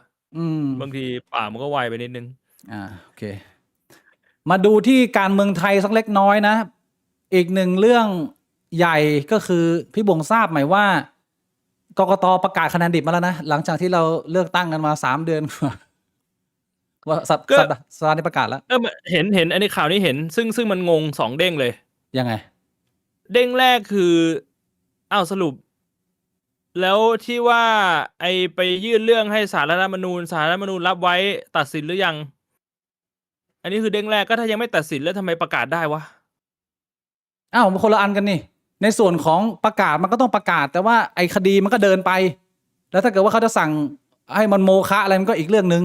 มันคนละขาอันนี้คือเด้งแรกอันนั้นเคลียร์แล้วเป็นคนละอย่างเด้งที่2ก็คือถ้ามึงประกาศตอนนี้และที่มันทำงานมาก่อนหน้านี้แล้วก็คือคะแนนมันไม่ออฟฟิเชียลแล้วมึงเอาอะไรมาทำงานกันนะก็หรือว่ามันคือรักษาการทำงานแบบรักษาการก่อนหน้านี้มันคือรักษาการมาโดยตลอดผมเข้าใจว่าอย่างนั้นแต่ว่ามีพิธีถวายสัตว์อะไรไปแล้วไม่ใช่เหรอใช่เหรออันนี้ผมไม่แน่ใจว่ะไม่รู้ก็เห็นมีพิธีมีอำนาจมีมอบอะไรเต็มไปแล้วเดี๋ยวเรามาดูข่าวไปหมดแล้วดูข่าวทางไอรอเขาทำสรุปออกมากับเหตุการณ์ประกาศคะแนนช้าของรัฐบาลปัจจุบันนะฮะรัฐบาลอนุทินมาดูหน่อยว่ามีข้อมูลอะไรน่าสนใจบ้างนะอาจจะสักประมาณ 2-3 นาทีทุกคนตั้งใจฟังกดผิดครบรอบ 3 เดือนหลังจากการเลือกตั้งเมื่อวันที่ 8 กุมภาพันธ์ 2569 ทำจนพี่น้องบอกพอแล้วรวยไม่ไหวแล้ว ในคืนวันเลือกตั้งถ้าใครยังจำกันได้คะแนนที่ถูกปรากฏอยู่บนหน้าเว็บไซต์ของกกต.ดูเหมือนมีความผิดปกติบางอย่างเกิดขึ้นทั้งคะแนนรายงานช้าจำนวนที่นั่งของสสเปลี่ยนขึ้นลงอยู่ตลอดเวลาช่วงกลางดึกและบางช่วงก็เหมือนคะแนนหยุดรายงานไปที่เป็นแบบนี้ก็อาจเป็นเพราะว่าการรายงานคะแนนบนหน้าเว็บไซต์ของกกต.ในคืนวันนั้นอาจไม่ได้เรียลไทม์อย่างที่คิดความผิดปกติแรกเกิดขึ้นตั้งแต่ก่อนปิดคูหาในเวลา 17 นาฬิกาของวันที่ 8 กุมภาพันธ์ตามปกติแล้วกระบวนการนับคะแนนจะเกิดขึ้นหลังจากปิดหีบเลือกตั้งเท่านั้นซึ่งคะแนนเหล่านั้นจะถูกนำกลับมารายงานแบบเรียลไทม์บนหน้าเว็บไซต์ของกกต.ที่เรียกว่า ECT Report 69 แต่คะแนนชุดแรกกลับปรากฏขึ้นตั้งแต่เวลา 16 นาฬิกา 48 นาที 12 นาทีก่อนปิดคูหาแน่นอนว่าขัดกับระเบียบของกกต.อย่างชัดเจนโดยที่คะแนนชุดนี้เป็นคะแนนที่มาจากจังหวัดปัตตานีเขต 3 จำนวน 559 คะแนนในการเลือกตั้งครั้งนี้เรามีบัตรทั้งหมด 3 ใบโดยที่ 2 ใบแรกคือบัตรเลือกสสเขตและกูจะโดนลิขสิทธิ์เพลงไหมเนี่ยไอ้เหี้ยเพลงมาขนาดนี้พี่บวงโดนนะไม่รู้เหมือนกันโดนว่ะถ้าโดนค่อยไป ลบทีหลัง และบัตรเลือกสสแบบบัญชีรายชื่อแต่ตลอดการรายงานคะแนนพบว่าบัตรทั้ง2ใบนี้มีจำนวนไม่เท่ากันและใน2ชั่วโมงแรกของการรายงานยอดบัตรเลือกสสแบบแบ่งเขตมีจำนวนมากกว่าบัตรเลือกสสแบบบัญชีรายชื่อถึง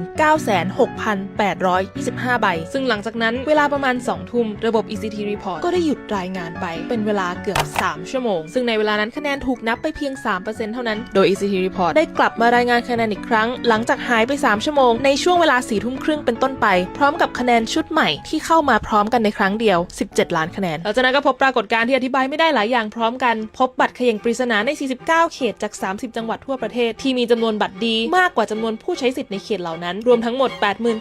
89,398 ใบแต่บัตรเขย่งปริศนาเหล่านั้นก็ได้หายไปเองภายใน14นาทีหลังจากที่มันปรากฏขึ้นหลังจากนั้นก็พบรูปแบบของการลดคะแนนที่กระทบผู้สมัคร 1,384 คนทั่วประเทศและคะแนนแบบบัญชีรายชื่อจากทุกพรรคการเมืองถูกปรับลดรวมทั้งหมด 253,929 คะแนนซึ่งเป็นคะแนนของพรรคประชาชนไปแล้วจำนวน 13,968 คะแนนตามมาด้วยคะแนนของพรรคภูมิใจไทยจำนวน 38,327 คะแนนและพรรคกล้าทำ 29,756 คะแนนซึ่งคะแนนเหล่านี้ถูกปรับลดอย่างต่อเนื่องตั้งแต่คืนวันที่ 8 กุมภาพันธ์ยาวไปจนถึงช่วงเช้าของวันที่ 9 กุมภาพันธ์และคะแนนก็ถูกทยอยรายงานเข้ามาเพิ่มขึ้นเรื่อยๆจนถึงเวลา 15 นาฬิกาของวันที่ 9 กุมภาพันธ์ที่บนเว็บไซต์ของกกต.ได้ระบุว่านับคะแนนไปแล้ว 94% ทำให้กว่าเราจะได้รู้จำนวนที่นั่งสสอย่างไม่เป็นทางการก็ต้องใช้เวลาเกือบ 24 ชั่วโมงหลังจากปิดหีบเลือกตั้งหลังจากนั้น 11 วันต่อมากกต.ก็ได้ปิดเว็บไซต์ ECT Report ลง ปรากฏว่ากกตได้ออกประกาศขอความร่วมมือผู้สมัครสื่อมวลชนและประชาชนอย่าเอาคะแนนบนเว็บมาอ้างค่ะเพราะมันยังไม่เป็นทางการ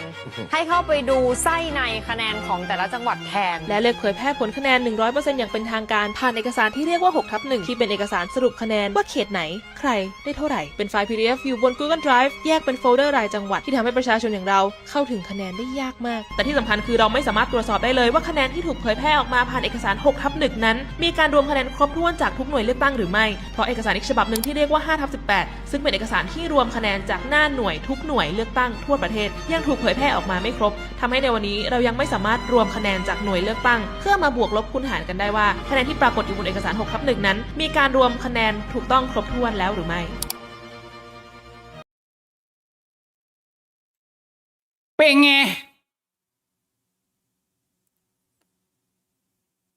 What the fuck เอาไหมพี่บวงไม่ดีใจเหรอครบแล้วนะประกาศคะแนนแล้วนะคะแนนดิบปัญหาเพียบเหมือนเต้าหู้ที่โยนลงไปจากชั้น7อันนี้คือสิ่งที่เกิดขึ้นในอาทิตย์นี้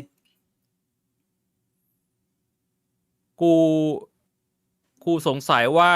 ถ้าสมมุติว่าเขาไม่ประกาศเลยแบบนี้ก็ทำงานกันต่อครบ4 ปีได้อยู่ดีก็ใช่ก็ทำไปให้มันครบตามที่แบบพวกมึงต้องการอ่ะมึงอยากเห็นอะไรก็ทำให้มึงอ่ะกูไม่ทำก็ได้ประกาศทำไมวะเอาว่าทำให้มันถูกต้องไงพี่บวงแล้วก็จะทำให้มันถูกต้องอ่ะมันต้องประกาศก่อนเดโอ้โหถ้ามันยังไม่ประกาศคือถ้าจะทำให้มันถูกต้องอ่ะถ้ามึงยังไม่ประกาศคือแล้วมึงเอาอำนาจที่ไหนมาเป็นรัฐบาลวะมึงยังไม่ประกาศเลยอ่ะมันมีช่วงหนึ่งที่ทางไอรอเขาสรุปมาแต่ดูเหมือนจะใกล้เคียงที่เราเคยเดาๆกันนะพี่บวงก็คือตอนที่เรานั่งดูคะแนนวันที่โหวตเลยตอนที่นับจริงอ่ะมันดูเหมือนไม่เรียวไทม์เพราะว่าพอเปิดเพราะว่าไอ้เหี้ยคะแนนสีน้ำเงินแม่งโดดอยู่คนเดียวเลยทั้งที่แบบไอ้เหี้ยคนอื่นเขายังไม่ได้ออกสตาร์ทเลยอ่ะมันดูมีความแปลกๆซึ่งมันก็มีข้อมูลอยู่ในนั้นด้วยว่าคะแนนมันดูแปลกๆว่ะไอ้เหี้ยหลายจุดมากเลยซึ่งก็นะ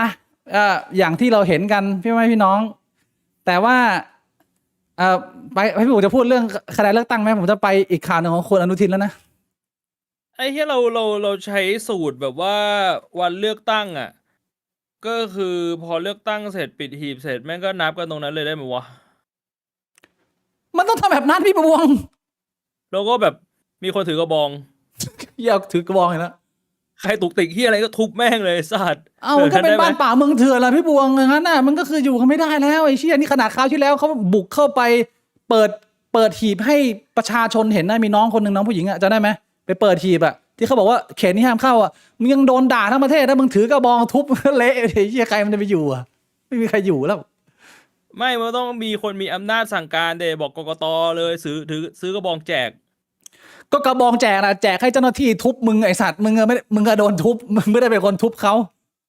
โอ้สุดท้ายก็คือเจ้าหน้าที่มันก็ทุบมั่วได้อยู่ดีแล้วก็ทุบผิดคนก็แย่อยู่ดีนะ เฮ้ยยิ่งหนักเข้าไปใหญ่เลยพี่บวง แก้ปัญหาด้วยกระบองหมดไม่ได้นะได้ปะวะหรือว่าต้องเป็นบ้านเมืองกระบองว่าแต่ฟัก แต่อีกอันนึงที่เป็นข่าวใหญ่พี่บวง คือการให้สัมภาษณ์ของนายกอนุทินในอาทิตย์นี้ นายกอนุทินยันรัฐบาลเข้มปราบทุจริตชี้ใครกล้าเผยปมรับสินบน ต้องพร้อมถูกฟ้องกลับด้วย ลั่น ถ้าสำรวจแล้วไม่เป็นไปตามนั้นก็มีสิทธิ์จะฟ้อง โอดไอ้เหี้ยคนเขียนข่าวแม่งแปลกเวลาแม่งใช้ภาษาอย่างนี้ รับกรรมล้างตราบาปในอดีต ถือเป็นเวรกรรมของรัฐบาลชุดนี้ ต้องไปแก้ตราบาป เป็นไง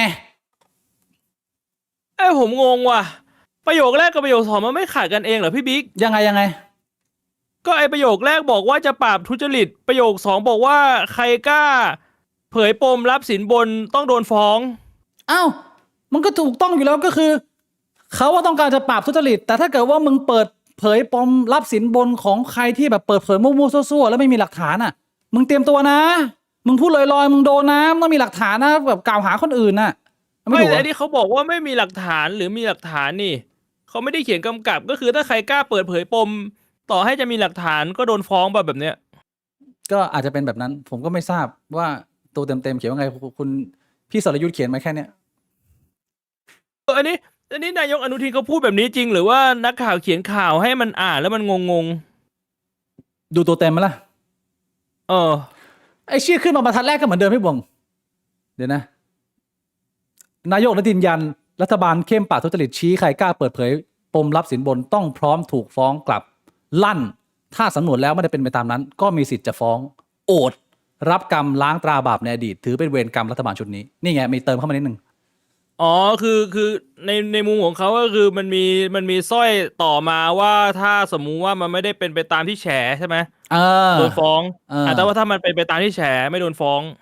ก็ถือว่านายกเขาไม่ได้พูดอะไรผิดป่ะก็ ท่อนแรกพอเข้าใจได้ แล้วไอ้ท่อนตราบาปจากรัฐบาลก่อนนี่คือยังไง ก็ที่รัฐบาลชุดนี้ต้องทำมาเพราะว่าไอ้รัฐบาลก่อนหน้านี้แม่งทำแต่เรื่อง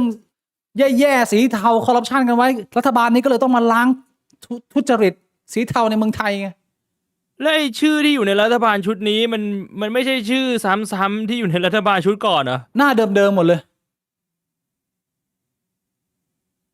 What the fuck bro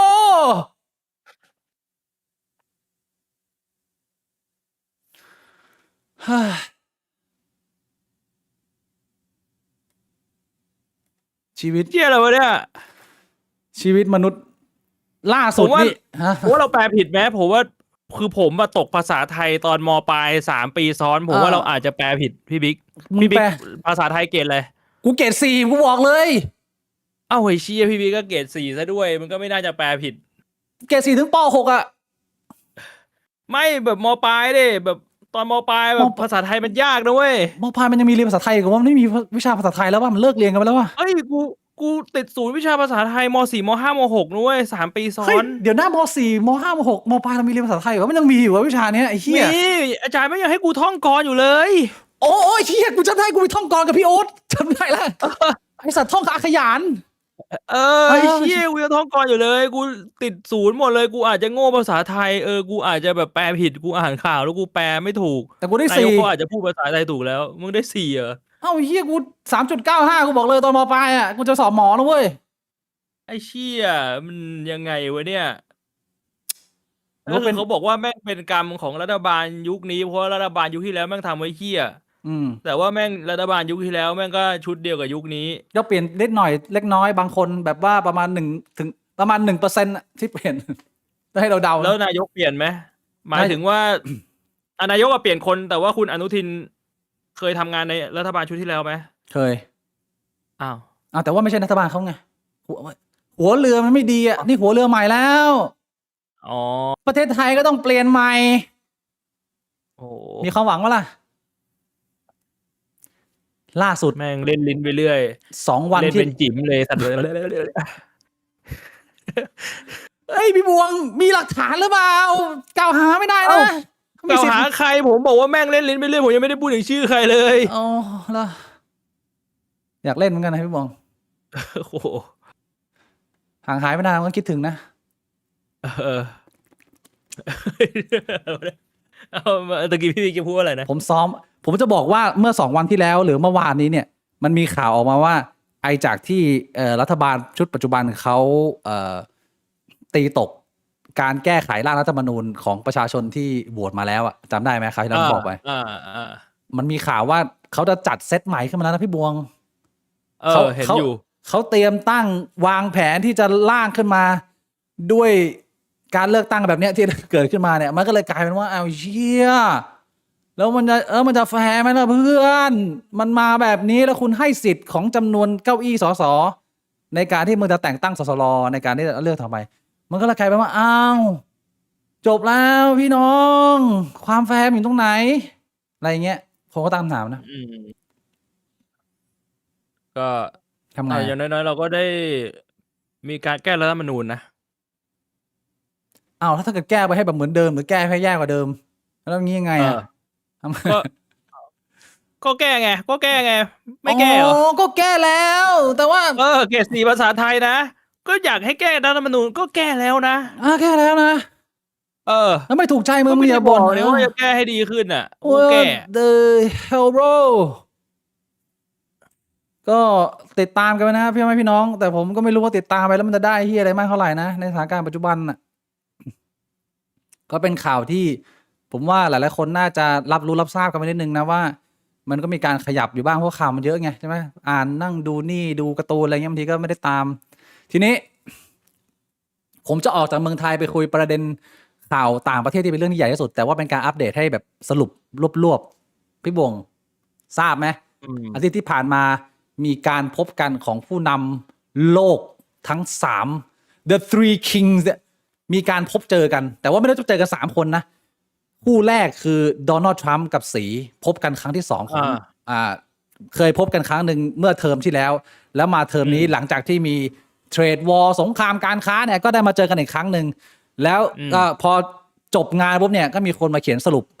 เท่าที่ผมเข้าใจจากที่อ่านนักวิชาการนักวิเคราะห์หลายๆท่านและพยายามจะมองให้เป็นกลางเนี่ยคือทรัมป์ค่อนข้างเสียหมาพอสมควรเขาใช้คำว่า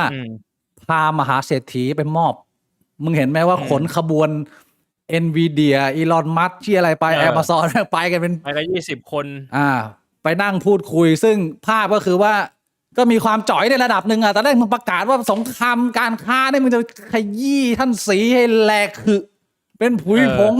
แต่ว่ามันกลายเป็นว่าแบบ CEO เขาบอกว่าศาสตร์ประเทศจีนเป็นประเทศใหญ่กูไม่เอามึงหรอกกูไปกับจีนดีกว่าแบบนี้มันเป็นลักษณะเรื่องที่เป็นประเด็นคือเรื่องของ Rare Earth สุดท้ายไม่ว่ามึงทะเลาะยังไงเนี่ยพอจีนเขากุม Rare Earth ไว้เนี่ยไอ้พวกมหาเศรษฐีก็ดิ้นเป็นเจ้าหมดเพราะว่ามันต้องใช้ Rare Earth หมดบีบไข่มันทำไงได้ผมว่าอันนี้เป็นหนึ่งในประเด็นสำคัญของการพบครั้งนี้แล้วก็คือมันมีหลากหลายประเด็นมากมายแต่ประเด็นที่มันออกมาให้มึงได้ยินเนี่ยมันจะเป็นประเด็นที่ดูซับซ้อนแบบว่าขายข้าวซื้อน้ำมันซื้อเครื่องบินเฮียอะไรเงี้ยมันไม่ใช่ประเด็นสำคัญไอ้ที่สำคัญมันคือเรื่องนี้ว่าสุดท้ายแล้วตัวหัวสำคัญเนี่ยมันไม่สามารถเปิดสงครามเต็มรูปแบบว่ามึงไม่เผาผีไม่ได้สุดท้ายก็ต้องพามหาเศรษฐีไปมอบเพราะว่าอุตสาหกรรมพวกนี้มันเดินต่อไม่ได้ถ้าเกิดว่าจีนในฐานะผู้ที่กุม 70% Rare Earth เนี่ยไม่ปล่อยออกมาก็คือดิ้นกันหมดมันก็อันนี้เป็นส่วนหนึ่งที่อเมริกาเสียเปรียบอย่างชัดเจน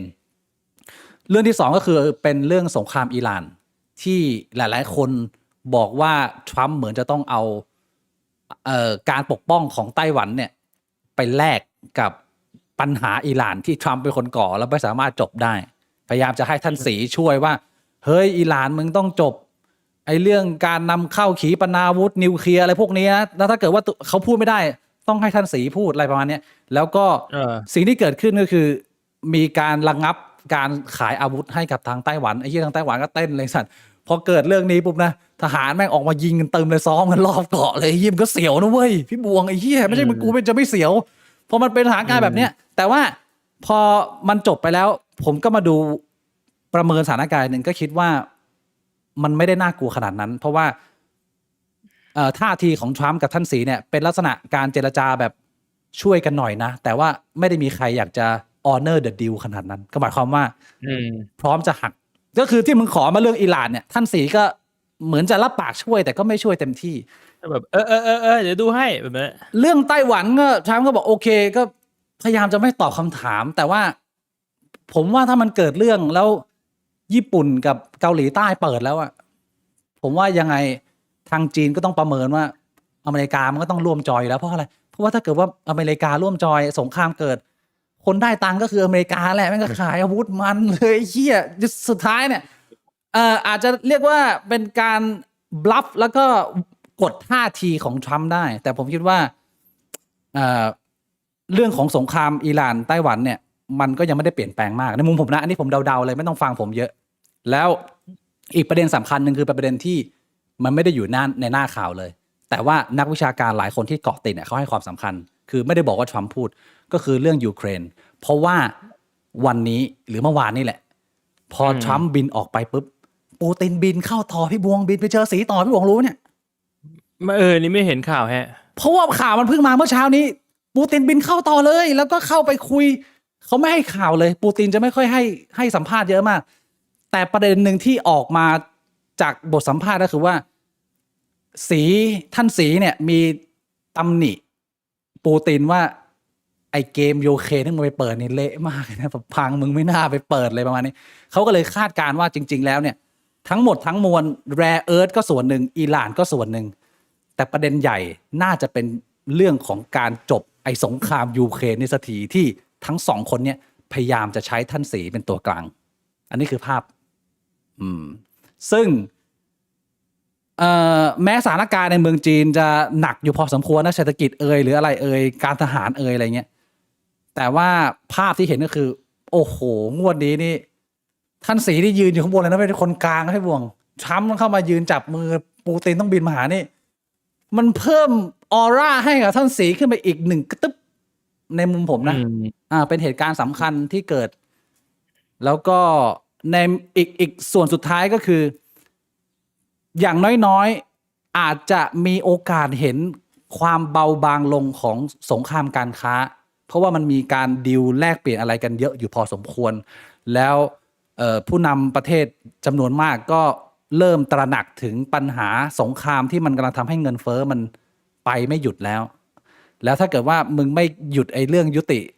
สงครามการค้าเนี่ยเดี๋ยวเงินเฟ้อไปเรื่อยนะไอ้เหี้ยพังอาชิบหายแล้วคนไม่จะกลายเป็นโจ๊กเกอร์กันหมดกูบอกเลยทุกวันนี้เนี่ยผมกินข้าวมื้อนึงแบบธรรมดาไม่ต้องอิ่มอร่อยมากนะพี่บวงต้องมี200นะรวมน้ำอันนี้คือธรรมดามากเลยที่ไต้หวันอยู่ต่างจังหวัดพี่บวงมื้อนึงนี่แบบปกติสุกไม่ได้กินหรูอะไรเลยแบบอิ่มอร่อยได้สารอาหารโอ้ก็ประมาณ100นิดๆนะถ้าเอาแบบได้สารอาหารนะ150เอาแบบสารอาหารช่างแม่ง40-50มันอิ่มอยู่หรอกแต่ว่ามันก็คือมึงก็กินแต่ข้าวกับเศษหมูเศษผัก4-50ของไต้หวันนี่บ้านกูต้องมี150-200แล้วช่วงเวลานี้เป็นช่วงที่กูไปร้านไหนเนี่ยฮอตพอตแถวบ้านกูเนี่ยตอนที่กูมาไต้หวันใหม่ๆเนี่ยกูจำได้เลยมีฮอตพอตร้านโปรดร้านหนึ่งกูชื่อว่าซัมมาเ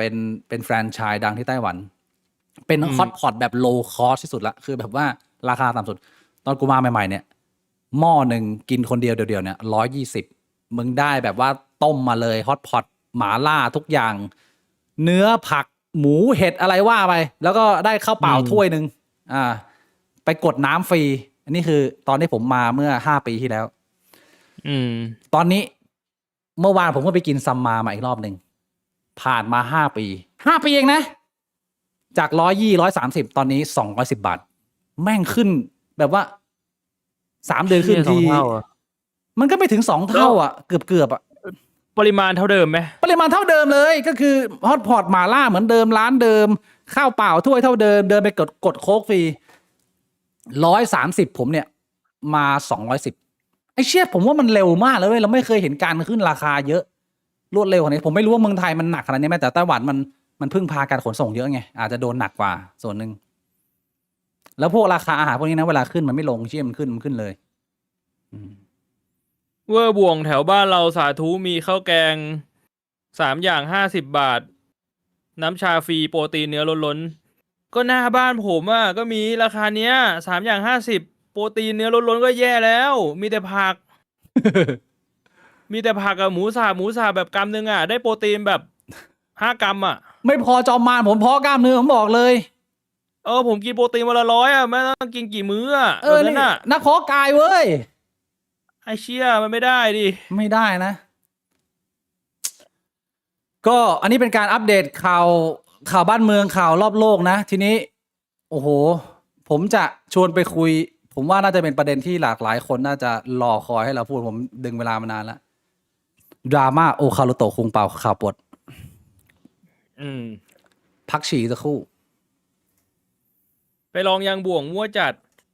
ไม่ก็ไอร้านคุณอะผมไม่รู้มันอยู่ตรงไหน แต่ไอร้านหน้าบ้านผมอะผมก็กินประจำไปลองไม่ลองได้ยังไงเราก็ไม่รู้ไงจะรู้เหรอ พี่บอกไม่เยี่ยวนะ ผมเยี่ยวก่อนนะ ไปฉี่ ไปฉี่นะ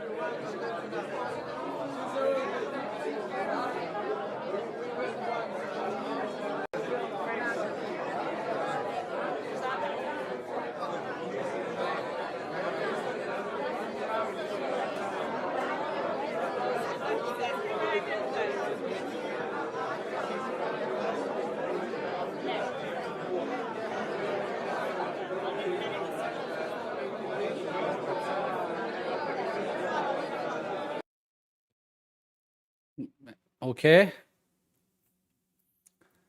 เรื่องนี้มันน่าจะเป็น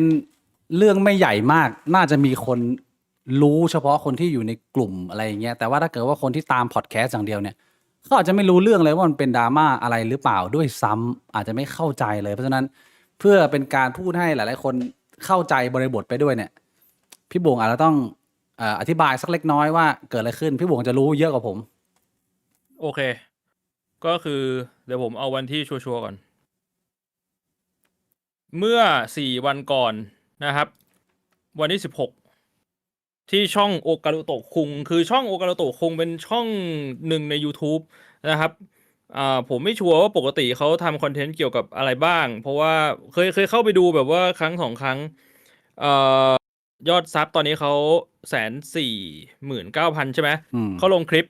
ชื่อคลิปว่าข่าวปลดหลุมดำโลกโซเชียล ซึ่ง4 วันผ่านมาตอนนี้มียอดวิวอยู่240,000 กับ 4,000 แล้วก็63 วิว Holy นะครับผมณตอนนี้นะผมเปิดดูเลย เพราะฉะนั้นผมว่ามันก็เป็นเรื่องราวที่มีคนพูดถึงกันเยอะ เข้าใจว่าเป็นช่องคล้ายๆจานเลสใช่ไหมมีคนพิมพ์มาผมก็ไม่ชัวร์นะ ผมเคยดูคอนเทนต์หนึ่งของคุณโอคารุโตะคุงคือตอนที่ออกมาเปิดเรื่องหมอบีจำได้ไหมอันนี้เป็นช่องนี้แหละแล้วก็โอคารุโตะคุงก็จะทำคอนเทนต์เปิดพวกผู้วิเศษจำนวนมากทำแบบว่า deep study อะไรประมาณนี้แล้วก็ค่อยๆเผยว่าทำอะไรยังไงบ้าง อันนี้คือที่ผ่านมาซึ่งในคลิปเนี่ยมันความยาว1 ชั่วโมง 48 นาที 44 วินะครับไปเช็คดูได้นะก็ตอนแรกผมก็เปิดฟังนะครับซึ่งเข้าใจว่าช่วงแรกเนี่ยเขาจะเป็นช่วงเรียกว่า introduction ก็คืออธิบายถึงคนที่ไม่รู้จักไม่เคยดูเพจข่าวปลดหรือว่าคอนเทนต์ของเพจข่าวปลดว่าโอเคเพจข่าวปลดมีที่มาที่ไปยังไงทำคอนเทนต์อะไรแล้วก็ช่วงที่2ก็จะพูดถึงเรื่องว่ารายได้เยอะแค่ไหนอะไรแบบนี้นะครับแล้วก็ช่วงที่3ก็จะเริ่มเข้าเรื่องแล้วว่าโอเคในเพจข่าวปลดเนี่ยมันมีคอนเทนต์อะไรบ้างที่เขามองว่ามันเป็นคอนเทนต์ที่ไม่ดี ก็หยิบยกมา1 2 3 4อะไรแบบนี้ผมก็ดูเสร็จ ผมก็รอทางฝั่งข่าวปลดเขารีแอคว่าโอเคเขาจะมาเอามาอธิบายไหมว่าไอ้เรื่องเนื้อหาในของช่องโอคารุโตะคุงเนี่ยที่เขาพูดเนี่ยมันมีที่มาที่ไปยังไง เพจข่าวปลดเขาก็ออกมาตอบโต้นะครับ ซึ่งถ้าสมมุติว่า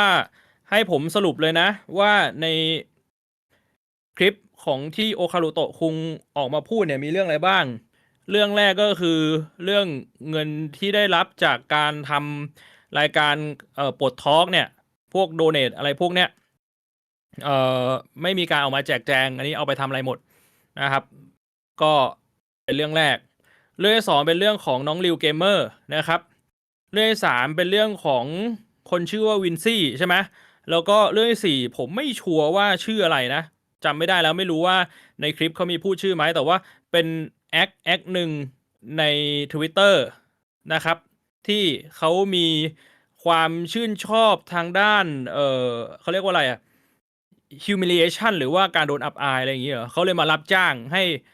คนอื่นมาประจานเขาให้เขาอับอายอะไรแบบนี้คนที่ห้าชื่อว่าวานนะครับส่วนคนที่หกชื่อว่าโต้แล้วก็คนที่เจ็ดเรื่องที่เจ็ดแล้วกันใช้คำว่าเรื่องที่เจ็ดจะเป็นเรื่องที่ไม่รู้ว่าเราจำกันได้หรือเปล่า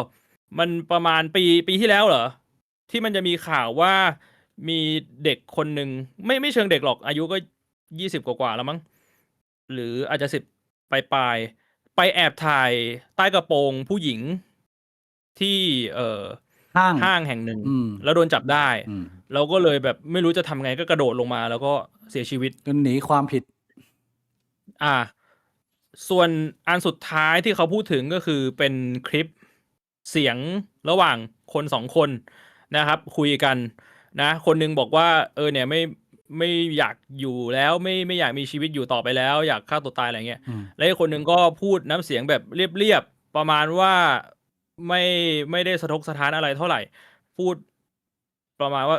ถ้าพี่ไม่อยากอยู่แล้วเนี่ยก่อนที่พี่จะลงมือทำอะไรเนี่ยพี่มาเลี้ยงข้าวผมได้ไหมหรือพี่โอนเงินมาให้ผมได้ไหมเขาก็นำเสนอในมุมที่ว่ามันไม่มีความเห็นใจในเพื่อนมนุษย์เลยอะไรแบบนี้เหรอคนหนึ่งเขากำลังแบบคิดจะฆ่าตัวตายอะไรแบบนี้อันนี้ผมอธิบายถึงเนื้อหาในคลิปของโอคารุโตะคุงนะซึ่งอย่างที่บอกมันยาวเพราะฉะนั้นผมก็จะสรุปมาให้นะครับทีนี้ผมพูดตรงๆนะอันนี้พูดตรงๆนะผมพยายามยึดหลักเรื่องของการที่โอเคเราจะฟังความสองข้างเพราะฉะนั้นผมก็เลยไม่ได้พูดอะไรหรือผมไม่ได้ดูคลิปแล้วก็ออกมารีแอคเพราะผมมองว่าโอเคผมอยากรู้ว่าในมุมของฝั่งข่าวปลดเนี่ยเขามีมุมมองไงบ้างซึ่งถ้าสมมุติว่าใครที่ตามเนี่ยข่าวปลดเนี่ยเหมือนตอนนี้เขาออนทัวร์ไปที่ภาคเหนือใช่ไหมผมไม่รู้เขากลับมายังแล้วก็ตอนที่คลิปนี้ออกมาเนี่ยวันที่16เนี่ยตอนกลางคืนผมเข้าใจว่าเขาก็เปิดไลฟ์เลยแล้วไลฟ์ยาวตั้งแต่6 โมงเย็นถึงประมาณตี 4แต่ผมไม่ได้ดูตั้งแต่6 โมงเย็นผมดูตอนเที่ยงคืนผมจำไม่ได้ว่าวันนั้นทำอะไรแต่ว่าจำได้ว่าเริ่มดูตอนเที่ยงคืนแล้วก็ดูยาวยันตี 4ซึ่ง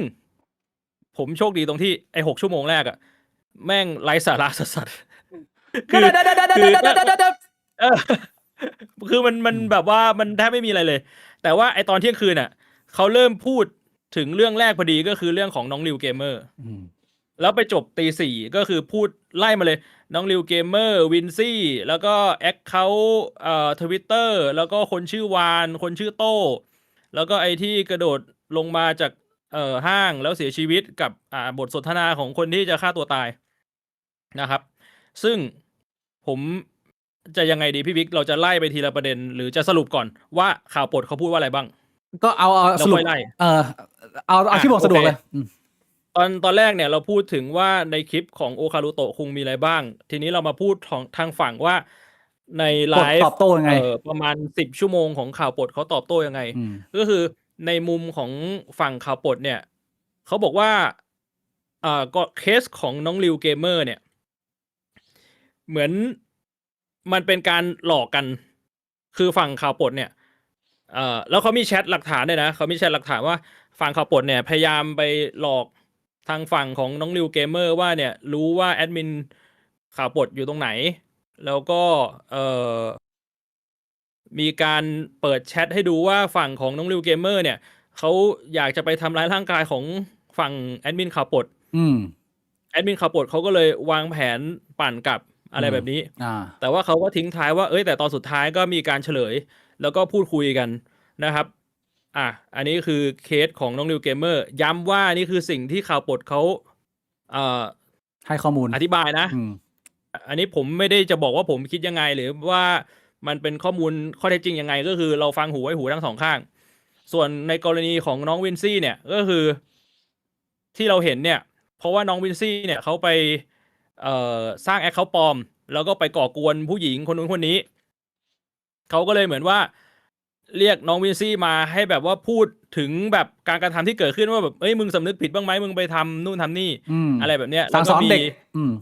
สั่งให้แบบว่าขอโทษทำคลิปขอโทษ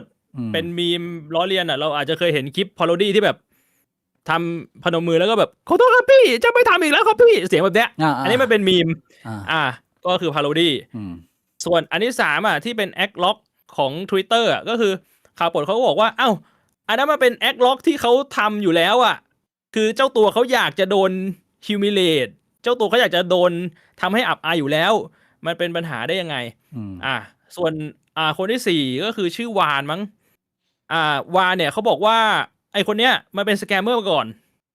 แต่ว่าที่เขาเอามาทำคอนเทนต์เนี่ยไม่ใช่เพราะว่าไปจับได้ว่ามันเป็นสแกมเมอร์นะคืออดีตมันเคยเป็นสแกมเมอร์แล้วเหมือนตอนที่ไปเจอคือมันหนีออกจากบ้านมั้ง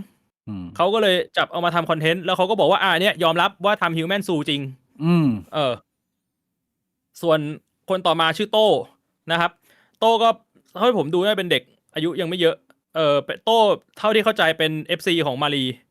แล้วมันมีช่วงที่มารีกับข่าวปลดมีปัญหากันใช่ปะทะเลาะกันแล้วโต้เข้ามาในDiscord เองใช่ไหมเข้ามาแล้วก็มากลางมาทำตัวแบบว่าพูดเสียงอะไรอย่างเงี้ยแหละหยาบคายเหมือนมาถึงที่แล้วคุยไปคุยมาก็ไม่รู้ว่ารายละเอียดยังไงก็บอกโต้ว่าโต้มึงทำงั้นดิมึงทำงี้ดิให้เงินโต้ได้ไป 2,000โต้ก็เลยแบบเชี่ยได้เงินมาอีกรอบอะไรอย่างงี้อันนี้คือที่ฝั่งข่าวปลดเขาอธิบายส่วนไออันที่บอกว่ามีคนกระโดดตึกลงมาแล้วก็เสียชีวิตเพราะว่าไปถ่ายใต้กระโปรงคืออันนั้นผมจำรายละเอียดไม่ได้แต่ว่าเขาอธิบายอยู่ว่าอันนั้นปั่นคือมันไม่ได้มีความเกี่ยวข้องกับเพจข่าวปลดหรือมันแบบอะไรไม่รู้ผมก็ไม่ชัวร์แต่คือเขาบอกว่ามันเป็นข้อมูลที่มันปั่นแล้วในคลิปมีอธิบายอยู่มั้งว่าหลักฐานคืออะไรส่วนอันสุดท้ายที่แบบว่าเพจข่าวปลดก็บอกว่าคลิปเสียงที่ของคุณโอคารุโตะคุงเอามาเปิดที่มันเป็นคน2คนคุยกันเรื่องจะฆ่าตัวตายมาเป็นเพื่อนกันแล้วมาโรลเพลย์คนหนึ่งก็คือเบสแอดมินข่าวปลดอีกคนชื่อกุนเชียงก็คือรู้จักกันอยู่แล้วอยู่ในห้องเหมือนอยู่ในห้อง Discord นั่งเล่นเกมแล้วเบื่อก็แบบคุยกันว่าเชี่ยกูอยากฆ่าตัวตายแล้วแบบเฮ้ยมึงอย่าเพิ่งฆ่าตัวตายมึงโอนเงินมาให้กูก่อนอะไรเงี้ยมึงอารมณ์เพื่อนคุยกัน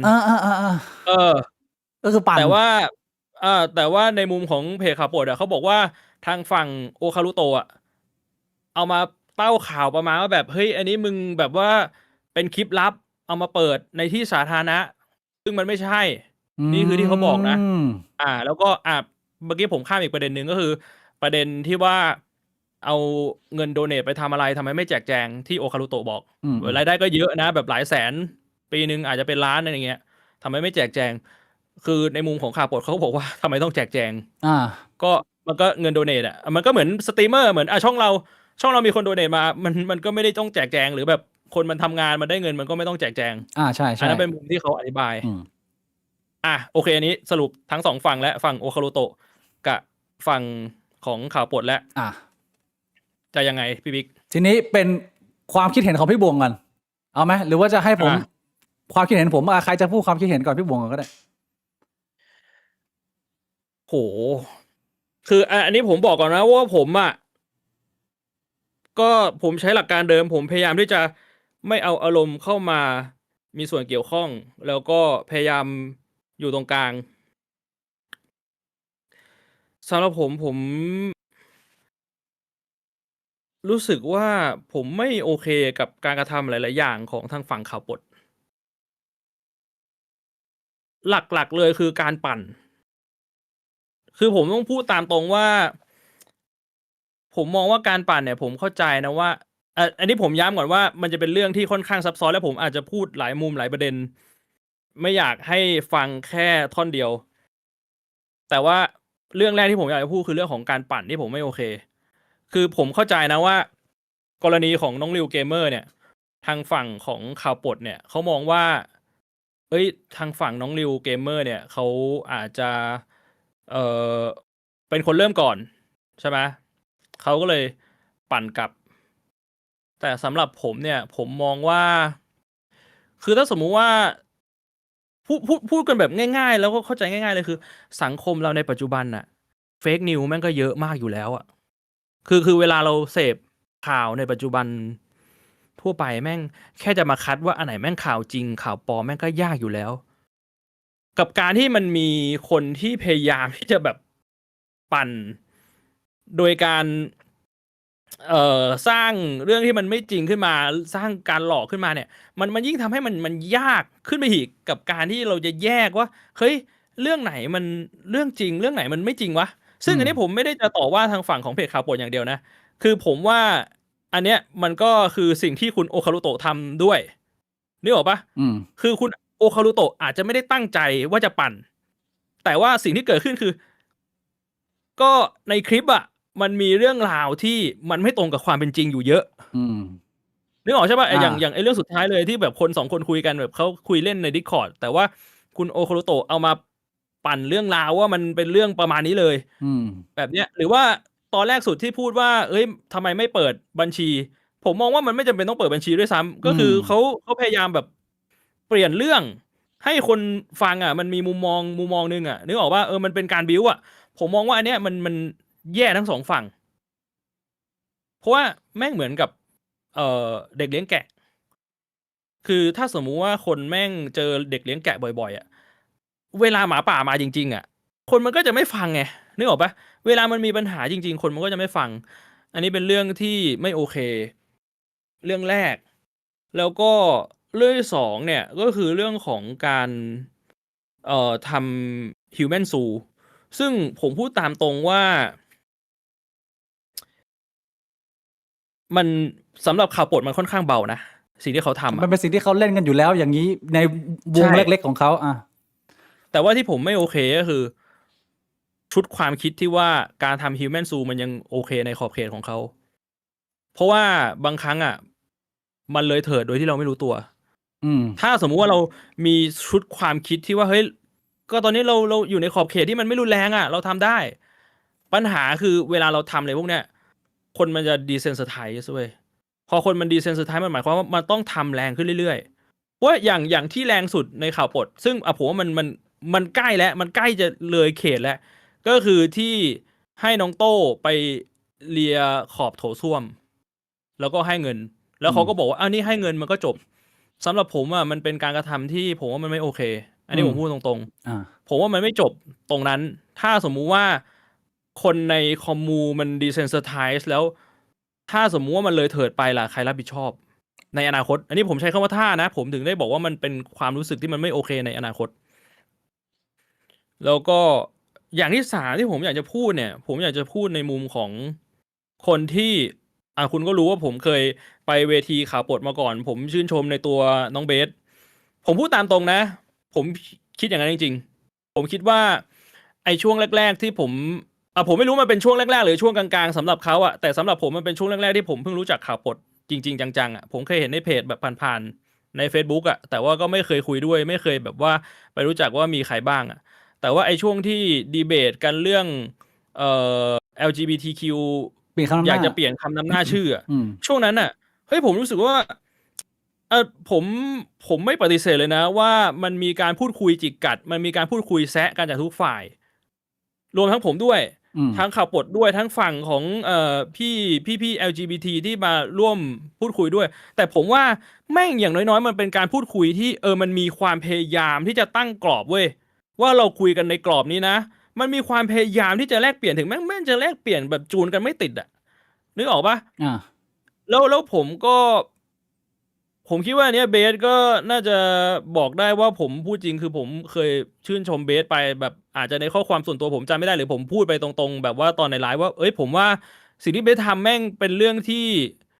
หาได้ยากนะ ถือว่าเป็นคนมีความสามารถคนหนึ่งอ่ะคือถ้าใช้ความสามารถนี้ให้มันเป็นประโยชน์ต่อสังคม แล้วมันทำเงินได้ด้วยมันดีต่อเราด้วยมันก็ดีกับทุกฝ่าย เออ อันนี้ในมุมผม อืม ประมาณนี้คร่าว โอเค ๆพี่บิ๊กว่าไง ในมุมผมเนี่ย ผมก็รู้จักโอคาโรโตะคุงแบบเป็นเหมือนผู้ชมคนหนึ่งแล้วก็ไม่ได้ตามเยอะนะ ก็เห็นปรากฏการณ์อลังการงานสร้างออกคลิปมาวันเดียว คนดูเป็นแสน คอมเมนต์ 5,000 โดเนทเงินกันถล่มทลาย มันเป็นปรากฏการณ์ที่น่าสนใจว่า ไอเชี่ยปกติคลิปเขาอะไม่ระเบิดอย่างนี้นะ แต่พอทำเรื่องข่าวปลดเนี่ยอาจจะเป็นเนื้อหาข้างในด้วยที่อาจจะนำเสนอแบบ โอ้โหแม่งดาร์กมากเลย คนมันก็อาจจะมีอารมณ์ร่วมส่วนหนึ่ง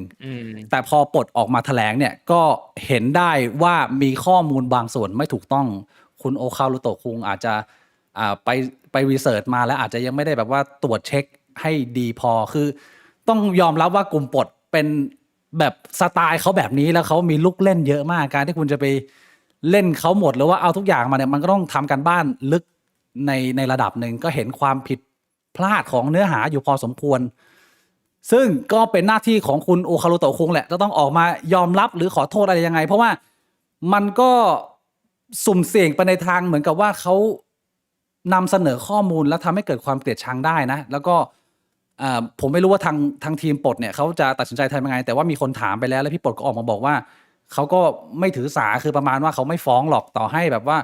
บางข้อมูลบางข่าวเนี่ยมันอาจจะผิดไปก็คือ เรียกว่าก็พูดคุยแก้ประเด็นกันไปเป็นประเด็นทำคลิปตอบโต้อะไรประมาณเนี้ยก็อันนี้คือส่วนของมุมของคุณโอคารุโตะคุงก็อาจจะต้องไปดูการนำเสนอเพิ่มเติมว่าดีเทลตรงไหนเนี่ยมันผิดพลาดซึ่งผมไม่ได้คิดว่ามันเป็นความผิดพลาดแบบด้วยเหตุจงใจนะเพราะว่าหลากหลายอย่างก็คือเป็นเรียกว่ากับดักอะที่เขาปั่นทิ้งเอาไว้อะคนภายนอกถ้าไม่รู้จักเลยมันก็ไม่รู้ไงว่าไอ้เหี้ยจะรู้ได้ไงว่ามึงเป็นเพื่อนกันคุยกันแบบนี้ใครมันจะทำอะไรแบบนี้วะแต่ว่ามันมีกลุ่มคนแบบนี้แม่งทำเล่นกันอยู่แล้วคนข้างนอกก็หยิบมาใช้เป็นแมทเทอเรียลซึ่งโอเคผมว่าเป็นหน้าที่ของคุณโอคารุโตะคุง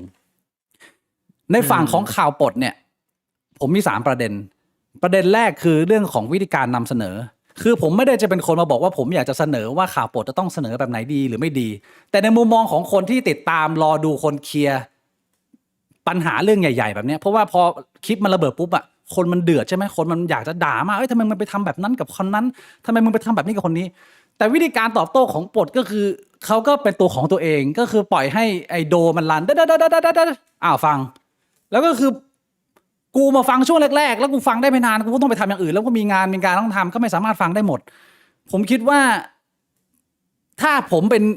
เพื่อนอยู่ข้างๆเนี่ยผมก็จะแนะนำว่าอันนี้มันเรื่องใหญ่ถ้าเกิดว่าเราชี้แจงให้มันเข้าประเด็นเลยเนี่ยมันอาจจะได้คะแนนหรือว่าเปลี่ยนความคิดคนได้ฉับไวมากกว่าคนเข้าถึงได้มากกว่าแต่พอเขาเลือกที่จะเป็นตัวของตัวเองเขาจะเสนอแบบนี้นะแล้วก็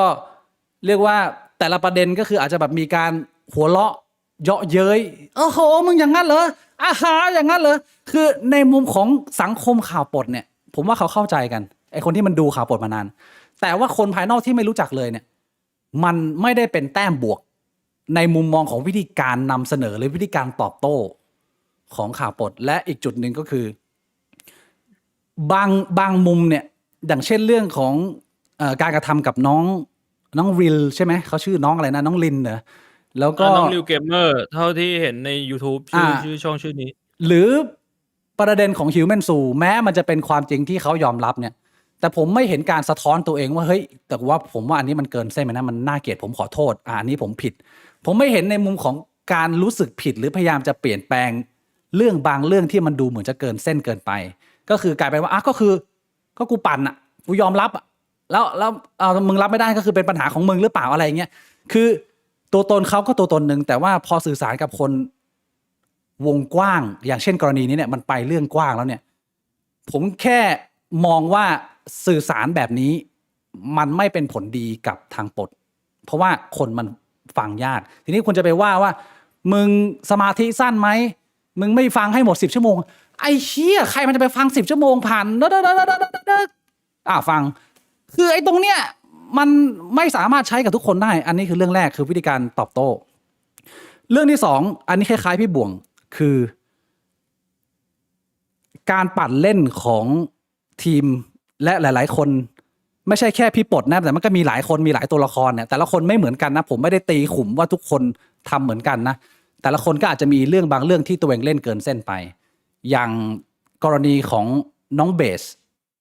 สเนี่ยที่คุยกับน้อง Real Gamer ผมดูแค่ท่อนนั้นผมดูเฉพาะข่าวนี้แล้วผมรู้สึกว่าไอ้เชี่ยอันเนี้ยมันคือการปั่นและเล่นที่เกินเส้นไปในฐานะของคุณเป็นทีมผู้ชาย 3-4 คนแล้วก็มีน้องผู้หญิงคนหนึ่งที่อาจจะหัวรุนแรงโมโหอะไรอย่างเงี้ย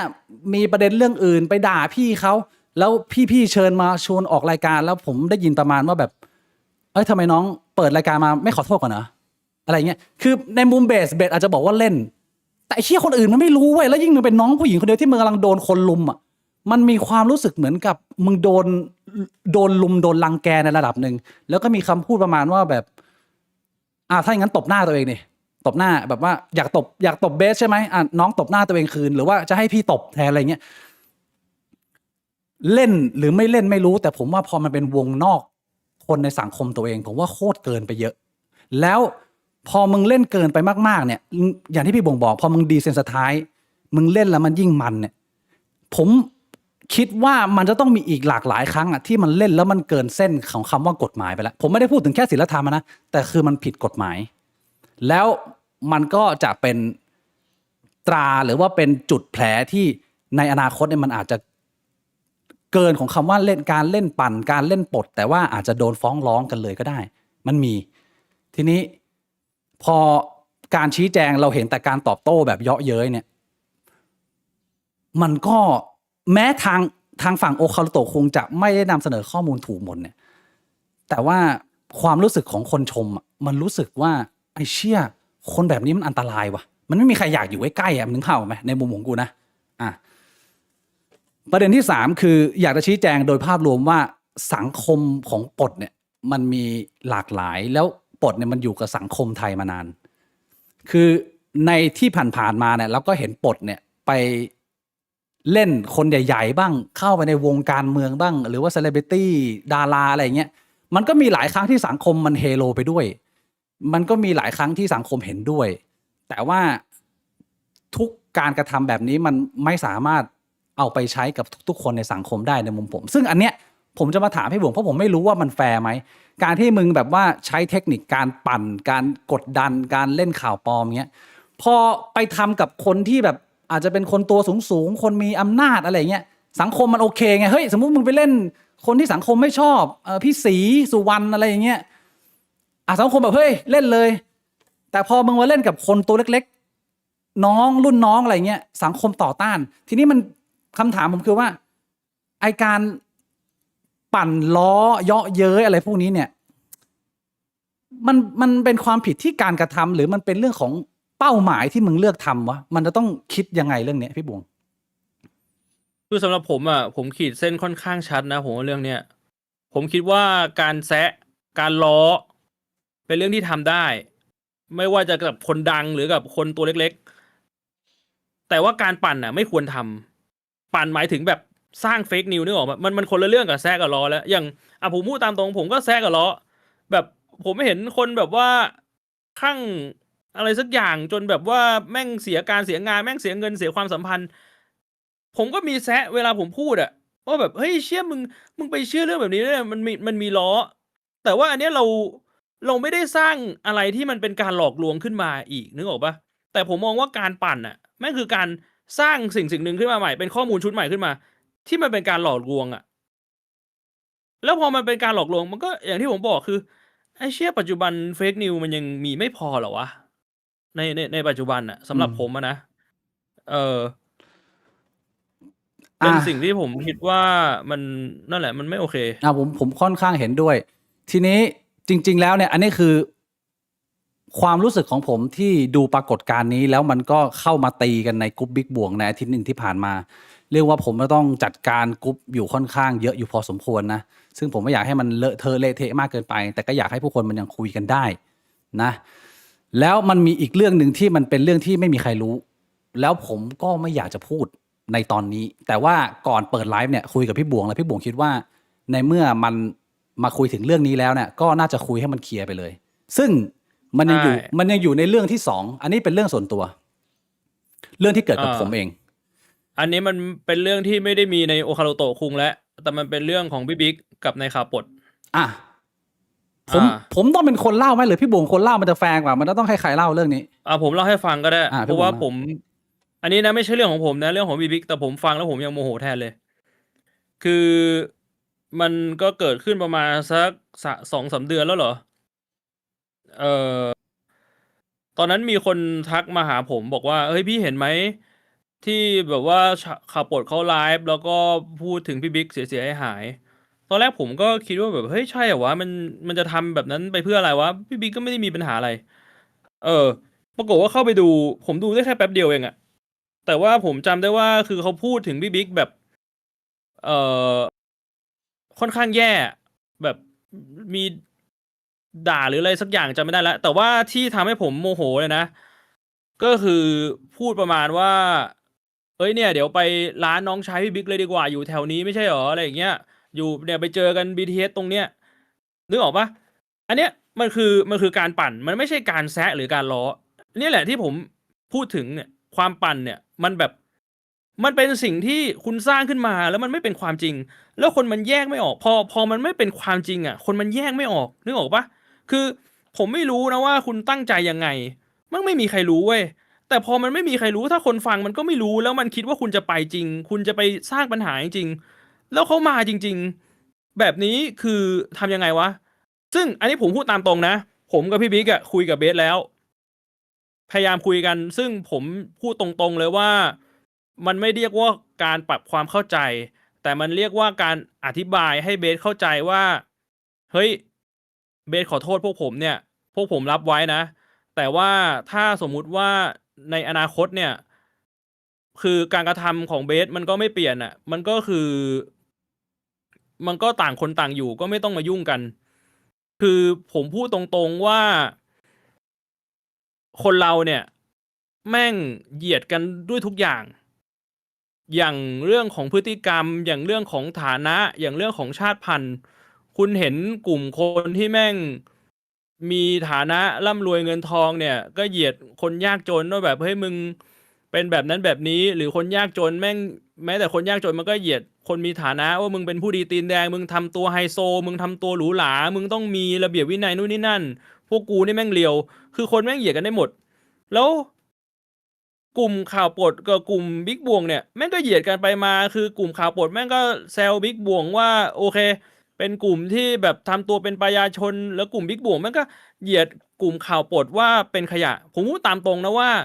ไอ้เชี่ยมันไม่สมควรทั้งคู่นะผมไม่เห็นด้วยกับการที่ไปนั่งเหยียดไปนั่งเหมารวมผมย้ำอยู่เสมอว่าคนเราแม่งควรดูที่การกระทำแล้วก็ใช้เหตุผลเราควรที่จะลดเรื่องอารมณ์ให้มากที่สุดเท่าที่จะเป็นไปได้ถึงแม้ว่าเราจะเป็นมนุษย์เราจะเป็นสัตว์เรามีจิตใจอ่ะเราก็พยายามลดให้มากที่สุดคือผมอยากจะอธิบายถึงเรื่องที่ว่าคุยกับเบสเพิ่มนิดนึงคือเบสเขาก็พูดตรงๆว่าเขาขอโทษว่าเขาเล่นล้ำเส้นเกินไปจริงๆตอนที่ผมคุยกับเขาคำแรกเขาก็บอกเขาขอโทษเลยแต่ว่าเนี่ยผมรู้ว่าเบสฟังคลิปนี้อยู่แล้วผมก็อยากจะย้ำให้ฟังว่าก็พอมันปั่นผมไม่รู้ว่าอะไรจริงอะไรไม่จริงเลยกับคำพูดที่ว่าเบสบอกว่าเบสเห็นผมเป็นพี่เนี่ยเบสบอกว่าอันนั้นเนี่ยผมขอโทษและล้ำเส้นไปเนี่ยผมพูดตามตรงนะว่าผมยินดีที่จะรับเอาไว้แล้วผมหวังว่ามันจะเป็นสิ่งที่เบสต้องการจะพูดกับผมกับบิ๊กจริงๆแต่ว่าผมไม่รู้เลยว่าแม่งจริงหรือเปล่าแล้วแม่งเป็นสิ่งที่ค่อนข้างเศร้าเพราะว่าผมยืนยันตรงนี้ได้เลยว่าสิ่งที่ผมเห็นในตัวเบสมันคือของจริงนะผมว่าเบสเป็นคนที่มีความสามารถแล้วก็เอาไปใช้ในทางที่ดีได้แล้วก็อยากจะย้ำอีกครั้งกับเบสเหมือนเดิมที่ผมพูดไปว่าคำขอโทษมันสำคัญแต่สิ่งที่สำคัญกว่าก็คือแล้วคุณรู้หรือไม่ว่าสิ่งที่คุณทำพลาดไปที่มันล้ำเส้นไปมันคืออะไรและในอนาคต คุณจะเปลี่ยนแปลงมันไหมคือผมพูดตามตรงว่าคนเราอ่ะแม่งไม่ใช่คนดีตั้งแต่เกิดและแม่งก็ไม่ใช่คนชั่วตั้งแต่เกิดเพราะฉะนั้นมันหมายความว่าพฤติกรรมมันเปลี่ยนได้ อืม ผมไม่ได้อยากจะให้โอกาสหรือไม่ได้อยากจะตัดโอกาสใครผมไม่มีสิทธิ์แต่ผมแค่เข้าใจธรรมชาติของคนว่าคนเราอ่ะมันก็เปลี่ยนกันได้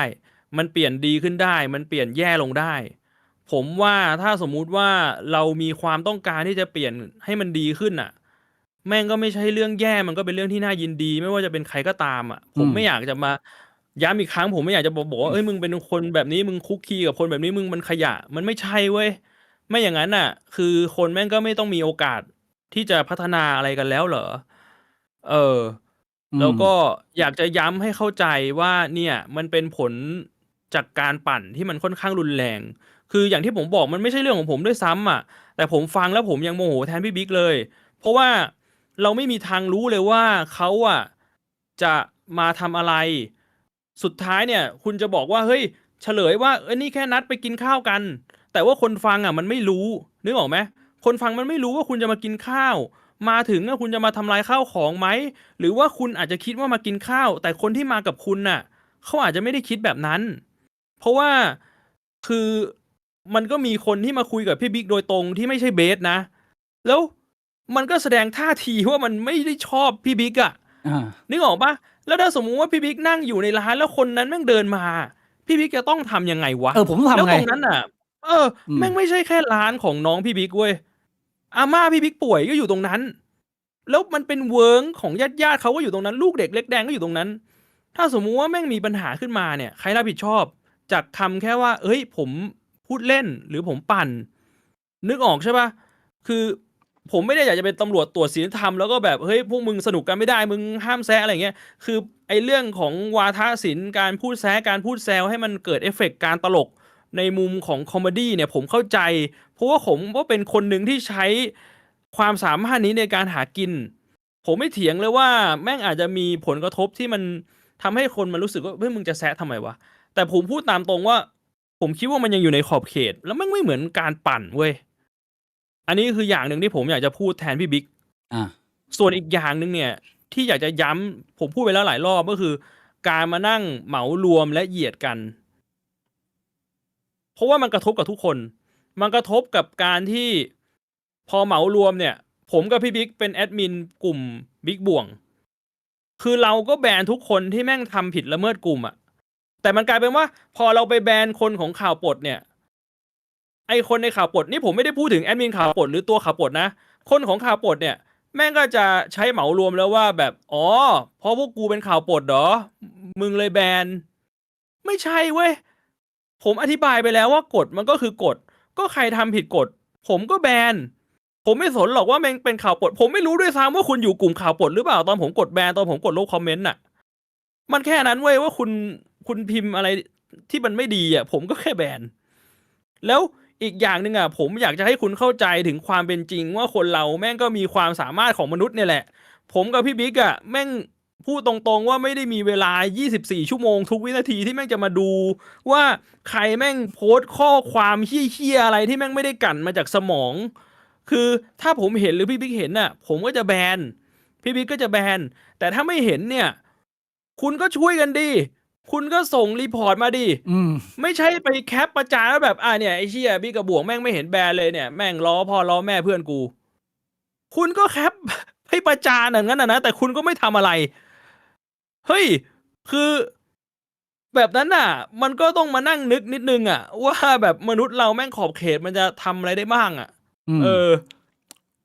ซึ่งตรงนี้ผมพูดตามตรงว่าผมคิดว่าเดี๋ยวแม่ง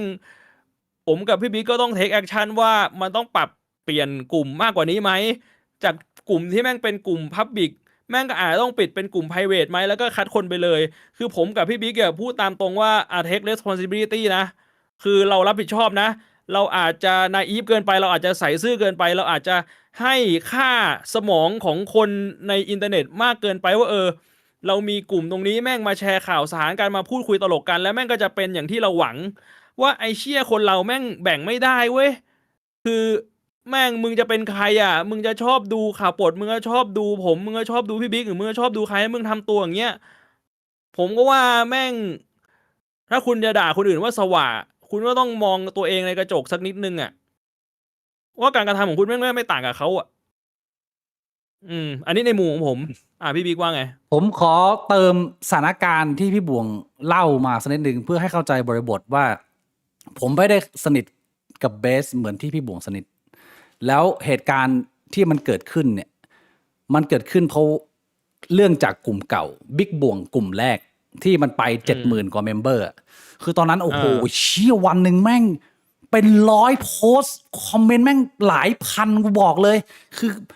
คนมันแชร์กันเยอะมากเว้ยแล้วมันเป็นปัญหาเพราะว่าเบสกับเหล่าลูกสมุนเขาเนี่ยชื่อก็คือเบนซ์เนี่ยพูดตรงๆชื่อแม่งเห็นอยู่แล้วเบสเบนซ์เนี่ยก็เข้ามาปั่นกันอยู่ข้างในเนี่ยมาเล่นสนุกซึ่งผมเข้าใจเบสผมไม่มีปัญหาแต่ว่าพอปั่นเยอะๆคนในคอมมูมันอยู่ไม่ได้มันก็ส่งอินบ็อกซ์มาหากูวันละ 40-50 อันบอกพี่แบบนี้ผมอยู่กันไม่ได้นะพี่จะปล่อยให้คนเขาทำแบบนี้กันเลยผมก็ต้องทำการลบอันไหนที่ผมคิดว่าเบสเล่นแล้วสนุกตลกผมก็เอาแปะเอาไว้ผมไม่ได้ลบทุกอันแต่ว่ามันมีหลายอันนะที่มันโดนลบแล้วสิ่งที่มันเกิดขึ้นนะว่าไอ้พวกเนี้ยพอแม่งโดนลบปุ๊บแม่งทำใจไม่ได้แม่งแค้นแม่งก็ยิ่งโมโหกลายไปว่ามันก็คือเกิดเป็นไลฟ์หนึ่งที่เบสเนี่ยเอาเข้าไปพูดว่าเฮ้ยโอ้โหแม่งเซนซิทีฟว่าบิ๊กบ่วงอะไรมาเนี่ยเฮียแล้วไลฟ์นั้นอ่ะผมก็ไม่ได้เข้าไปดูมีคนตัดมาให้ผมดูผมเห็นโดด่าแม่ผมเยอะมากแล้วผมไม่เห็นตัวผมเองและพี่บ่วงทั้งคู่เนี่ยแม้เราจะดูอะไรมาเยอะกูยังดูไม่ออกเลยว่ามึงปั่นหรือมึงเล่นหรือมึงอะไรแต่ว่าอย่างแรกคือกูเห็นว่ามึงไม่พอใจกูมากๆที่โดนลบโพสต์โดนลบคอมเมนต์อะไรแบบนั้นแล้วพอสุดท้ายไปเป็นว่าโดนเรียกระดมพลให้มาบุกที่ร้านเนี่ยในมุมผมคุณจะให้ผมทำยังไงผมมองคิดไปนี่ว่าเฮ้ยมึงจะแค่พูดเล่นเหรอวะหรือมึงมาจริงเปล่าวะแต่ว่าในเนี้ยคือด่าแม่กูเละกันเละแล้วนะแล้วก็เดี๋ยวไปเจอกันที่นี่ผมมองว่าถ้าคุณมีปัญหากับผมคุณก็พูดคุยกับผมตรงๆอันนี้เส้นนี้ปล่อยวางให้ค่อนข้างไกลแต่ถ้ามายุ่งกับครอบครัวอันนี้สำหรับผมนี่คือโคตรเกินเส้นอาม่าผมเป็นอัมพาตนอนอยู่ญาติผู้ใหญ่ผมดูแลอยู่น้องชายผมเพิ่งเปิดร้านมึงทำแบบนี้มึงจะให้กูแบบว่าระเบิดตัวเองตายเข้าไปใส่กับมึงอะถ้าเกิดว่ากูเจอพวกมึงเดินมา 4-5 คนอะในความรู้สึกของผมตอนที่ฟังไลฟ์เนี่ยตัวเองโดนด่าแม่แล้วคุณจะมาบุกที่ร้านผมไม่รู้จะทำยังไงเลยเพราะว่าในใจหนึ่งผมคิดว่าผมต้องโทรไปบอกให้ญาติและน้องชายผมเตรียมรับมือไหมผมคิดอยู่สักพักหนึ่งผมก็ทำไม่ได้เพราะว่าถ้าเกิดว่ามันไม่มาก็คืออะไรก็คือมึงปั่นกูแล้วน้องกูกับญาติกูต้องมานั่งระวังว่าจะมีคนมาบุกร้านใครวะเนี่ยใครจะมาบุกวะพอผมมองว่าตัวเองเป็นปัญหาที่จะทำให้คนในครอบครัวเนี่ยจะต้องเดือดร้อนเนี่ยมันมีช่วงเวลาของความฟิลขาดเลยซึ่งผมเข้าใจว่ามันอาจจะเกิดขึ้นกับคนอื่นได้ด้วยอย่างเช่นน้องริวเกมเมอร์ที่อาจจะเป็นเด็กผู้หญิงเป็นโวกหรือว่าอาจจะหัวรุนแรงอยากจะตบพี่เบสอะไรเงี้ยมันสามารถลิงก์ได้ว่าขนาดกูโตกว่าน้องเขาเยอะกูยังจะฟีลขาดเลยเพราะว่ามึงเล่นแบบนี้แต่สุดท้ายเขาอาจจะมาหรือไม่ได้มาอันนี้ผมไม่ทราบมาแบบนี้เราไม่รู้แต่ความรู้สึกไม่ปลอดภัยและรู้สึกว่าเล่นเกินเส้นของพวกเขาเนี่ยมันเข้ามาอยู่ในใจผมแล้วแต่ผมไม่เคยคุยกับพี่บ่วงเรื่องนี้เลยผมไม่เคยบอกให้พี่บ่วงรู้ผมไม่เคยบอกให้ที่บ้านรู้เลยเพราะว่าแค่บอกมันก็เป็นเรื่องใหญ่แล้วเว้ยสำหรับคนในครอบครัวผมเพิ่งจะมาคุยกับพี่บ่วงก็คือเมื่อมีเหตุการณ์โอคารุโตะคุงนี่แหละแล้วก็เลยบอกพี่บ่วงรู้ว่าเฮ้ยมึงรู้ไหมว่ามันเกิดเรื่องแบบนี้พี่บ่วงก็ทราบแล้วก็เลยคุยกันซึ่งสุดท้ายแล้วเนี่ยเราได้มีการพูดคุยกับเบสเป็นการส่วนตัวแล้วมีการขอโทษขอโพยกันแล้วผมไม่มีปัญหาย้ำอีกครั้งหนึ่งอย่าให้มันไปถึงขั้นครอบครัวเลยอันนี้ผมขอนะไม่ว่าจะเกิดขึ้นกับใครกับเคสไหนก็ตามมันเกินเส้นไปมากสำหรับผมและผมก็ไม่ได้รู้สึกว่าเบสเป็นคนเลวร้ายขนาดนั้นแต่สิ่งที่มันเป็นปัญหาคือคอมมูนิตี้ในปดที่มึงปั่นเล่นแล้วมันมีเด็กเกรียนๆเยอะเหมือนอะไร FC มาลีอะไรที่เคยเขาพูดกันน่ะมึงคุมคนในคอมมูมึงยังไงกับการปั่นที่เกินเส้นแล้วบางคนอาจจะไม่เข้าใจแล้วผมเราต้องระแวงไปนานแค่ไหนเรื่องพวกนี้ผมอยากฝากเอาไว้ว่า การปั่นเล่นการเยาะเย้ยสนุกเนี่ย แม้มันจะไม่ผิดกฎหมายเนี่ย หรืออาจจะผิดศีลธรรมไหมไม่รู้อ่ะ แต่นี่คือความรู้สึกของคนที่เรียกว่าโดนแล้วกัน อาจจะไม่ได้โดนเยอะ อาจจะไม่ได้โดนจริง แต่มันไม่ใช่คนจำนวนมากที่มันจะเข้าใจการเล่นแบบลึกขนาดนี้ ในมุมที่คุณเรียกว่ามันเป็นการเล่น เพราะฉะนั้นก็อยากฝากให้ทางเบสแล้วก็คนที่อยู่ในคอมมูรวมถึงคนที่อาจจะไม่เข้าใจสถานการณ์นี้เลย อาจจะมีความโมโหมากให้ใจเย็นๆแล้วก็พยายามทบทวนว่า เรากำลังจะเล่นเกินเส้นกันไปแล้วไหมเราจะคุยกันได้ไหมหรือว่ามันจะต้องมีการปรับเปลี่ยนอะไรยังไงเนี่ย ผมไม่อยากให้มันมีเรื่องแล้วผมอยากให้ทุกอย่างมันแฮปปี้ไปอย่างที่มันเคยเป็นนะ อันนี้คือในมุมผม อืม อืม ก็ ก็อ่ะ เรื่องราวมันก็น่าจะประมาณนี้ แล้วก็ผมอยากปิด เออ ท้ายไม่ให้มันตึงมากๆ ก็คือหลากหลายคนที่โดนแบนไปแล้วไม่พอใจ แล้วก็ตอนนี้ก็คือแคปแขวนด่ารัวๆนะเขาก็จะโยนคำนี้กลับมาบ่อยๆ ว่าไหนมึงบอกว่ามึงโปรฟรีสปีชไงก็คืออยากจะมาคุย อันนี้ผมบอกก่อนเลยกูไม่โปรฟรีสปีด อ่ะ ฟรีสปีดน่าไปคุยกับพ่อมึง อืม สำหรับกูไม่โปรฟรีสปีด อันนี้คือพี่บุ๋ม สำห ไม่ รับ โปร กูคือทุกคนพูดอะไรอ่ะมันก็ต้องมีผลของการกระทำถ้ากูโปรฟรีสปีดก็คืออย่างที่บอกก็คือใครจะมาบอกว่าจะมาบ้านกูมาตบหัวพ่อกูก็ได้เหรอแล้วก็บอกว่าฟรีสปีดงี้เหรอมึงก็ไปโปรกับพ่อมึงงี้กูบอกว่าเดี๋ยวกูไปเย็ดแม่มึงกูจะเย็ดตูดมึงด้วยแบบเนี้ยคุณก็ไม่ต้องทำอะไรเหรอสมมุติแบบผมไปด็อกใครก็ไม่รู้ผมเรียกคนไป5 คนไปยืนล้อม แล้วก็บอกว่าแบบเนี่ยเดี๋ยวกูจะเข้าไปในบ้านมึงกูจะไปทำนู่นทำนี่ก็ฟรีสปีดเหรอไม่ฟรีไอ้เหี้ยคำว่าฟรีสปีดนี่ผมโคตรเกลียดเลยผมบอกให้ อืม คนเราพูดอะไรอ่ะ แม่งมึงก็ต้องผ่านสมองปะวะ อืม มึงเป็นมนุษย์อ่ะไอ้เชี่ยสัตว์ประเสริฐอ่ะมึงเคยได้ยินปะ อืม แล้วถ้าสมมุติว่าใครมาบอกว่าเฮ้ยผมปั่นผมสำเร็จ ผมหัวร้อนเหรอผมก็จะบอกใครว่า เฮ้ยที่ผมหัวร้อนที่ผมมีอารมณ์อ่ะเพราะว่าผมให้คุณค่ากับความสามารถคุณจริงๆนะผมให้คุณค่ากับคอมมูนิตี้ของคุณที่ผมเคยเห็นจริงๆนะว่าผมเห็นว่ามันมีคุณค่า แต่ถ้าสมมุติว่าคุณจะมาลูกแค่ว่าปั่นสำเร็จแล้วหัวร้อน ผมก็บอกเลยว่า มันก็แค่นั้นน่ะ ก็ถ้าคุณคิดว่าตัวคุณเองมาได้แค่เนี้ยผมก็จะได้เข้าใจว่าโอเค คุณต้องการอยู่กันอย่างนั้น แล้วผมก็จะไม่ยุ่งแค่นั้นมันก็จบตรงนี้ อืม อันนี้คือในมุมพี่บวง ส่วนในมุมผมเนี่ย ผมเคยถูกเชิญไปที่รายการปลดแล้ว เป็นคำถามเดิมที่เขาเคยถามแล้ว แต่ว่าแม่งไม่มีใครฟัง ผมจะอธิบายทีหนึ่งฟรีสปีชที่ผมพูดมาหลายครั้งเนี่ย เอาคำวิชาการก่อน คือวิชาการเนี่ยฟรีสปีชมันเป็นค่านิยมเมืองนอกที่เขาพยายามจะผลักดันว่า ผู้คนสามารถแสดงออกความคิดเห็นของตัวเองหรือความเชื่อตัวเองได้ โดยที่ไม่ต้องโดนผลกระทบจากรัฐต้องไม่เข้ามายุ่ง ถ้าเกิดว่ามันเป็นการเอ็กซ์เพรสความรู้สึกของมึงโดยที่มันไม่ได้ไปคุกคามผู้อื่น ซึ่งในความเป็นจริงมันก็ทำยาก แต่ในมุมของผมที่ผมจะนำเสนอก็คือว่า ในหลาย ๆ สื่อหลักในเมืองไทยเนี่ยมันมีหลายเรื่องที่พูดไม่ได้เยอะ ผมรู้สึกว่าเราเป็นคนรุ่นใหม่ที่เราค่อนข้างเปิดกว้างกับหลาย ๆ เรื่อง อยากให้มันดิสคัสได้ไม่ว่าจะเป็นเรื่องเรื่องดาร์กเรื่องแย่ที่เราเคยเจอมาเรื่องศาสนา เรื่องconspiracy theory ในมุมผมผมพยายามจะสื่อไปตลอดว่า free speech ที่ผมพยายามจะนำเสนอเนี่ยมันคือสิ่งที่ผมพยายามจะทำในช่องนี้ด้วยก็คือว่ามันไม่มีหัวข้อไหนที่ผมลิมิตว่ามันพูดไม่ได้ แต่ว่ามึงต้องรู้จักวิธีการในการพูดหรือนำเสนอ หัวข้อเนี่ยผมไม่ได้ปิดคุยเรื่องนาซีก็คุยได้คุยเรื่องฮิตเลอร์คุยเรื่องสงครามการเสียชีวิตก็คุยได้หมดแต่ว่ามึงคุยยังไงมึงคุยแบบปั่นแบบเกลียดชังด่าแม่อะไรอย่างเงี้ยอันนั้นไม่ใช่ฟรีสปีชที่ผม คุยกันไม่รู้เรื่องถ้าเป็นแบบนั้น มันไม่ใช่สิ่งที่ผมจะพยายามเสนอเพราะนั้นผมหมายถึงแค่ว่าท็อปิกมันเปิดแต่ว่ามารยาทของมึงอันนั้นเป็นอีกส่วนหนึ่งที่เราก็ต้องคัดกรองเพราะว่าตอนเนี้ยในกลุ่มแม่งโดนแจ้งเตือนรัวๆเลยว่ามีคนพูดจาหยาบคายมีคนแบบว่าด่าพ่อรอแม่มีคนจะฆาตกรรมกันอะไรเงี้ยกำลังจะผิดกฎอีกแล้วนะกูต้องมานั่งแก้แม่งทุกวันเสียเวลาวันละ 4-5 ชั่วโมงแล้วจะไม่ให้กูบล็อกมึงจะให้กูทำอะไรกูก็ต้องบล็อกเปล่าวะไม่งั้นมันก็ไอ้เชี่ยกูไม่ต้องทำงานอื่นวันๆก็นั่งบล็อกพวกมึงถ้าไม่บล็อกมึงก็นั่งพิมพ์กันอยู่อย่างนั้นแล้วกูก็นั่งลบอ่ะมันเสียเวลาชีวิตเพราะฉะนั้น เออ ผมอธิบายไปแล้วในช่องข่าวปลดแล้วผมอธิบายตรงนี้ว่า it's not what you talk is how มึงพูดยังไงอ่ะแล้วก็ใช้คำพูดอะไรยังไงตรงนั้นมากกว่า แล้วถ้าเกิดว่ามันมีคอมเมนต์ไหนที่รุนแรงกับทุกฝ่ายอะผมลบหมดเพียงแต่ว่ากูเห็นหรือเปล่าเท่านั้นแหละถ้ากูเห็นกูก็ลบ ถ้ากูมาเห็นช้าหน่อยมึงก็รีพอร์ตค้างไว้ ผมพยายามจะรับผิดชอบคอมมูนิตี้นี้ให้มากที่สุดเท่าที่ผมทำได้ แต่ถ้าเกิดว่ามันยัง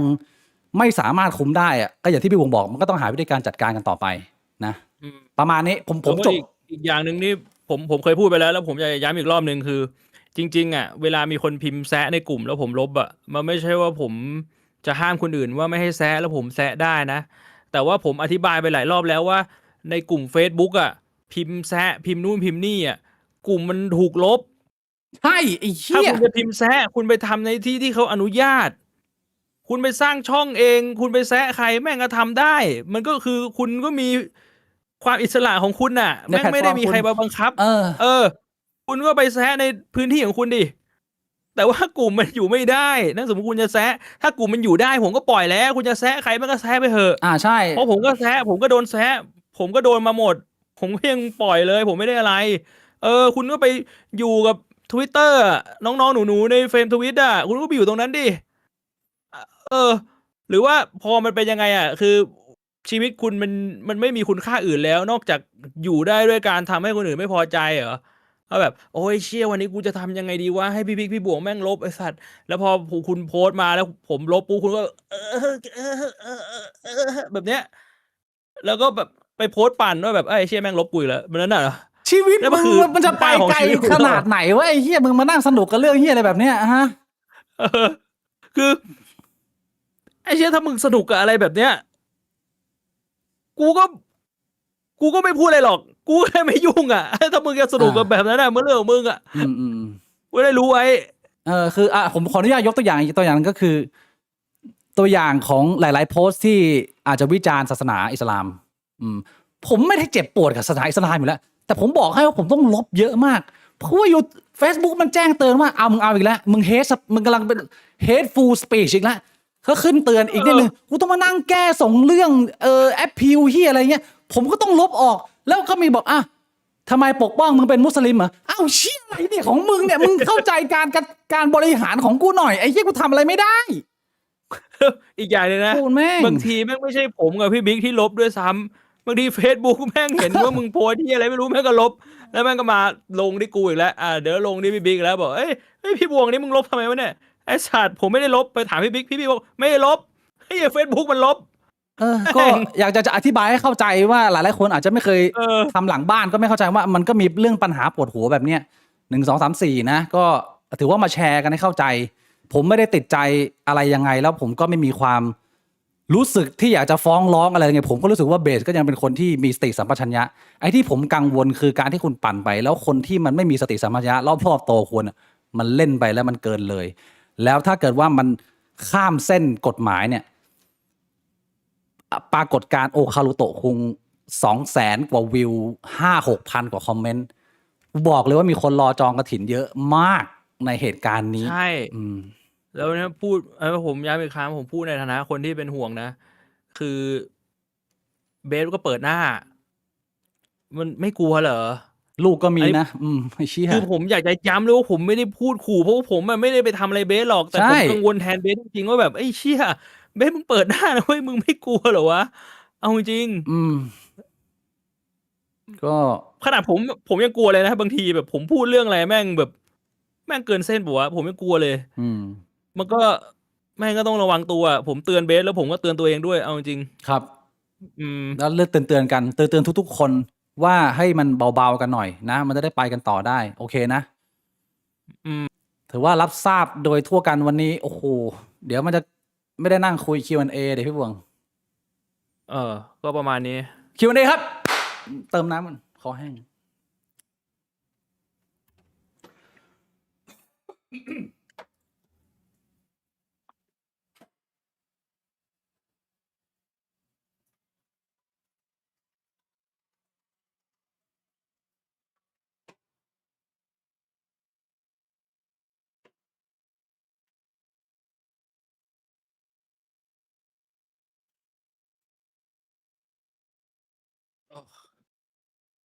รอบิ๊กเติมน้ำด้วยครับ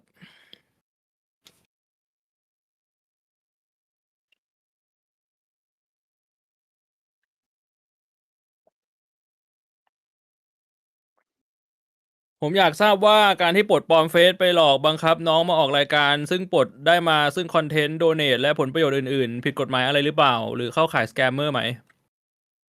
อันนี้ถ้าจะให้ผมพูดตรงๆผมไม่ทราบนะ ผมไม่ใช่นักกฎหมาย ผมไม่ใช่ทนายอ่ะ อันนี้ผมว่ามันก็ต้องไปถามคนที่มีความรู้เรื่องกฎหมาย อันนี้ผมพูดตรงๆอ่ะอะไรที่มันเกินกว่าที่ผมจะรู้อ่ะ ผมก็ไม่รู้จริงๆ Q&A ยั ค ง รับ เล่น อ้าว ยังเล่น Spirit Well อยู่ไหมพี่บวง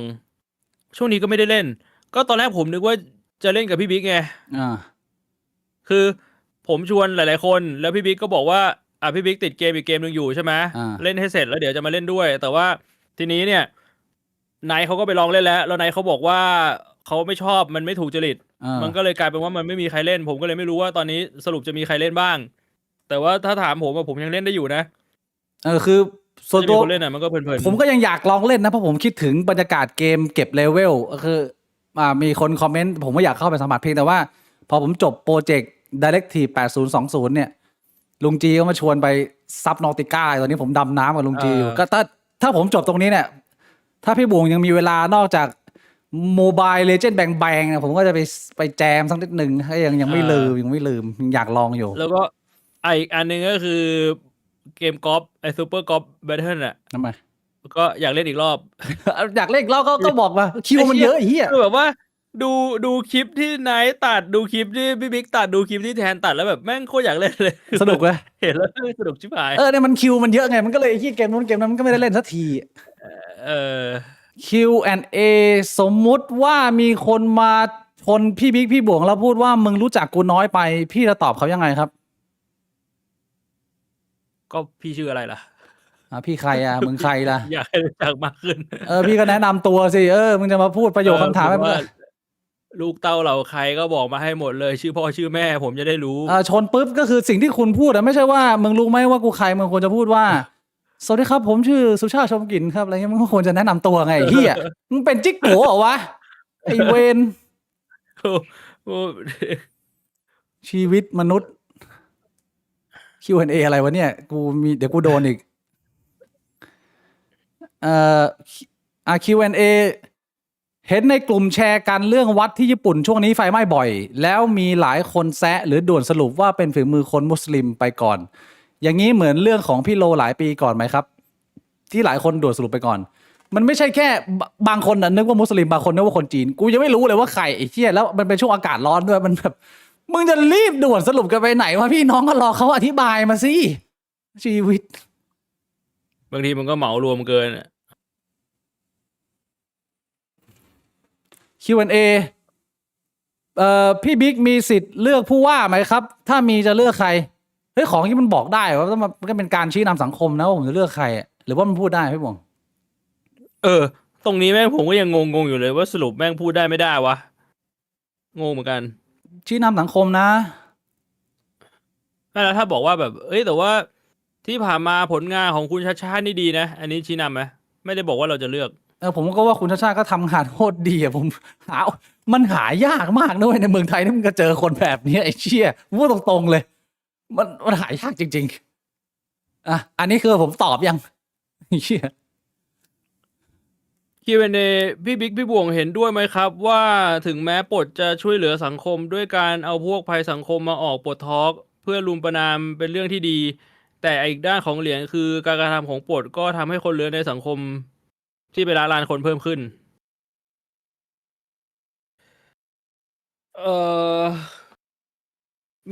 มันเกี่ยวโยงกันยังไงนะว่าพอมันมาออกแล้วบางทีคนมันอยากมาออกมันก็ต้องไปทำตัวเกรียนๆนะมันถึงจะได้มาออกปลดทอล์กอะไรเงี้ยเหรอ ก็น่าจะเป็นประเด็นเดิมแหละก็คือจัดการคนที่แบบว่าเป็นเด็กเกรียนเด็กไม่มีมารยาทด้วยวิธีการปั่น แล้วก็ทำแบบว่า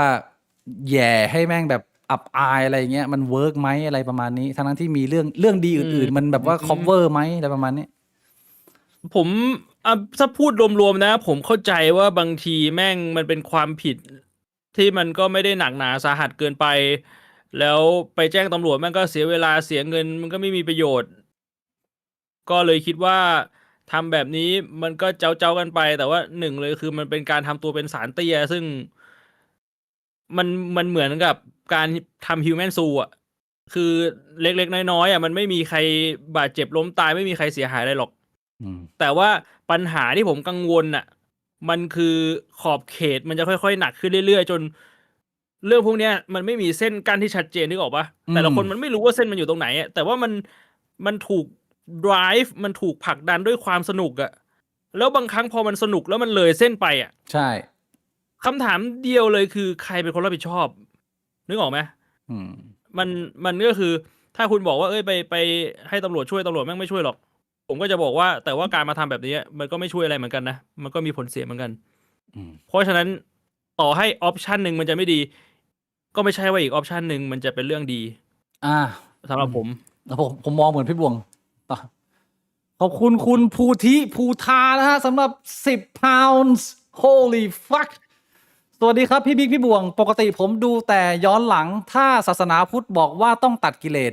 ตรัสรู้เป็นพระห้ามแตะผู้หญิง แล้วทุกคนบนโลกทำตามคำสอนสุดท้ายคนก็จะสูญพันธุ์ไปจากโลกสิครับคำสอนมันดูไม่ make sense ไหมครับคำถามจากยุโรปนะเป็นจ่ายมา10 pounds ก็คิดว่าคงจะไม่สามารถทำได้ทุกคน มันก็อาจจะมีแบบหนึ่งในล้านที่ทำได้ แล้วก็นิพพานไป สุดท้าย มันก็เหมือนน้ำระเหยไป1 หยดจากในมหาสมุทรแบบนั้นนะ มันเป็นไปไม่ได้ที่ทุกคนจะทำตามเทคนิคนี้ นั่นหมายความว่าเทคนิคมัน ใช่ นั่นแสดงว่าหลักคำสอนไม่มีปัญหาไหมล่ะ ถ้าอย่างนั้นถ้าเกิดว่าทุกคนทำแล้วก็คือมวลหรือว่านั่นคือสุดท้ายแล้วปลายทางของศาสนาพุทธคือ สิ้นมวลมนุษยชาติหรือว่าอย่างไรวะไอ้เชี่ย หลักคำสอนไม่ได้มีปัญหาดิแต่ว่ามันอาจจะมีปัญหาที่ตัวมนุษย์ที่ไม่สามารถทำตามหลักคำสอนได้ แต่ว่าผมไม่รู้ว่าสรุปแล้วศาสนาพุทธเขาเน้นทางสายกลางหรือเขาเน้นทางสุดโต่งเพราะว่าถ้าสมมุติว่าแบบว่าจะไม่ให้แตะจิ๋มเลยทั้งชาติ ผมว่ามันก็เป็นอะไรที่มันค่อนข้างสุดโต่งไปหน่อยนะ ต้องแตะบ้างเล็กน้อยพี่บวง แต่ว่าถ้าแตะบ้างก็ไม่หลุดพ้นไงพี่บีก็ชาติหน้าก็เกิดเป็นหนอนอ่ะ เชี่ยแล้วรู้ได้ไงว่ามีชาติหน้าแล้วถ้าเกิดมันไม่มีชาติหน้าแล้วก็แสดงว่า ผม มึ มี ง พลัพี่บิ๊ก มึงก็อดแตะจิ๋มมาผมบอกเลยมึงก็แบบตายแบบแห้งๆพี่บวงเชี่ย แต่มึงไม่รู้แล้วไงมึงตายแบบแห้งๆไปก็มึงก็ไม่ได้รู้แล้วว่ามึงตายฟรีโดยที่แบบกูสาเกิดมาแล้ว แต่ไม่ได้แตะจิ๋มเงี้ย ก็จริงนะเป็นข้อเสีย ผม เป็นข้อเสียที่เล็กน้อย ข้อเสียนะ เล็กน้อย ใช่ ขอบคุณคุณทาเลโซอะไรเนี่ยผมอ่านไม่ได้โอ้ขอบคุณคุณณัฐวัฒน์ชายสวัสดิ์ด้วยนะครับ คิดเห็นอย่างไรกับซับนัวตีปลาไม่ได้ แต่ย่างปลาได้ ซัมนูติก้า ซับนาติก้าภาค 2ผมไปเล่นกับลุงจีมา ตีปลาไม่ได้ ผมรู้สึกว่าในมุมของเจ้าของเกมที่พยายามจะโปรโมทไม่อยากให้เด็กๆมี mindset หรือความคุ้นชินกับการทำลายใต้ทะเลเนี่ยมันก็เป็นความตั้งใจดีอะแต่ว่าในมุมของเกมเพลย์มันแย่มากเลยพี่โบ่งเพราะมันมีปลาหลายตัวที่มันกัดมึงอะแล้วมึงตายอะแต่ว่ามึงทำอะไรมันไม่ได้แล้วแม่งมาบั๊กอยู่ในบ้านมึงอย่างเงี้ยไอ้เหี้ยมึงก็ปล่อยให้แม่งกัดมึงไปเรื่อยๆอะแล้วไอ้เชี่ยแล้วเกมอื่นที่แบบว่าวิ่งยิงกันนะมันสำหรับผมอะมันเกินไปนิดนึงผมว่าคนมันแยกได้นะมันไม่น่าจะเป็นปัญหาที่เราต้องมานั่งหยุดตีปลาสำหรับผมอะถ้าเกิดว่ามึงจับสามารถเสียบคอ Directive เงี้ย Directive 8020นะควักลูกตามาอย่างเงี้ยไอ้เชี่ยตีปลานี่ชิวมากเลยสำหรับพวกทำให้เกมเพลย์มีปัญหาเยอะมากลุงจีบ่นใช่ไหมQ&A ทำไมคนถึงแนะนำให้ใส่ถุงยางมากกว่าแนะนำให้ฝังยาคุมทั้งที่เปอร์เซ็นต์การคุมกำเนิดของยาคุมเยอะกว่า เพราะว่ามีเรื่องโรคด้วยครับ ช่วยได้เยอะ ถุงยางมัน 2 in 1แล้วก็อีกอย่างหนึ่งยาคุมมันส่งผลทางด้านฮอร์โมนทำให้แบบว่ามีผลกับร่างกายของผู้หญิงด้วย ใช่ผมว่าถุงยางเนี่ยมันไม่ส่งผลกับใครเลยก็แค่กระเจียวมึงแต่งๆเล็กน้อยแต่สำหรับผมเนี่ยมันเป็นสิ่งที่ดีมากเพราะว่าคนเสร็จเร็วมันต้องการครีมยาชาให้หัวกระเจียวชาไงก็ ผมต้องใช้ไม่ใช้นี่ไม่ได้ ยิ่งเสียวเข้าไปใหญ่เลยเชี่ยมันก็จะยิ่งเร็วอ่ะพี่บวง ไม่แล้วถ้าหัวมันชาเนี่ยมันกลายเป็นว่ามันเสียวเหรอพี่บิ๊ก มันก็ยังเสียวอยู่ดีขนาดหัวกูชาก็ยังเสียวมากเลยพี่บวงกูเซนซิทีฟมาก แต่ละคนมันไม่เหมือนกันไง พี่บิ๊กขีบปะ คลิปดิไม่เคยเห็นเหรอ ไอ้เชี่ยกูนึกว่าคนขีบมันจะหัวไม่เซนซิทีฟหัวมันจะด้านแล้วเพราะมันแบบเสียดสีกับกางเกงในเยอะ เพราะว่ากูอะเป็นปัญหา คือถ้ากูใส่ถุงยางกูแทบไม่เสร็จเลยแม่งแทบไม่รู้สึกเลย อ๋อผมคือเนี่ยเขาถือว่าเป็นโชคดีของผมอ่ะหรือยังไงวะคือผมเสียวชิบหายเลยวันมันเข้าไปต้องพยายามแบบท่องนะโมไอ้เชี่ยนะโมเชี่ยมันเสียวแบบจะแตกตลอดเวลามันไม่ได้อะ โอ้ของกูนี่คือแบบขนาดไม่ใส่ถุงยางไม่ไงแบบบางทีแบบครึ่งชั่วโมงมันก็ไม่เสร็จกูแบบว่ามันแบบ น่าจะเป็นกรรมกูว่าพี่บงทำกรรมมาเยอะ ไปทำกรรมอะไรวะ ไม่รู้ว่ะเตะหมา ไม่ได้แล้ ว่ะ ว เตะหมาน่าจะเตะหมา เตะหมามันทำให้จู่มันไม่เสียวเหรอ ไม่รู้ว่าเขาคิดคำนวณมาสุดท้ายมันก็ออกมาเป็นแบบเนี้ยผมจะไม่รู้อ่ะผมไม่ได้อยู่หลัง น่าจะไปชนไหล่ใครแล้วก็บอกว่ามึงรู้จักกูน้อยไป เกี่ยวไว้เนี่ย ใช่แล้ว เชี่ย เอาไอ้สัตว์เตะหมายังเกี่ยวเลยอะไรมันก็เกี่ยวได้หมดอะ คนละอีกละคำถามแล้วส่งไปนอนแล้วดึกแล้วพี่บง เออ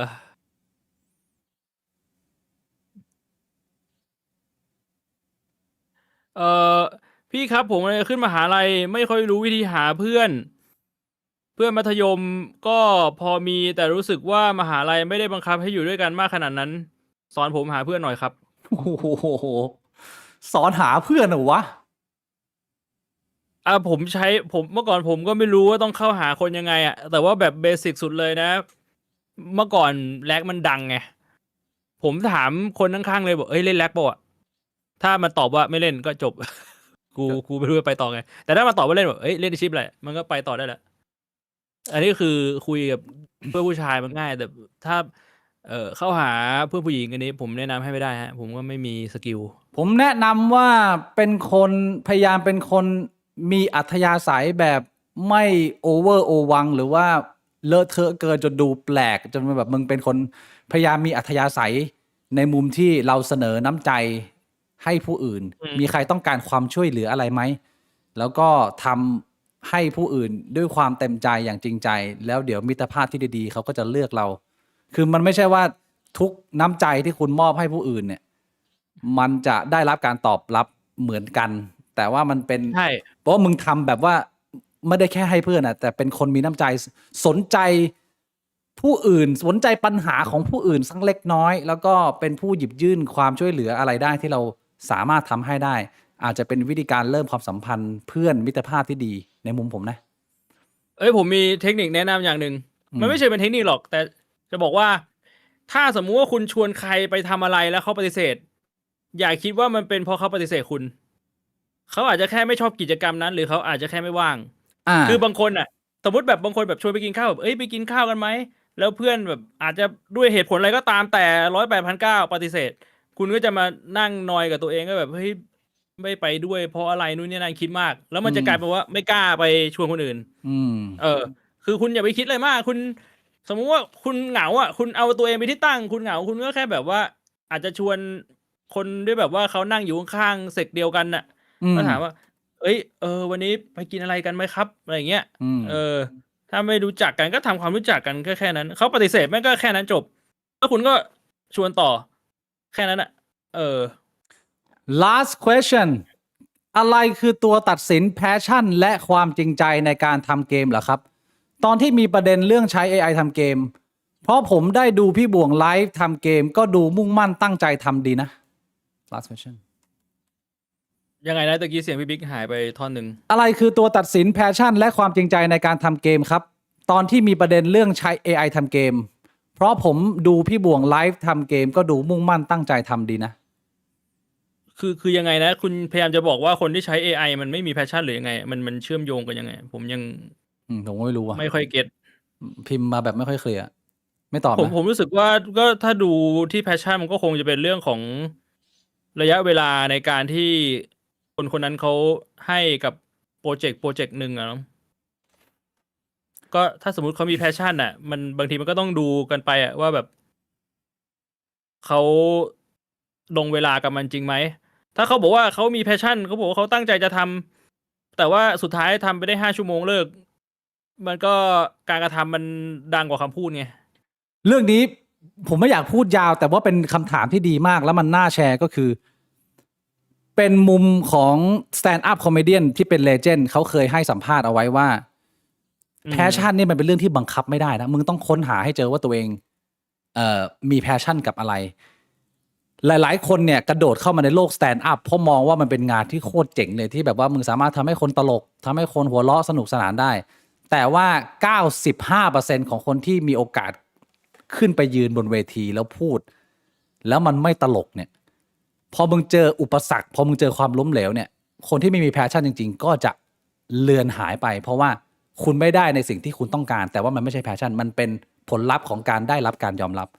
ส่วนคนที่ไม่มีแพชชั่นน่ะคือมันมีความสนุกกับการทำอย่างนี้ แล้วมันมีพลังมากพอที่ว่าต่อให้มึงโดนด่ากี่ครั้งหรือว่ามึงโดนบูหรือว่ามันบอมอะคือมันภาษาอังกฤษก็คือบอมอะคือมันเวิร์กมุกมึงไม่เวิร์กอะเขาก็ยังพยายามจะกลับมานั่งทบทวนว่าไอ้เชื่อตรงไหนมันมีปัญหาพยายามค่อยๆแก้ไปเลยเขาหมกมุ่นและเขาสนุกอยู่กับการที่จะคราฟงานนี้มันออกมาให้ได้ ผมคิดว่าเรื่องแบบเนี้ยมันฝืนกันไม่ได้หรอก ถ้าเกิดว่าคุณเลือกไปแล้วคุณไปลองทำแล้วมันไม่ใช่อะพยายามเชื่อ gut feeling ลึกๆของตัวเราเองว่าไอ้ชี้นี่มันไม่ใช่ทางกูว่ะหรือว่ายังไงกูก็ยังมันอย่างผมคิดว่าสลาเบตเนี่ยมีแพชชั่นในการปั่นมากน่าจะเป็นหนึ่งที่แบบว่าแพชชั่นเข้าไปอยู่ในจิตใจแม่งเลยน่าจะเป็นคนหนึ่งที่ทำเรื่องนี้ได้ดีมาก อันนี้ค่อนข้างชัดเจนว่าไม่ว่าจะเจอเรื่องอะไรแม่งยังไม่หยุดประมาณนี้อันนี้คือในมุมผมพี่วงประมาณนี้นะสำหรับวันนี้เก็บกดหรืออดทนนะขอบคุณทุกท่านมากทุกการสนับสนุนทุกๆการพูดคุยก็เรื่องของคนอื่นก็ให้เขาไปเคลียร์เองนะฮะเราไม่ได้ไปเกี่ยวข้องเรื่องตรงนี้ move on ไปคุยเรื่องอื่นกันบ้างนะในกลุ่มนะไอ้เชี่ยสำหรับวันนี้ขออนุญาตลาไปก่อนนะฮะทุกท่านฝันดีพี่บวงขอบคุณมากเอาไว้เดี๋ยวเล่นเกมด้วยกันแล้วก็เจอกันใหม่วันพุธหน้านะสำหรับวันนี้ราตรีสวัสดิ์ครับสวัสดีครับ สวัสดีครับ